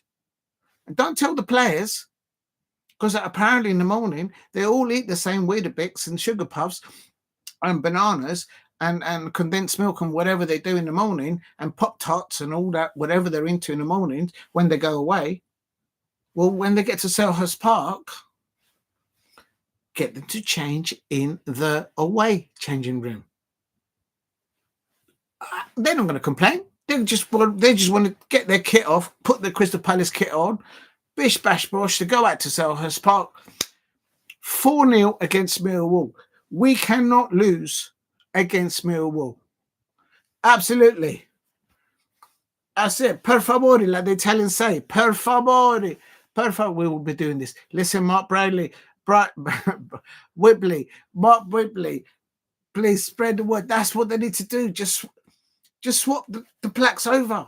I'm sure it's that simple. Someone at night go into Selhurst Park with a double deck, Black and Decker, go to B&Q, buy a power drill and just take out the plaque for home fans, home players, and then your away players, and just swap them around and get the Crystal Palace players to change in the away changing room. But they won't know that. And it's all done. There you go. We just need to do it. We could be in the top 3, not top 4. It's absolutely shocking. And who do we pick in the pivot? I think Jefferson Lerma has to start in the number 8 position. I think against Fulham at Craven Cottage, I think we've got to start with Will Hughes. No doubt that Adam Walton wants to start in that pivot in the midfield, but I think we need to listen. That's the answer. I haven't been able to sleep. Every time I go to a home match, I get my hair wet, I get cold, I get hungry.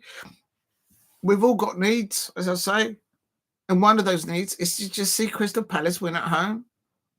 I mean, like literally, and they can do it. Because I was at Old Trafford, I was at the Bridge, etc. So it is what it is. And at Craven Cottage, that kind of a stadium is a bit like Goodison Park. It's got a bit of a feel and a touch like Selhurst Park. So there's going to be a great atmosphere. I kind of feel for a few of the Fulham fans. Me, you, and Scott will get it done for Palace. Listen, Mark Blakely, listen, someone get that brown envelope and someone fill it up with that. I'm taking 30%. If the 3 of us take 30% and we leave 10%, we'll leave that to the caretaker for their troubles. Listen, that's the other one. Okay. Is it going to be Jefferson Lerma versus Adam Walton, or Jefferson Lerma and Will Hughes?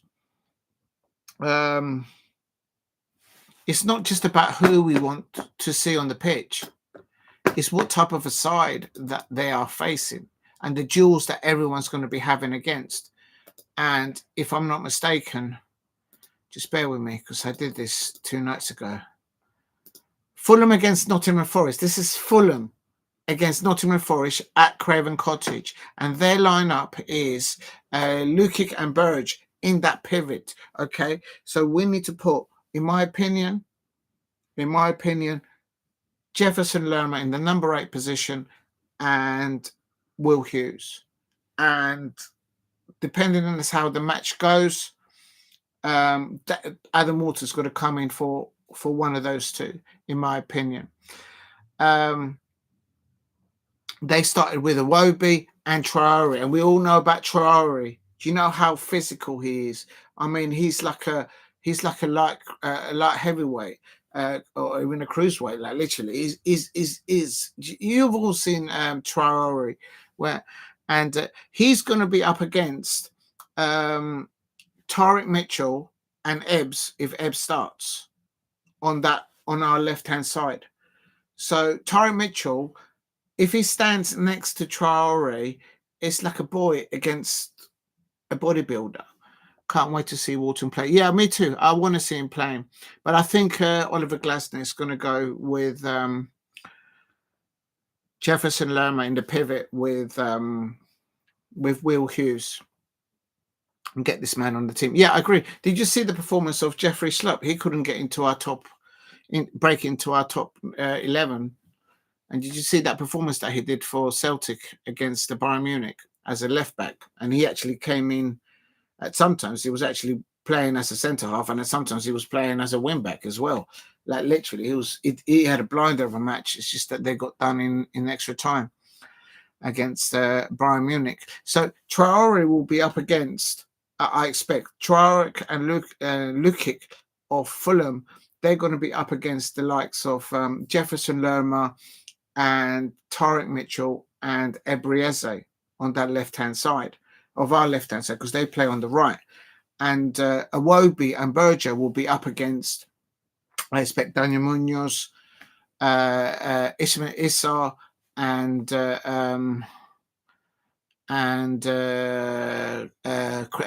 Richards, Christopher Richards, Richards on our right back. So it's who can get the service up. We can get the service up to Jean-Philippe Mateta, or if we can get the service, or if Fulham with Lukic and Berger, if they can control their midfield and the midfield battles, protect their back line, and provide service up to Smith Rowe and Jimenez, then that's dangerous. The thing is, as I say, that Traore and Iwobi coming at us from either end, we've got very good players, but I cannot explain it to you. Tariq Mitchell up against Traore, if you put the physical aspects of those two men next to each other, it's different ball games. I mean, don't get me wrong. Tariq Mitchell will have him in. Will try and get him in his pocket, but if it's a physical thing, there's only one outcome. Traore is going to come on top on Iwobi, but let's see what happens. So I'm a bit worried with that, the physicality side of things. And of course, we all know that Joachim Andersen is playing for Fulham. He knows us very well. He knows us inside out. So it is what it is. And as I say, the last home match, they beat Nottingham Forest. And they're not a bad side at all, given their positioning. Big up to Scott Webley for dropping in, and to Mark Webley. Thank you very much, both of you, for dropping in. And get this man. Yes, I agree. I want to see Adam Walton. The only thing that scares me with Adam Walton starting instead of, say, for example, Will Hughes, is that I keep hearing more and more Manchester City fans wanting Adam Walton at Manchester City. And when clubs like Manchester City come calling for a player like Adam Walton, he's from up north anyway. The lad's gone, mate. And I don't know what kind of contract he's tied down with, but I hope that we get a good return. So in a way, yes, of course, you want him to play for Crystal Palace. I agree with you 110%. But he's so cool. He's such a cool cucumber on the ball, under pressure. And he has an eye to pick a pass. He very seldomly does unforced individual errors, Adam Walton.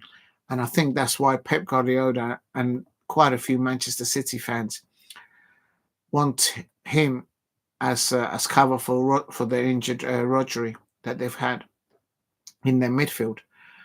Please hit like and subscribe at Diego C. Palace. Yumi and Scott will get it done. Big up to Mark Whibley and to Scott Whibley. Thank you very much for dropping in. That means a lot. Thank you very much. That's brilliant, mate. Doing good, you two, proud Palace. Yeah, listen, you carry on doing what you're doing, man. Don't get me going, man. Please subscribe at Diego C Palace if you are new. And hold on a minute. Right, I forgot where I was now. So that's my thought. Okay, and going back to the thumbnail, it was supposed to be a morning show, and I'm actually going into it at 11:30 at night. I mean, absolutely, that's disgraceful. It's just one thing after the other today. Just one thing happened, then another thing happened, then another thing happened, and I just couldn't fit things in. So I ended up doing the morning show, starting it at 7:30, but then the matches started. So quickly bring it up to midnight. I want to congratulate both Jefferson Schlupp. Thank you very much, Jefferson Schlupp. Where's my shirt? He shined my shirt, my last season shirt, for his performance. I mean, what an amazing performance he did for Celtic, for Brendan Rodgers. He was playing as the left back, if I'm not mistaken. And he played in other positions, actually, actively during the match. So Jefferson Schlupp, he absolutely had a really good outing out there in the Champions League. And also, of course, Michael Olise having a very good performance against Bayern Munich, Vincent Kompany. There was a lot of pressure. Vincent Kompany, he was... That had gone to extra time and penalties and had Vincent Kompany lost, because I think the final is being played at the home of Bayern Munich, if I'm not mistaken, the Champions League final. And if Bayern Munich don't get anywhere near the semi-finals, Vince Kompany would have been gone. They would have got rid of him. Even if he's at the top of the Bundesliga, they would have got rid of him. Make no mistake about it. So he just scraped through. But Michael Olise played really well in the first half. I think he gave them so many options, not just from set pieces, from dead ball situations, but also on pinging the ball to the right, to the left, getting players forward to get around the back of the Celtic defenders, which I think they all did really well, including Jefferson Schlupp.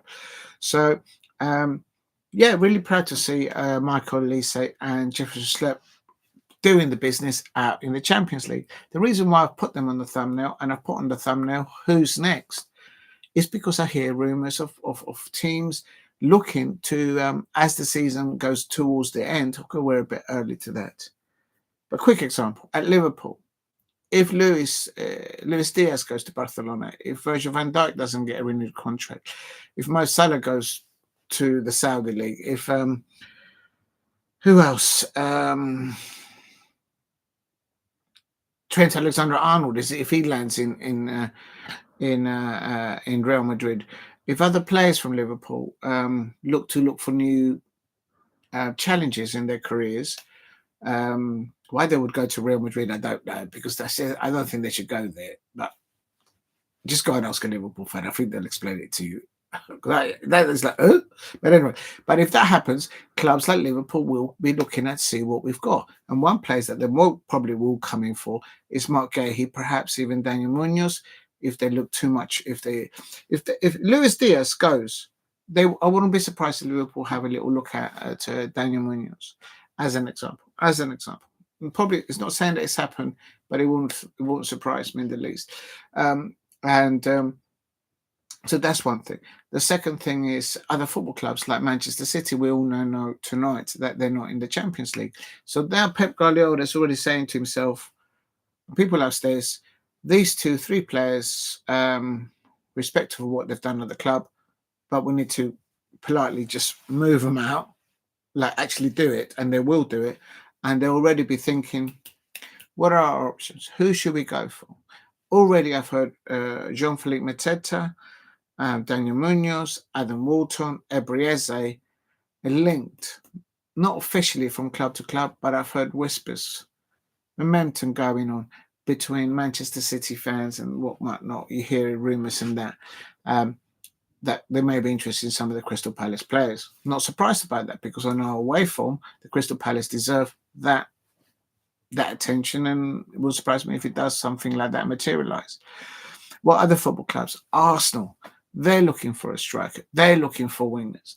They're looking for defenders as well. So could they be coming in for some of the Crystal Palace players? That's another one there. Tottenham Hotspur are looking to do I presume, a rebuild, because Tottenham have been brilliant in their academy, the women's football, the stadium that they've built. But the first team needs a proper rebuild. Proper. So they might be coming in for some of the Crystal Palace players, as an example. But with no difference, with no disrespect to Tottenham Hotspur fans, when a Liverpool side, when a Manchester City side, when a Barcelona side comes in and is interested in one of your players, it's a complete different ball game if a club like Arsenal and Tottenham Hotspur come in for one of the Crystal Palace players. When Barcelona, Real Madrid, Liverpool come calling at your door because they're interested in one of your players, it changes everything. So I'm a little bit worried. That's why I put that on the thumbnail. Who's going to be next? I think the positive things is that it's demonstrating that the club is doing something proactive in what the chairman said to Sky Sports a few months ago, that the club has a responsibility to help progress the challenges, the career aspirations of the Crystal Palace players, existing ones that we have. I think he was more in reference to Ebreze in the fact that so many clubs came in for him, especially following how he ended last season with Michael OLISE and the form that he was in. So if the players, Crystal Palace players, are getting attention, it's because they're doing the right things out there on the pitch and on training, on our away form. If they can just deliver that at home, oh my days! I'm not exaggerating. If the Crystal Palace players could have replicated in the last 7 to 8 games what they've done away to what they could do at home, Crystal Palace will be not in the top 4, but they will be in the top 3. There you go. You saw Jeffrey Schlupp in the Champions League last night for Celtic, put in one of the best performances of all the Celtic players on that pitch, and Jeffrey Schlupp couldn't get into our first 11. So why shouldn't our team? Why shouldn't Crystal Palace have aspirations of going into Europe? The club is well overdue some European football, or a trip to Wembley. We're overdue some European football. If it happens, Selhurst Park will be sold out before the tickets get sold. It'll be sold out straight away. The inward investment that would come off that in European football would help not so much the first team. I would think, as a Crystal Palace fan, it will help other platforms, infrastructure developments at Crystal Palace. They just need to get the home form wrapped, get it sorted out. They're delivering away, but it's not clicking at home at Selhurst Park. But I'm not saying they're not trying. Of course they're trying, but they're losing. We've only won twice in the Premier League. We've only won against Tottenham and Southampton. So it is what it is. Right. On a more positive note, there's probably nobody else out there because it's coming up to midnight. I want to quickly thank everyone in the chat that dropped in yesterday's watch along, because I was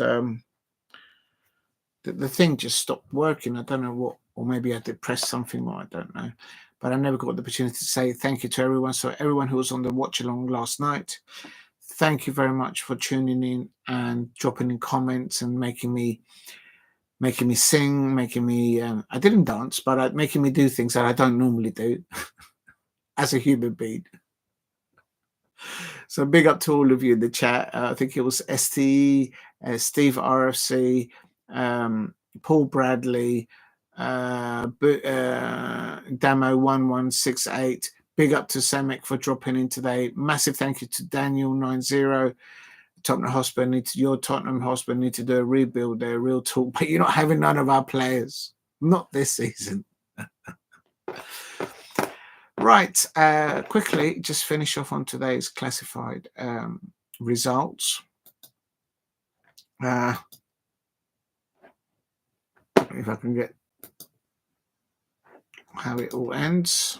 Oh, I mean, I just got a message to see what's going on. Those are the classified results, and then I might do the predictions for tomorrow.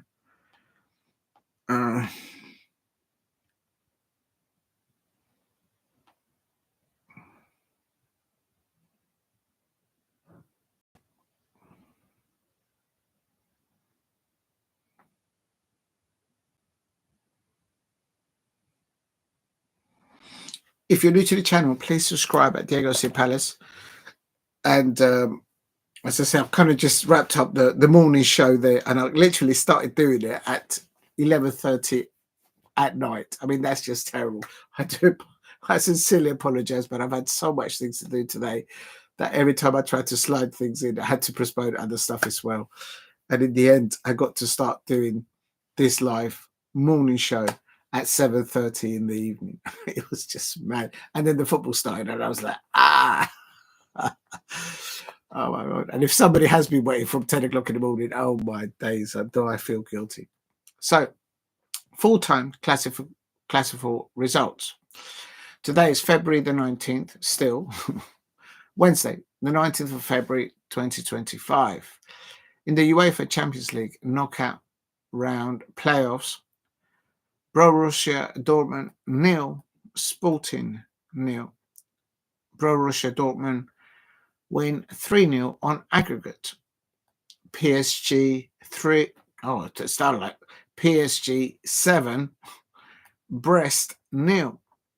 PSG, Paris Saint-Germain, they win 10-0 on aggregate against fellow French side Brest. That's 10-0 on aggregate. So PSG go through into the next round. PSV 3, Juventus 1, the second Netherlands side to qualify into the last 16. It ended tonight on the night. PSV 3, Juventus 1, aggregate 4-3 win after extra time for PSV. Apparently, PSV could be facing Arsenal. Arsenal could be facing Feyenoord or PSV, apparently. I could be wrong. I think that's how it is. The draw is on Friday midday, apparently. Also, another result today was Real Madrid, Real Madrid 3, Manchester City 1. Real Madrid win 6-3 on aggregate. And Manchester City today didn't start with Kevin De Bruyne. They didn't start with Erling Haaland. They didn't start with Jeremy Doku. I think when those three players are starting, they didn't start with Grealish as well. If you've got an informed Grealish, Doku, Kevin De Bruyne, and Erling Haaland all firing on 110% capability, they could have had a real turnabout. But maybe the damage was all done at the Etihad last week. So good run for Manchester City. They probably may think that that's not the case, but they are now out of Europe. And as Pep Guardiola said to TNT Sports, he said, quoting him, he congratulated Real Madrid, Ancelotti, and his Real Madrid side. They were the better team over the two legs, but now he's now ready for the Premier League. So Liverpool fans out there, Arsenal fans, Pep Guardiola has just said publicly to TNT Sports, he's going to go. He's going to go and get that trophy for the Premier League. Make no mistake about it. If you put the experience of Pep Guardiola on a piece of paper on a table, and you put the experience of Arne Slot on a piece of paper in front of you on a table, and if you put the experience of Mikel Arteta on a piece of paper, if there's any to put in there on the piece of paper, on a table, on achievements of winning silverware, domestically and in Europe, whose money are you on? Pep Guardiola, Arne Slot, or Mikel Arteta, who's still doing his apprenticeship as a coach and as a manager at Arsenal? 4 or 5 years down the line, nearly 850 mil spend in net spend, and the lad has not even landed one trophy with his own players. Not one. With his own players, with the money spent on him.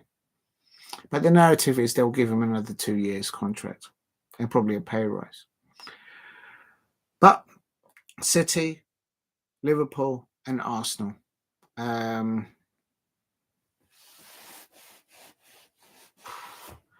Liverpool should get it over the line, but I think Pep is something that you just do not disregard, especially if he just saved his players today and he wants them for that run in the Premier League. Premier League result today, Aston Villa versus Liverpool. My prediction for this one was an Aston Villa 2-1 against Liverpool, against the run of form that Liverpool have having and against the run of form that Aston Villa have had recently in the Premier League. I think what's his name? Marcus Rashford on the left-hand side completely gave a wonderful link-up play between Youri Tielemans, Marcus Rashford, and inwards towards Ollie Watkins. I think that's a winning formula. And the fact that he can now play in the Champions League, and some of the players that actually at the beginning of the season Aston Villa signed, they cannot play in the Champions League because they've been deselected. And the January transfers of Marcus Rashford and 2 others, they will be playing in their place. And so Tielemans scoring, Ollie Watkins scoring, and Mo Salah scoring the first game of the match, but through a mistake from, I think it was Garcia, the Aston Villa winger. He just passed the ball back, and you just can't give Liverpool mistakes like that. They punished him. But credit to Trent Alexander-Arnold. He's been getting a lot of criticism lately, and he levelled it on 61 minutes. And then he was substituted, so it is what it is. I don't understand the lineups for Liverpool. They kind of had Diogo Jota up top and Curtis Jones on the left, and sometimes they would swap positions. Mo Salah was doing too much work deep and doing literally what Szobozlai should have been doing. I thought, as an outsider looking into Liverpool.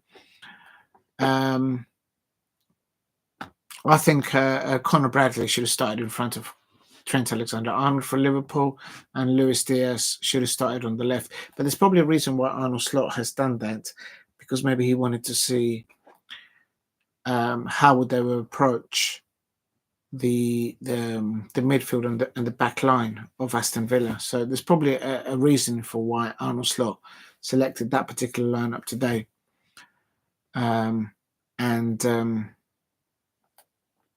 He ended 2-2. Okay, quickly going into the table for the Premier League.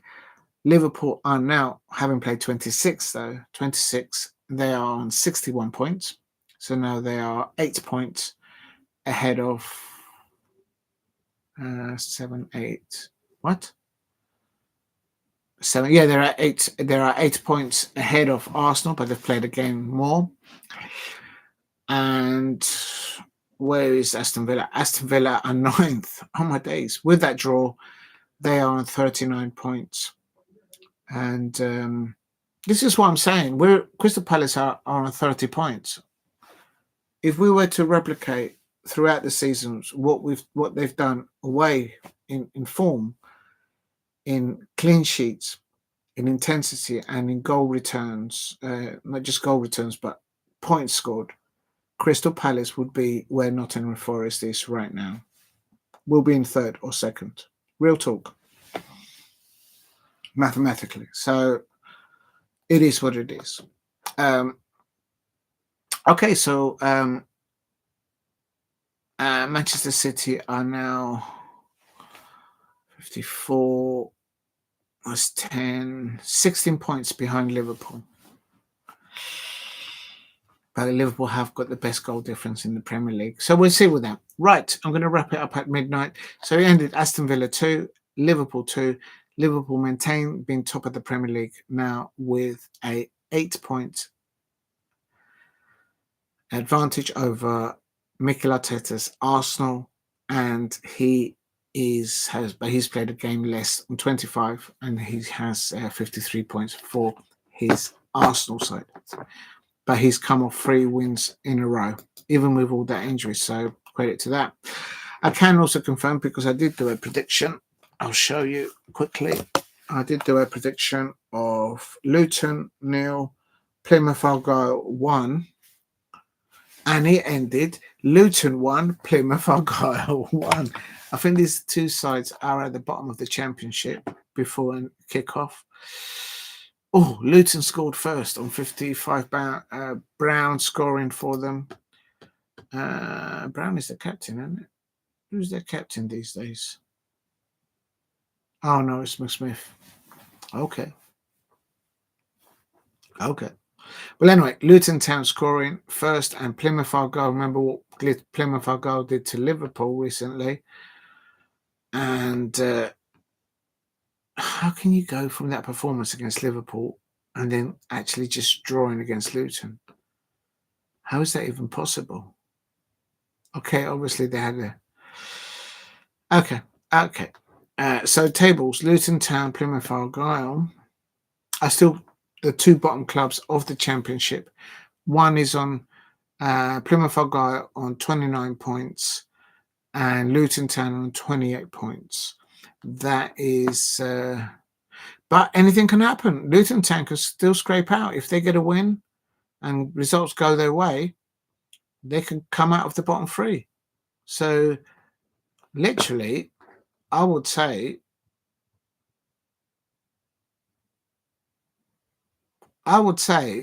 anyone from 17th place, Swansea City, down to 24th, any of those 3, any of them could still go down. Who do you think are under the most pressure, Liverpool, Arsenal, or City? I think you have to look at it 2 ways, Paul Bradley. I think there's pressure on the pitch for trophies, and there is pressure upstairs, the bottom line of clubs that money. They're not there to making up the numbers. They're there to make money out of these football games. And so what happens on the pitch, there is pressure, and there's also pressure upstairs to get Champions League football and to get silverware. The latter stages that teams get, in my understanding, in the Champions League, the more money that they get. Winning the Champions League can just transform the bottom line, what they're going to do in expenditure for the next 2 transfer windows, perhaps in the next 3 transfer windows, real talk. Or if they're in debt, it can pay off a lot of stuff that needs to be paid. So who do you think are under the most pressure, Liverpool, Arsenal, or City? I think, funnily enough now, I don't think it's City now. Because I think now the pressure of the Champions League, that's what Pep Guardiola said today. And whose position would you rather be in? Straight away, without thinking it will have to be Liverpool. Top of the Champions League, top of the form, top of the Premier League. I like my Crystal Palace to be up there doing that exactly thing. Because the only thing that can happen now is for them to come down. The question is, can they muster consistency into the running, into the latter stages of the Premier League, combined with the Champions League? Liverpool are out of the domestic cups, if I'm not mistaken. Are they still in the League Cup? I know they're out of the FA Cup. Prem took them out. Arsenal, I know, are out of both of them. So, but then they didn't really took them seriously anyway. Mikel Arteta has never, with all that money spent, he's never taken domestic cups. I mean, Arsenal's second home back in the day used to be Wembley. Or am I wrong in saying that? All those FA Cup, all those League Cups, Wembley was literally their second home. But since Mikel Arteta's taken place there, and he dismantled Aubameyang, Lacazette, I'm not going to go through all the names, but you know who I'm talking about. They've not been back to Wembley. And they're not going to be back there with him either, I don't think, anytime soon. Who do you think are the most pressure? I think it'll have to be Liverpool, I would say. Because, and I'm going to explain it, because there's one thing, I suppose, being at the top of the Premier League, top of the Champions League, where the season is at the moment, the pressure I expect builds and builds and builds to maintain that consistency into the running towards the end of the competitions.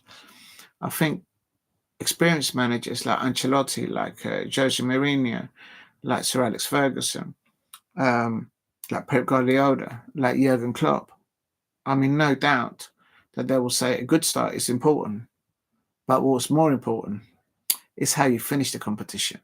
With what momentum, with what desire, with what teeth do you really finish that momentum in that given competition? And the Jurgen Klopps, the Pep Guardiolas, the Sir Alex Ferguson, the Ancelottis of these worlds, look at the trophy achievements that they've done. It speaks for itself. So I think that was it. So I think who's the most under pressure? I would say Liverpool, because they have to maintain that consistency. Arsenal's narrative will always be that they've got so many injuries and they've had no money to spend.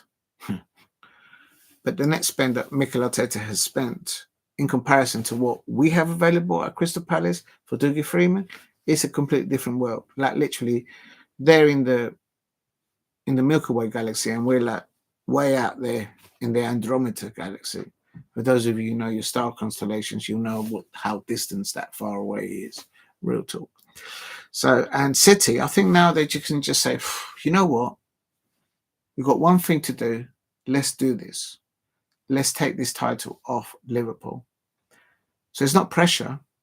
It's design. I've always said, don't underestimate Pep Guardiola and the City squad in depth, especially if they can get their players that are injured back in. Whose position would you rather be? I'm going to be selfish about it. I think I just said it about 2 minutes ago. I'd like for my Crystal Palace to be at top where Liverpool is. Real talk. League Cup versus Newcastle. I think that's going to be an interesting one, Paul Brady, because the last match of this month, I think is the 26th of February. I'm not saying that I am a voyeur of Liverpool, of Newcastle fans. I'm just saying, at the last match that Newcastle United and Liverpool play this month in February is against each other at Anfield. I think it's the 26th or the 24th. It's a Wednesday, and I think it's an 8 p.m. kickoff. So it's a midweek fixture. And that is a Premier League fixture. And then exactly within 14 days or 2 weeks' time, boom, the Toon Army and the Liverpool fans make their way down to Trafalgar Square to that famous pub on the Euston Road, where it corners there with Baker Street, before they all make their way down along the A40 down to Wembley. And just dropped the water. And so League Cup final. Do you know what? I've known Geordie fans, Newcastle United fans, that whilst they had the previous owners before, they will literally lose, the hairline will recede and recede while they were watching their Newcastle, especially under Steve Bruce and the previous ownership.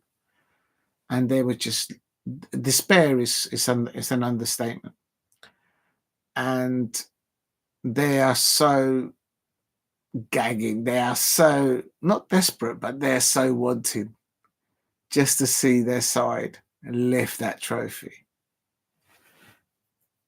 The thing is, it's all down, not, their players cannot be influenced by the occasion. They shouldn't be. A lot of them are top players there. I'm sure Eddie Howe will keep everyone in, be focused on what they need to do on that day, on that final at Wembley. But they're up against Liverpool, if I'm not mistaken. Liverpool versus Newcastle in the cup final. And right now, because of the lack of key places, key injuries that Liverpool have not incurred. The League Cup final, I don't think you win anything numerically which can vastly transform a season for a club like Liverpool. But it's silverware. It's silverware. Could it be a backdrop? Do Liverpool fans feel that winning the League Cup against Newcastle and then not winning the Premier League and winning the Champions League, is that acceptable for them? I don't think it would be. I think they're going for the four trophies: the League Cup, the Premier League, the Champions League, and the World Club Championship, so they can get 4 in the end.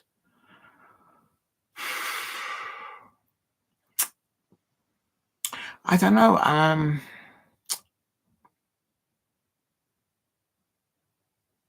There's one thing that Liverpool don't have that Newcastle have. Yes, they've got Mo Salah, and I know Mo Salah has nothing to prove in the Premier League or in European football. Well, actually, he still needs to win the Champions League, innit? Has Mo Salah won the Champions League with Liverpool? Was he there when he... Yeah, of course he was. Of course he was. Of course he was. Anyway, with Hendo, which was the captain of Liverpool when they won the Champions League. I'm sure he was. I'm pretty sure he was.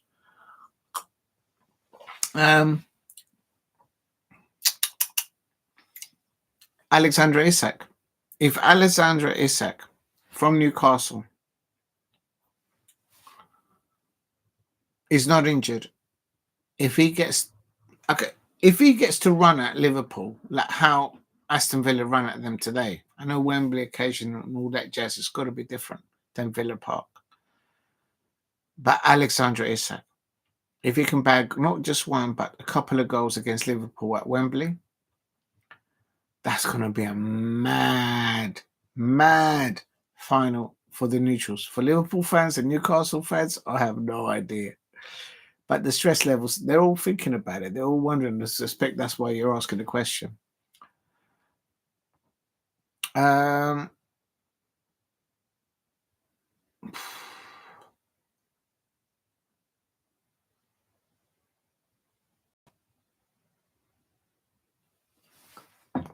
Let me just look at something because I'm intrigued with this. Now you've brought it up. Now I'm going to look into it.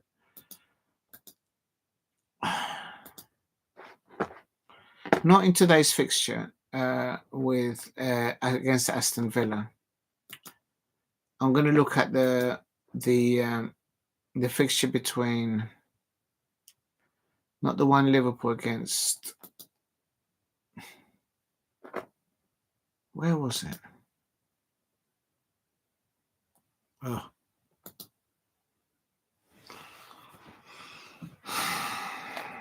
Can't find it.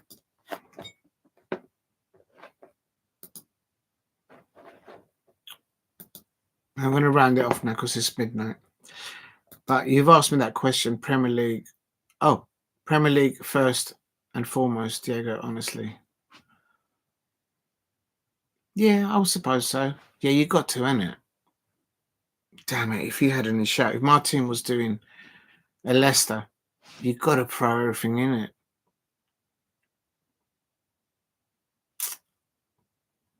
You know what I'm doing right now? I'm looking back at, not because I want to talk about this particular match, and you'll know what I'm talking about now.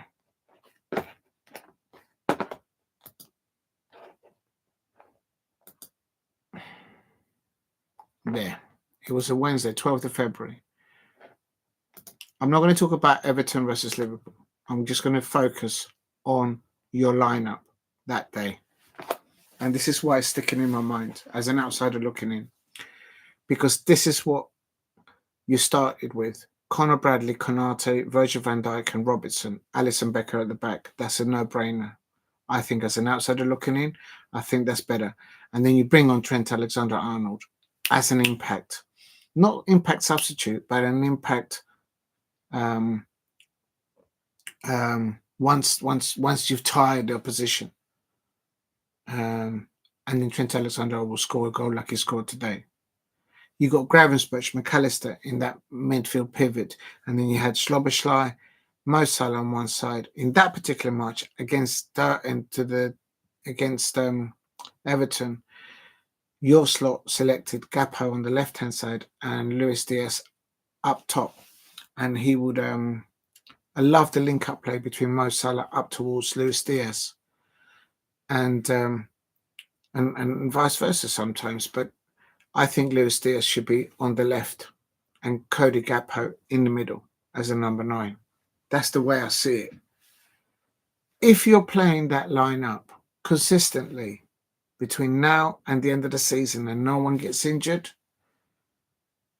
I think you've got to land that Premier League title. You've got a better goal difference by a mile, and the only team that can knock you off that pedestal, no disrespect to Arsenal fans, it's because the manager they've got there, I don't think is good enough. He hasn't got the techers, even if he had form players. The narrative now is that he's got injured players, so give him a bye. It's Manchester City. Pep Guardiola. They're only 14 points or 13 or 14 points behind you lot. So I think you're on point there, Paul Brady. Premier League first, foremost. Yeah. You got to keep that. At least make sure that you, between now and the end of the season, if you keep a 7-point difference between yourselves and Manchester City, Pep Guardiola, then the title's yours. I don't think Arteta will peep you to it. No way. Will you win against Newcastle? The reason why I brought up this lineup is because the Newcastle lineup, I wouldn't say more than 3 players could replace your first best starting 11. 2. Alexander-Isak would probably go ahead of Cody Gakpo if Cody Gakpo is playing as a number 9. That will be the perfect ideal combination of 2 teams. But anybody else on the bench, on the starting 11 of Newcastle United, even their midfielders, they will not get in front of Gravenberch and your Alexis McAllister. Right, I'm going to end there on that. Big up to Paul Brady for staying so late, and anybody else out there. I don't expect there to be anyone else out there. What's going on there?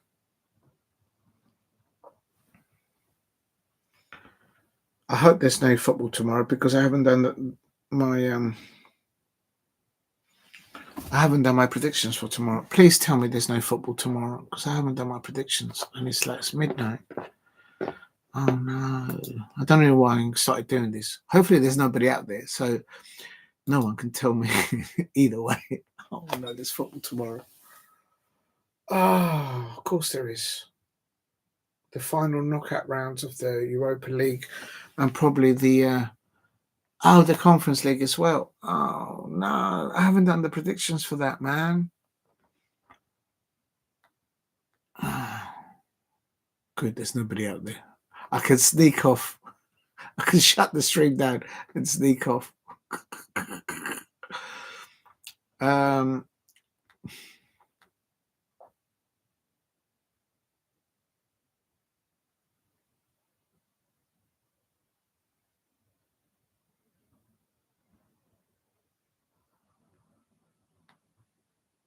The Saudi League, Nigerian League, Italian League.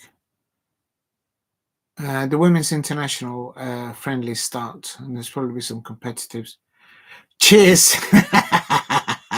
Big up to Paul Brady. Oh my days. Oh no, I haven't done the predictions for tomorrow. I'm too tired. Maybe I should do that in the morning. In the morning show.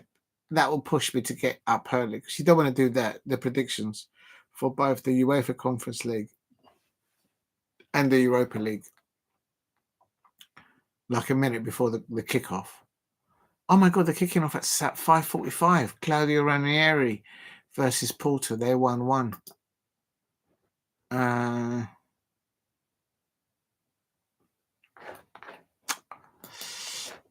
don't think I'll do it. Cheers. Big up to you, Paul Brady. I hope you have a good evening. Stay rest up well, and thank you very much for dropping in. Definitely. It means a lot. Bodo Glimp. Shall I do it? If I do it, I'm going to be here until 1 o'clock. Like, literally.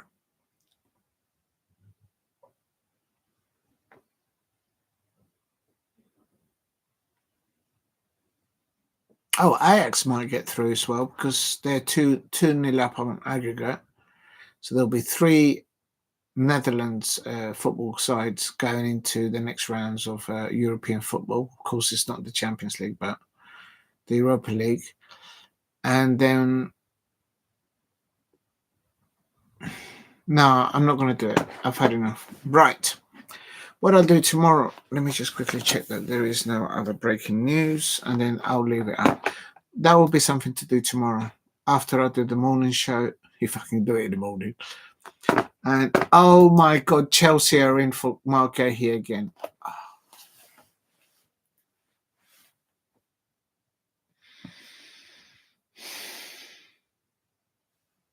This better not be from a good source.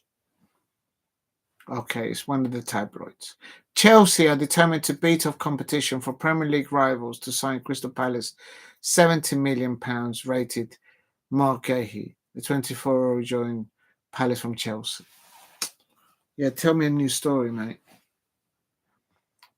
Let's get some with a readable. No, there's nothing much more there. Oh, former.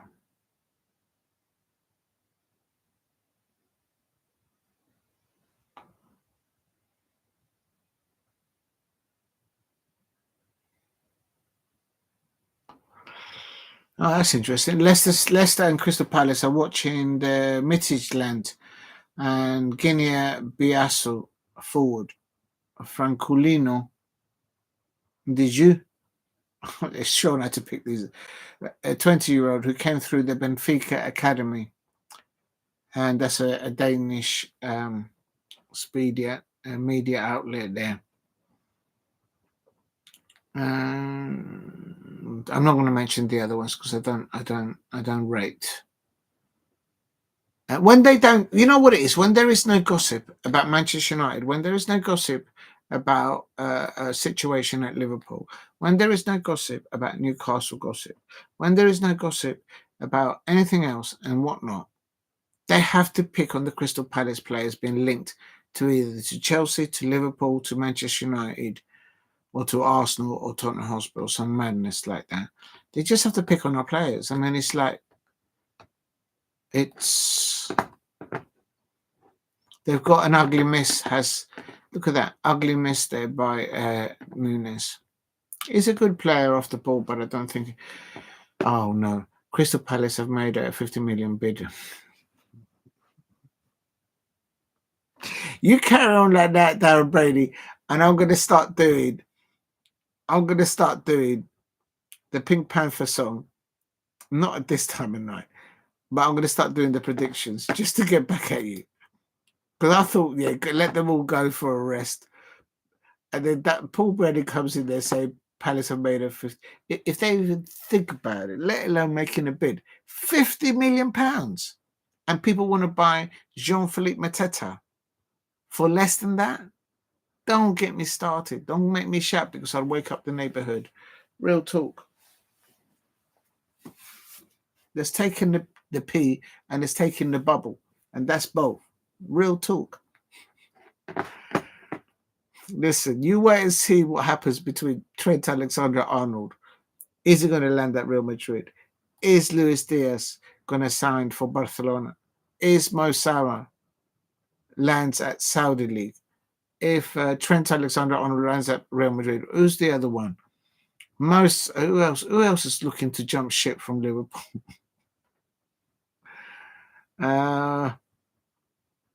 Who else? Virgil van Dijk. If they don't offer him a new contract,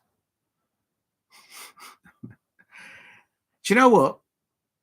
I think Chelsea should make a bid for Virgil van Dijk if he wants a new challenge in his career, if he wants the London life. Can you imagine the meltdown from Liverpool fans? That's getting back at you, Paul Brady. Right, I'm going to call it a night because I think that's. I just haven't got the energy to do. Literally, I've been up since the early hours today. It's been mad. Let me just.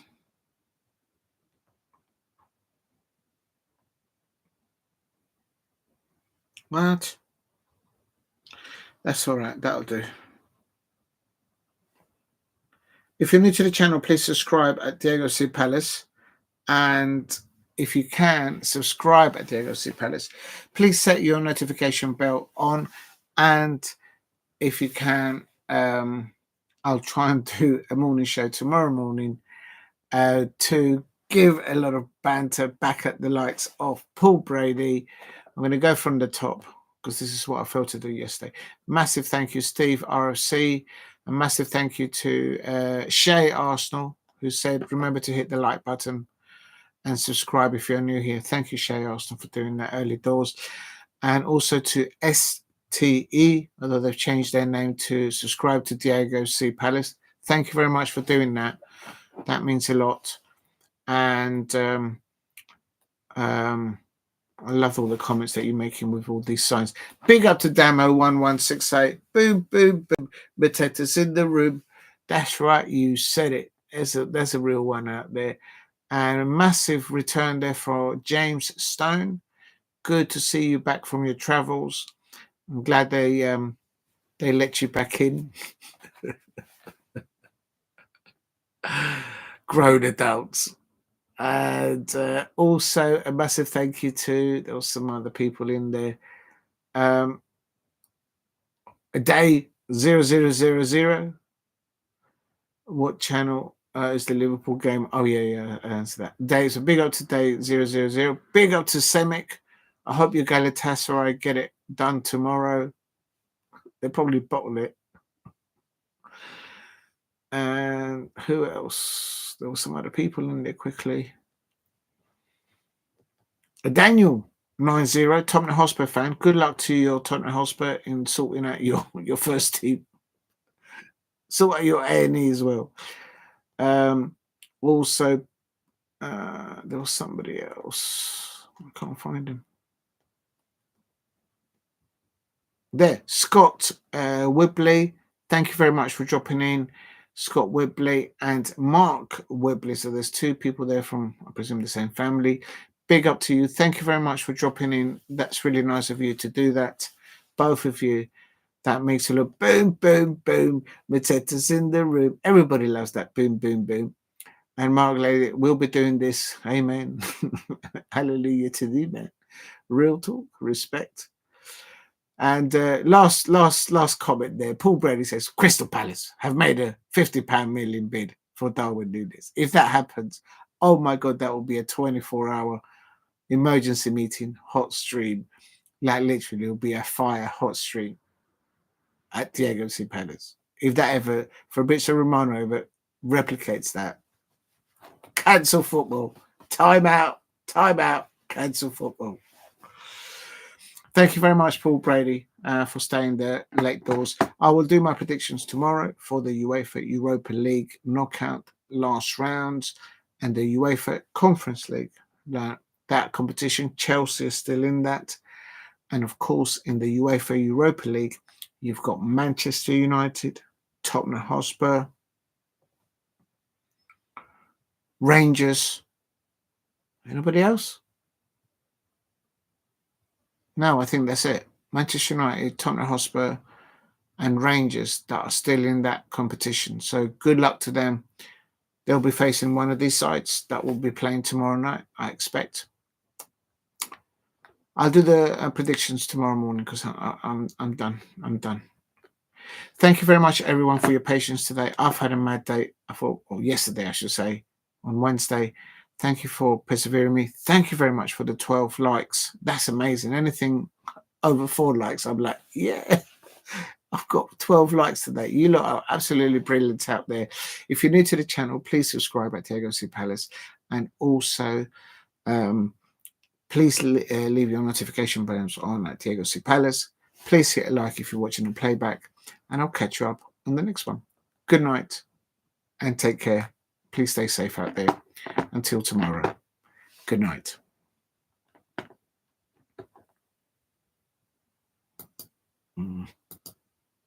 There we go.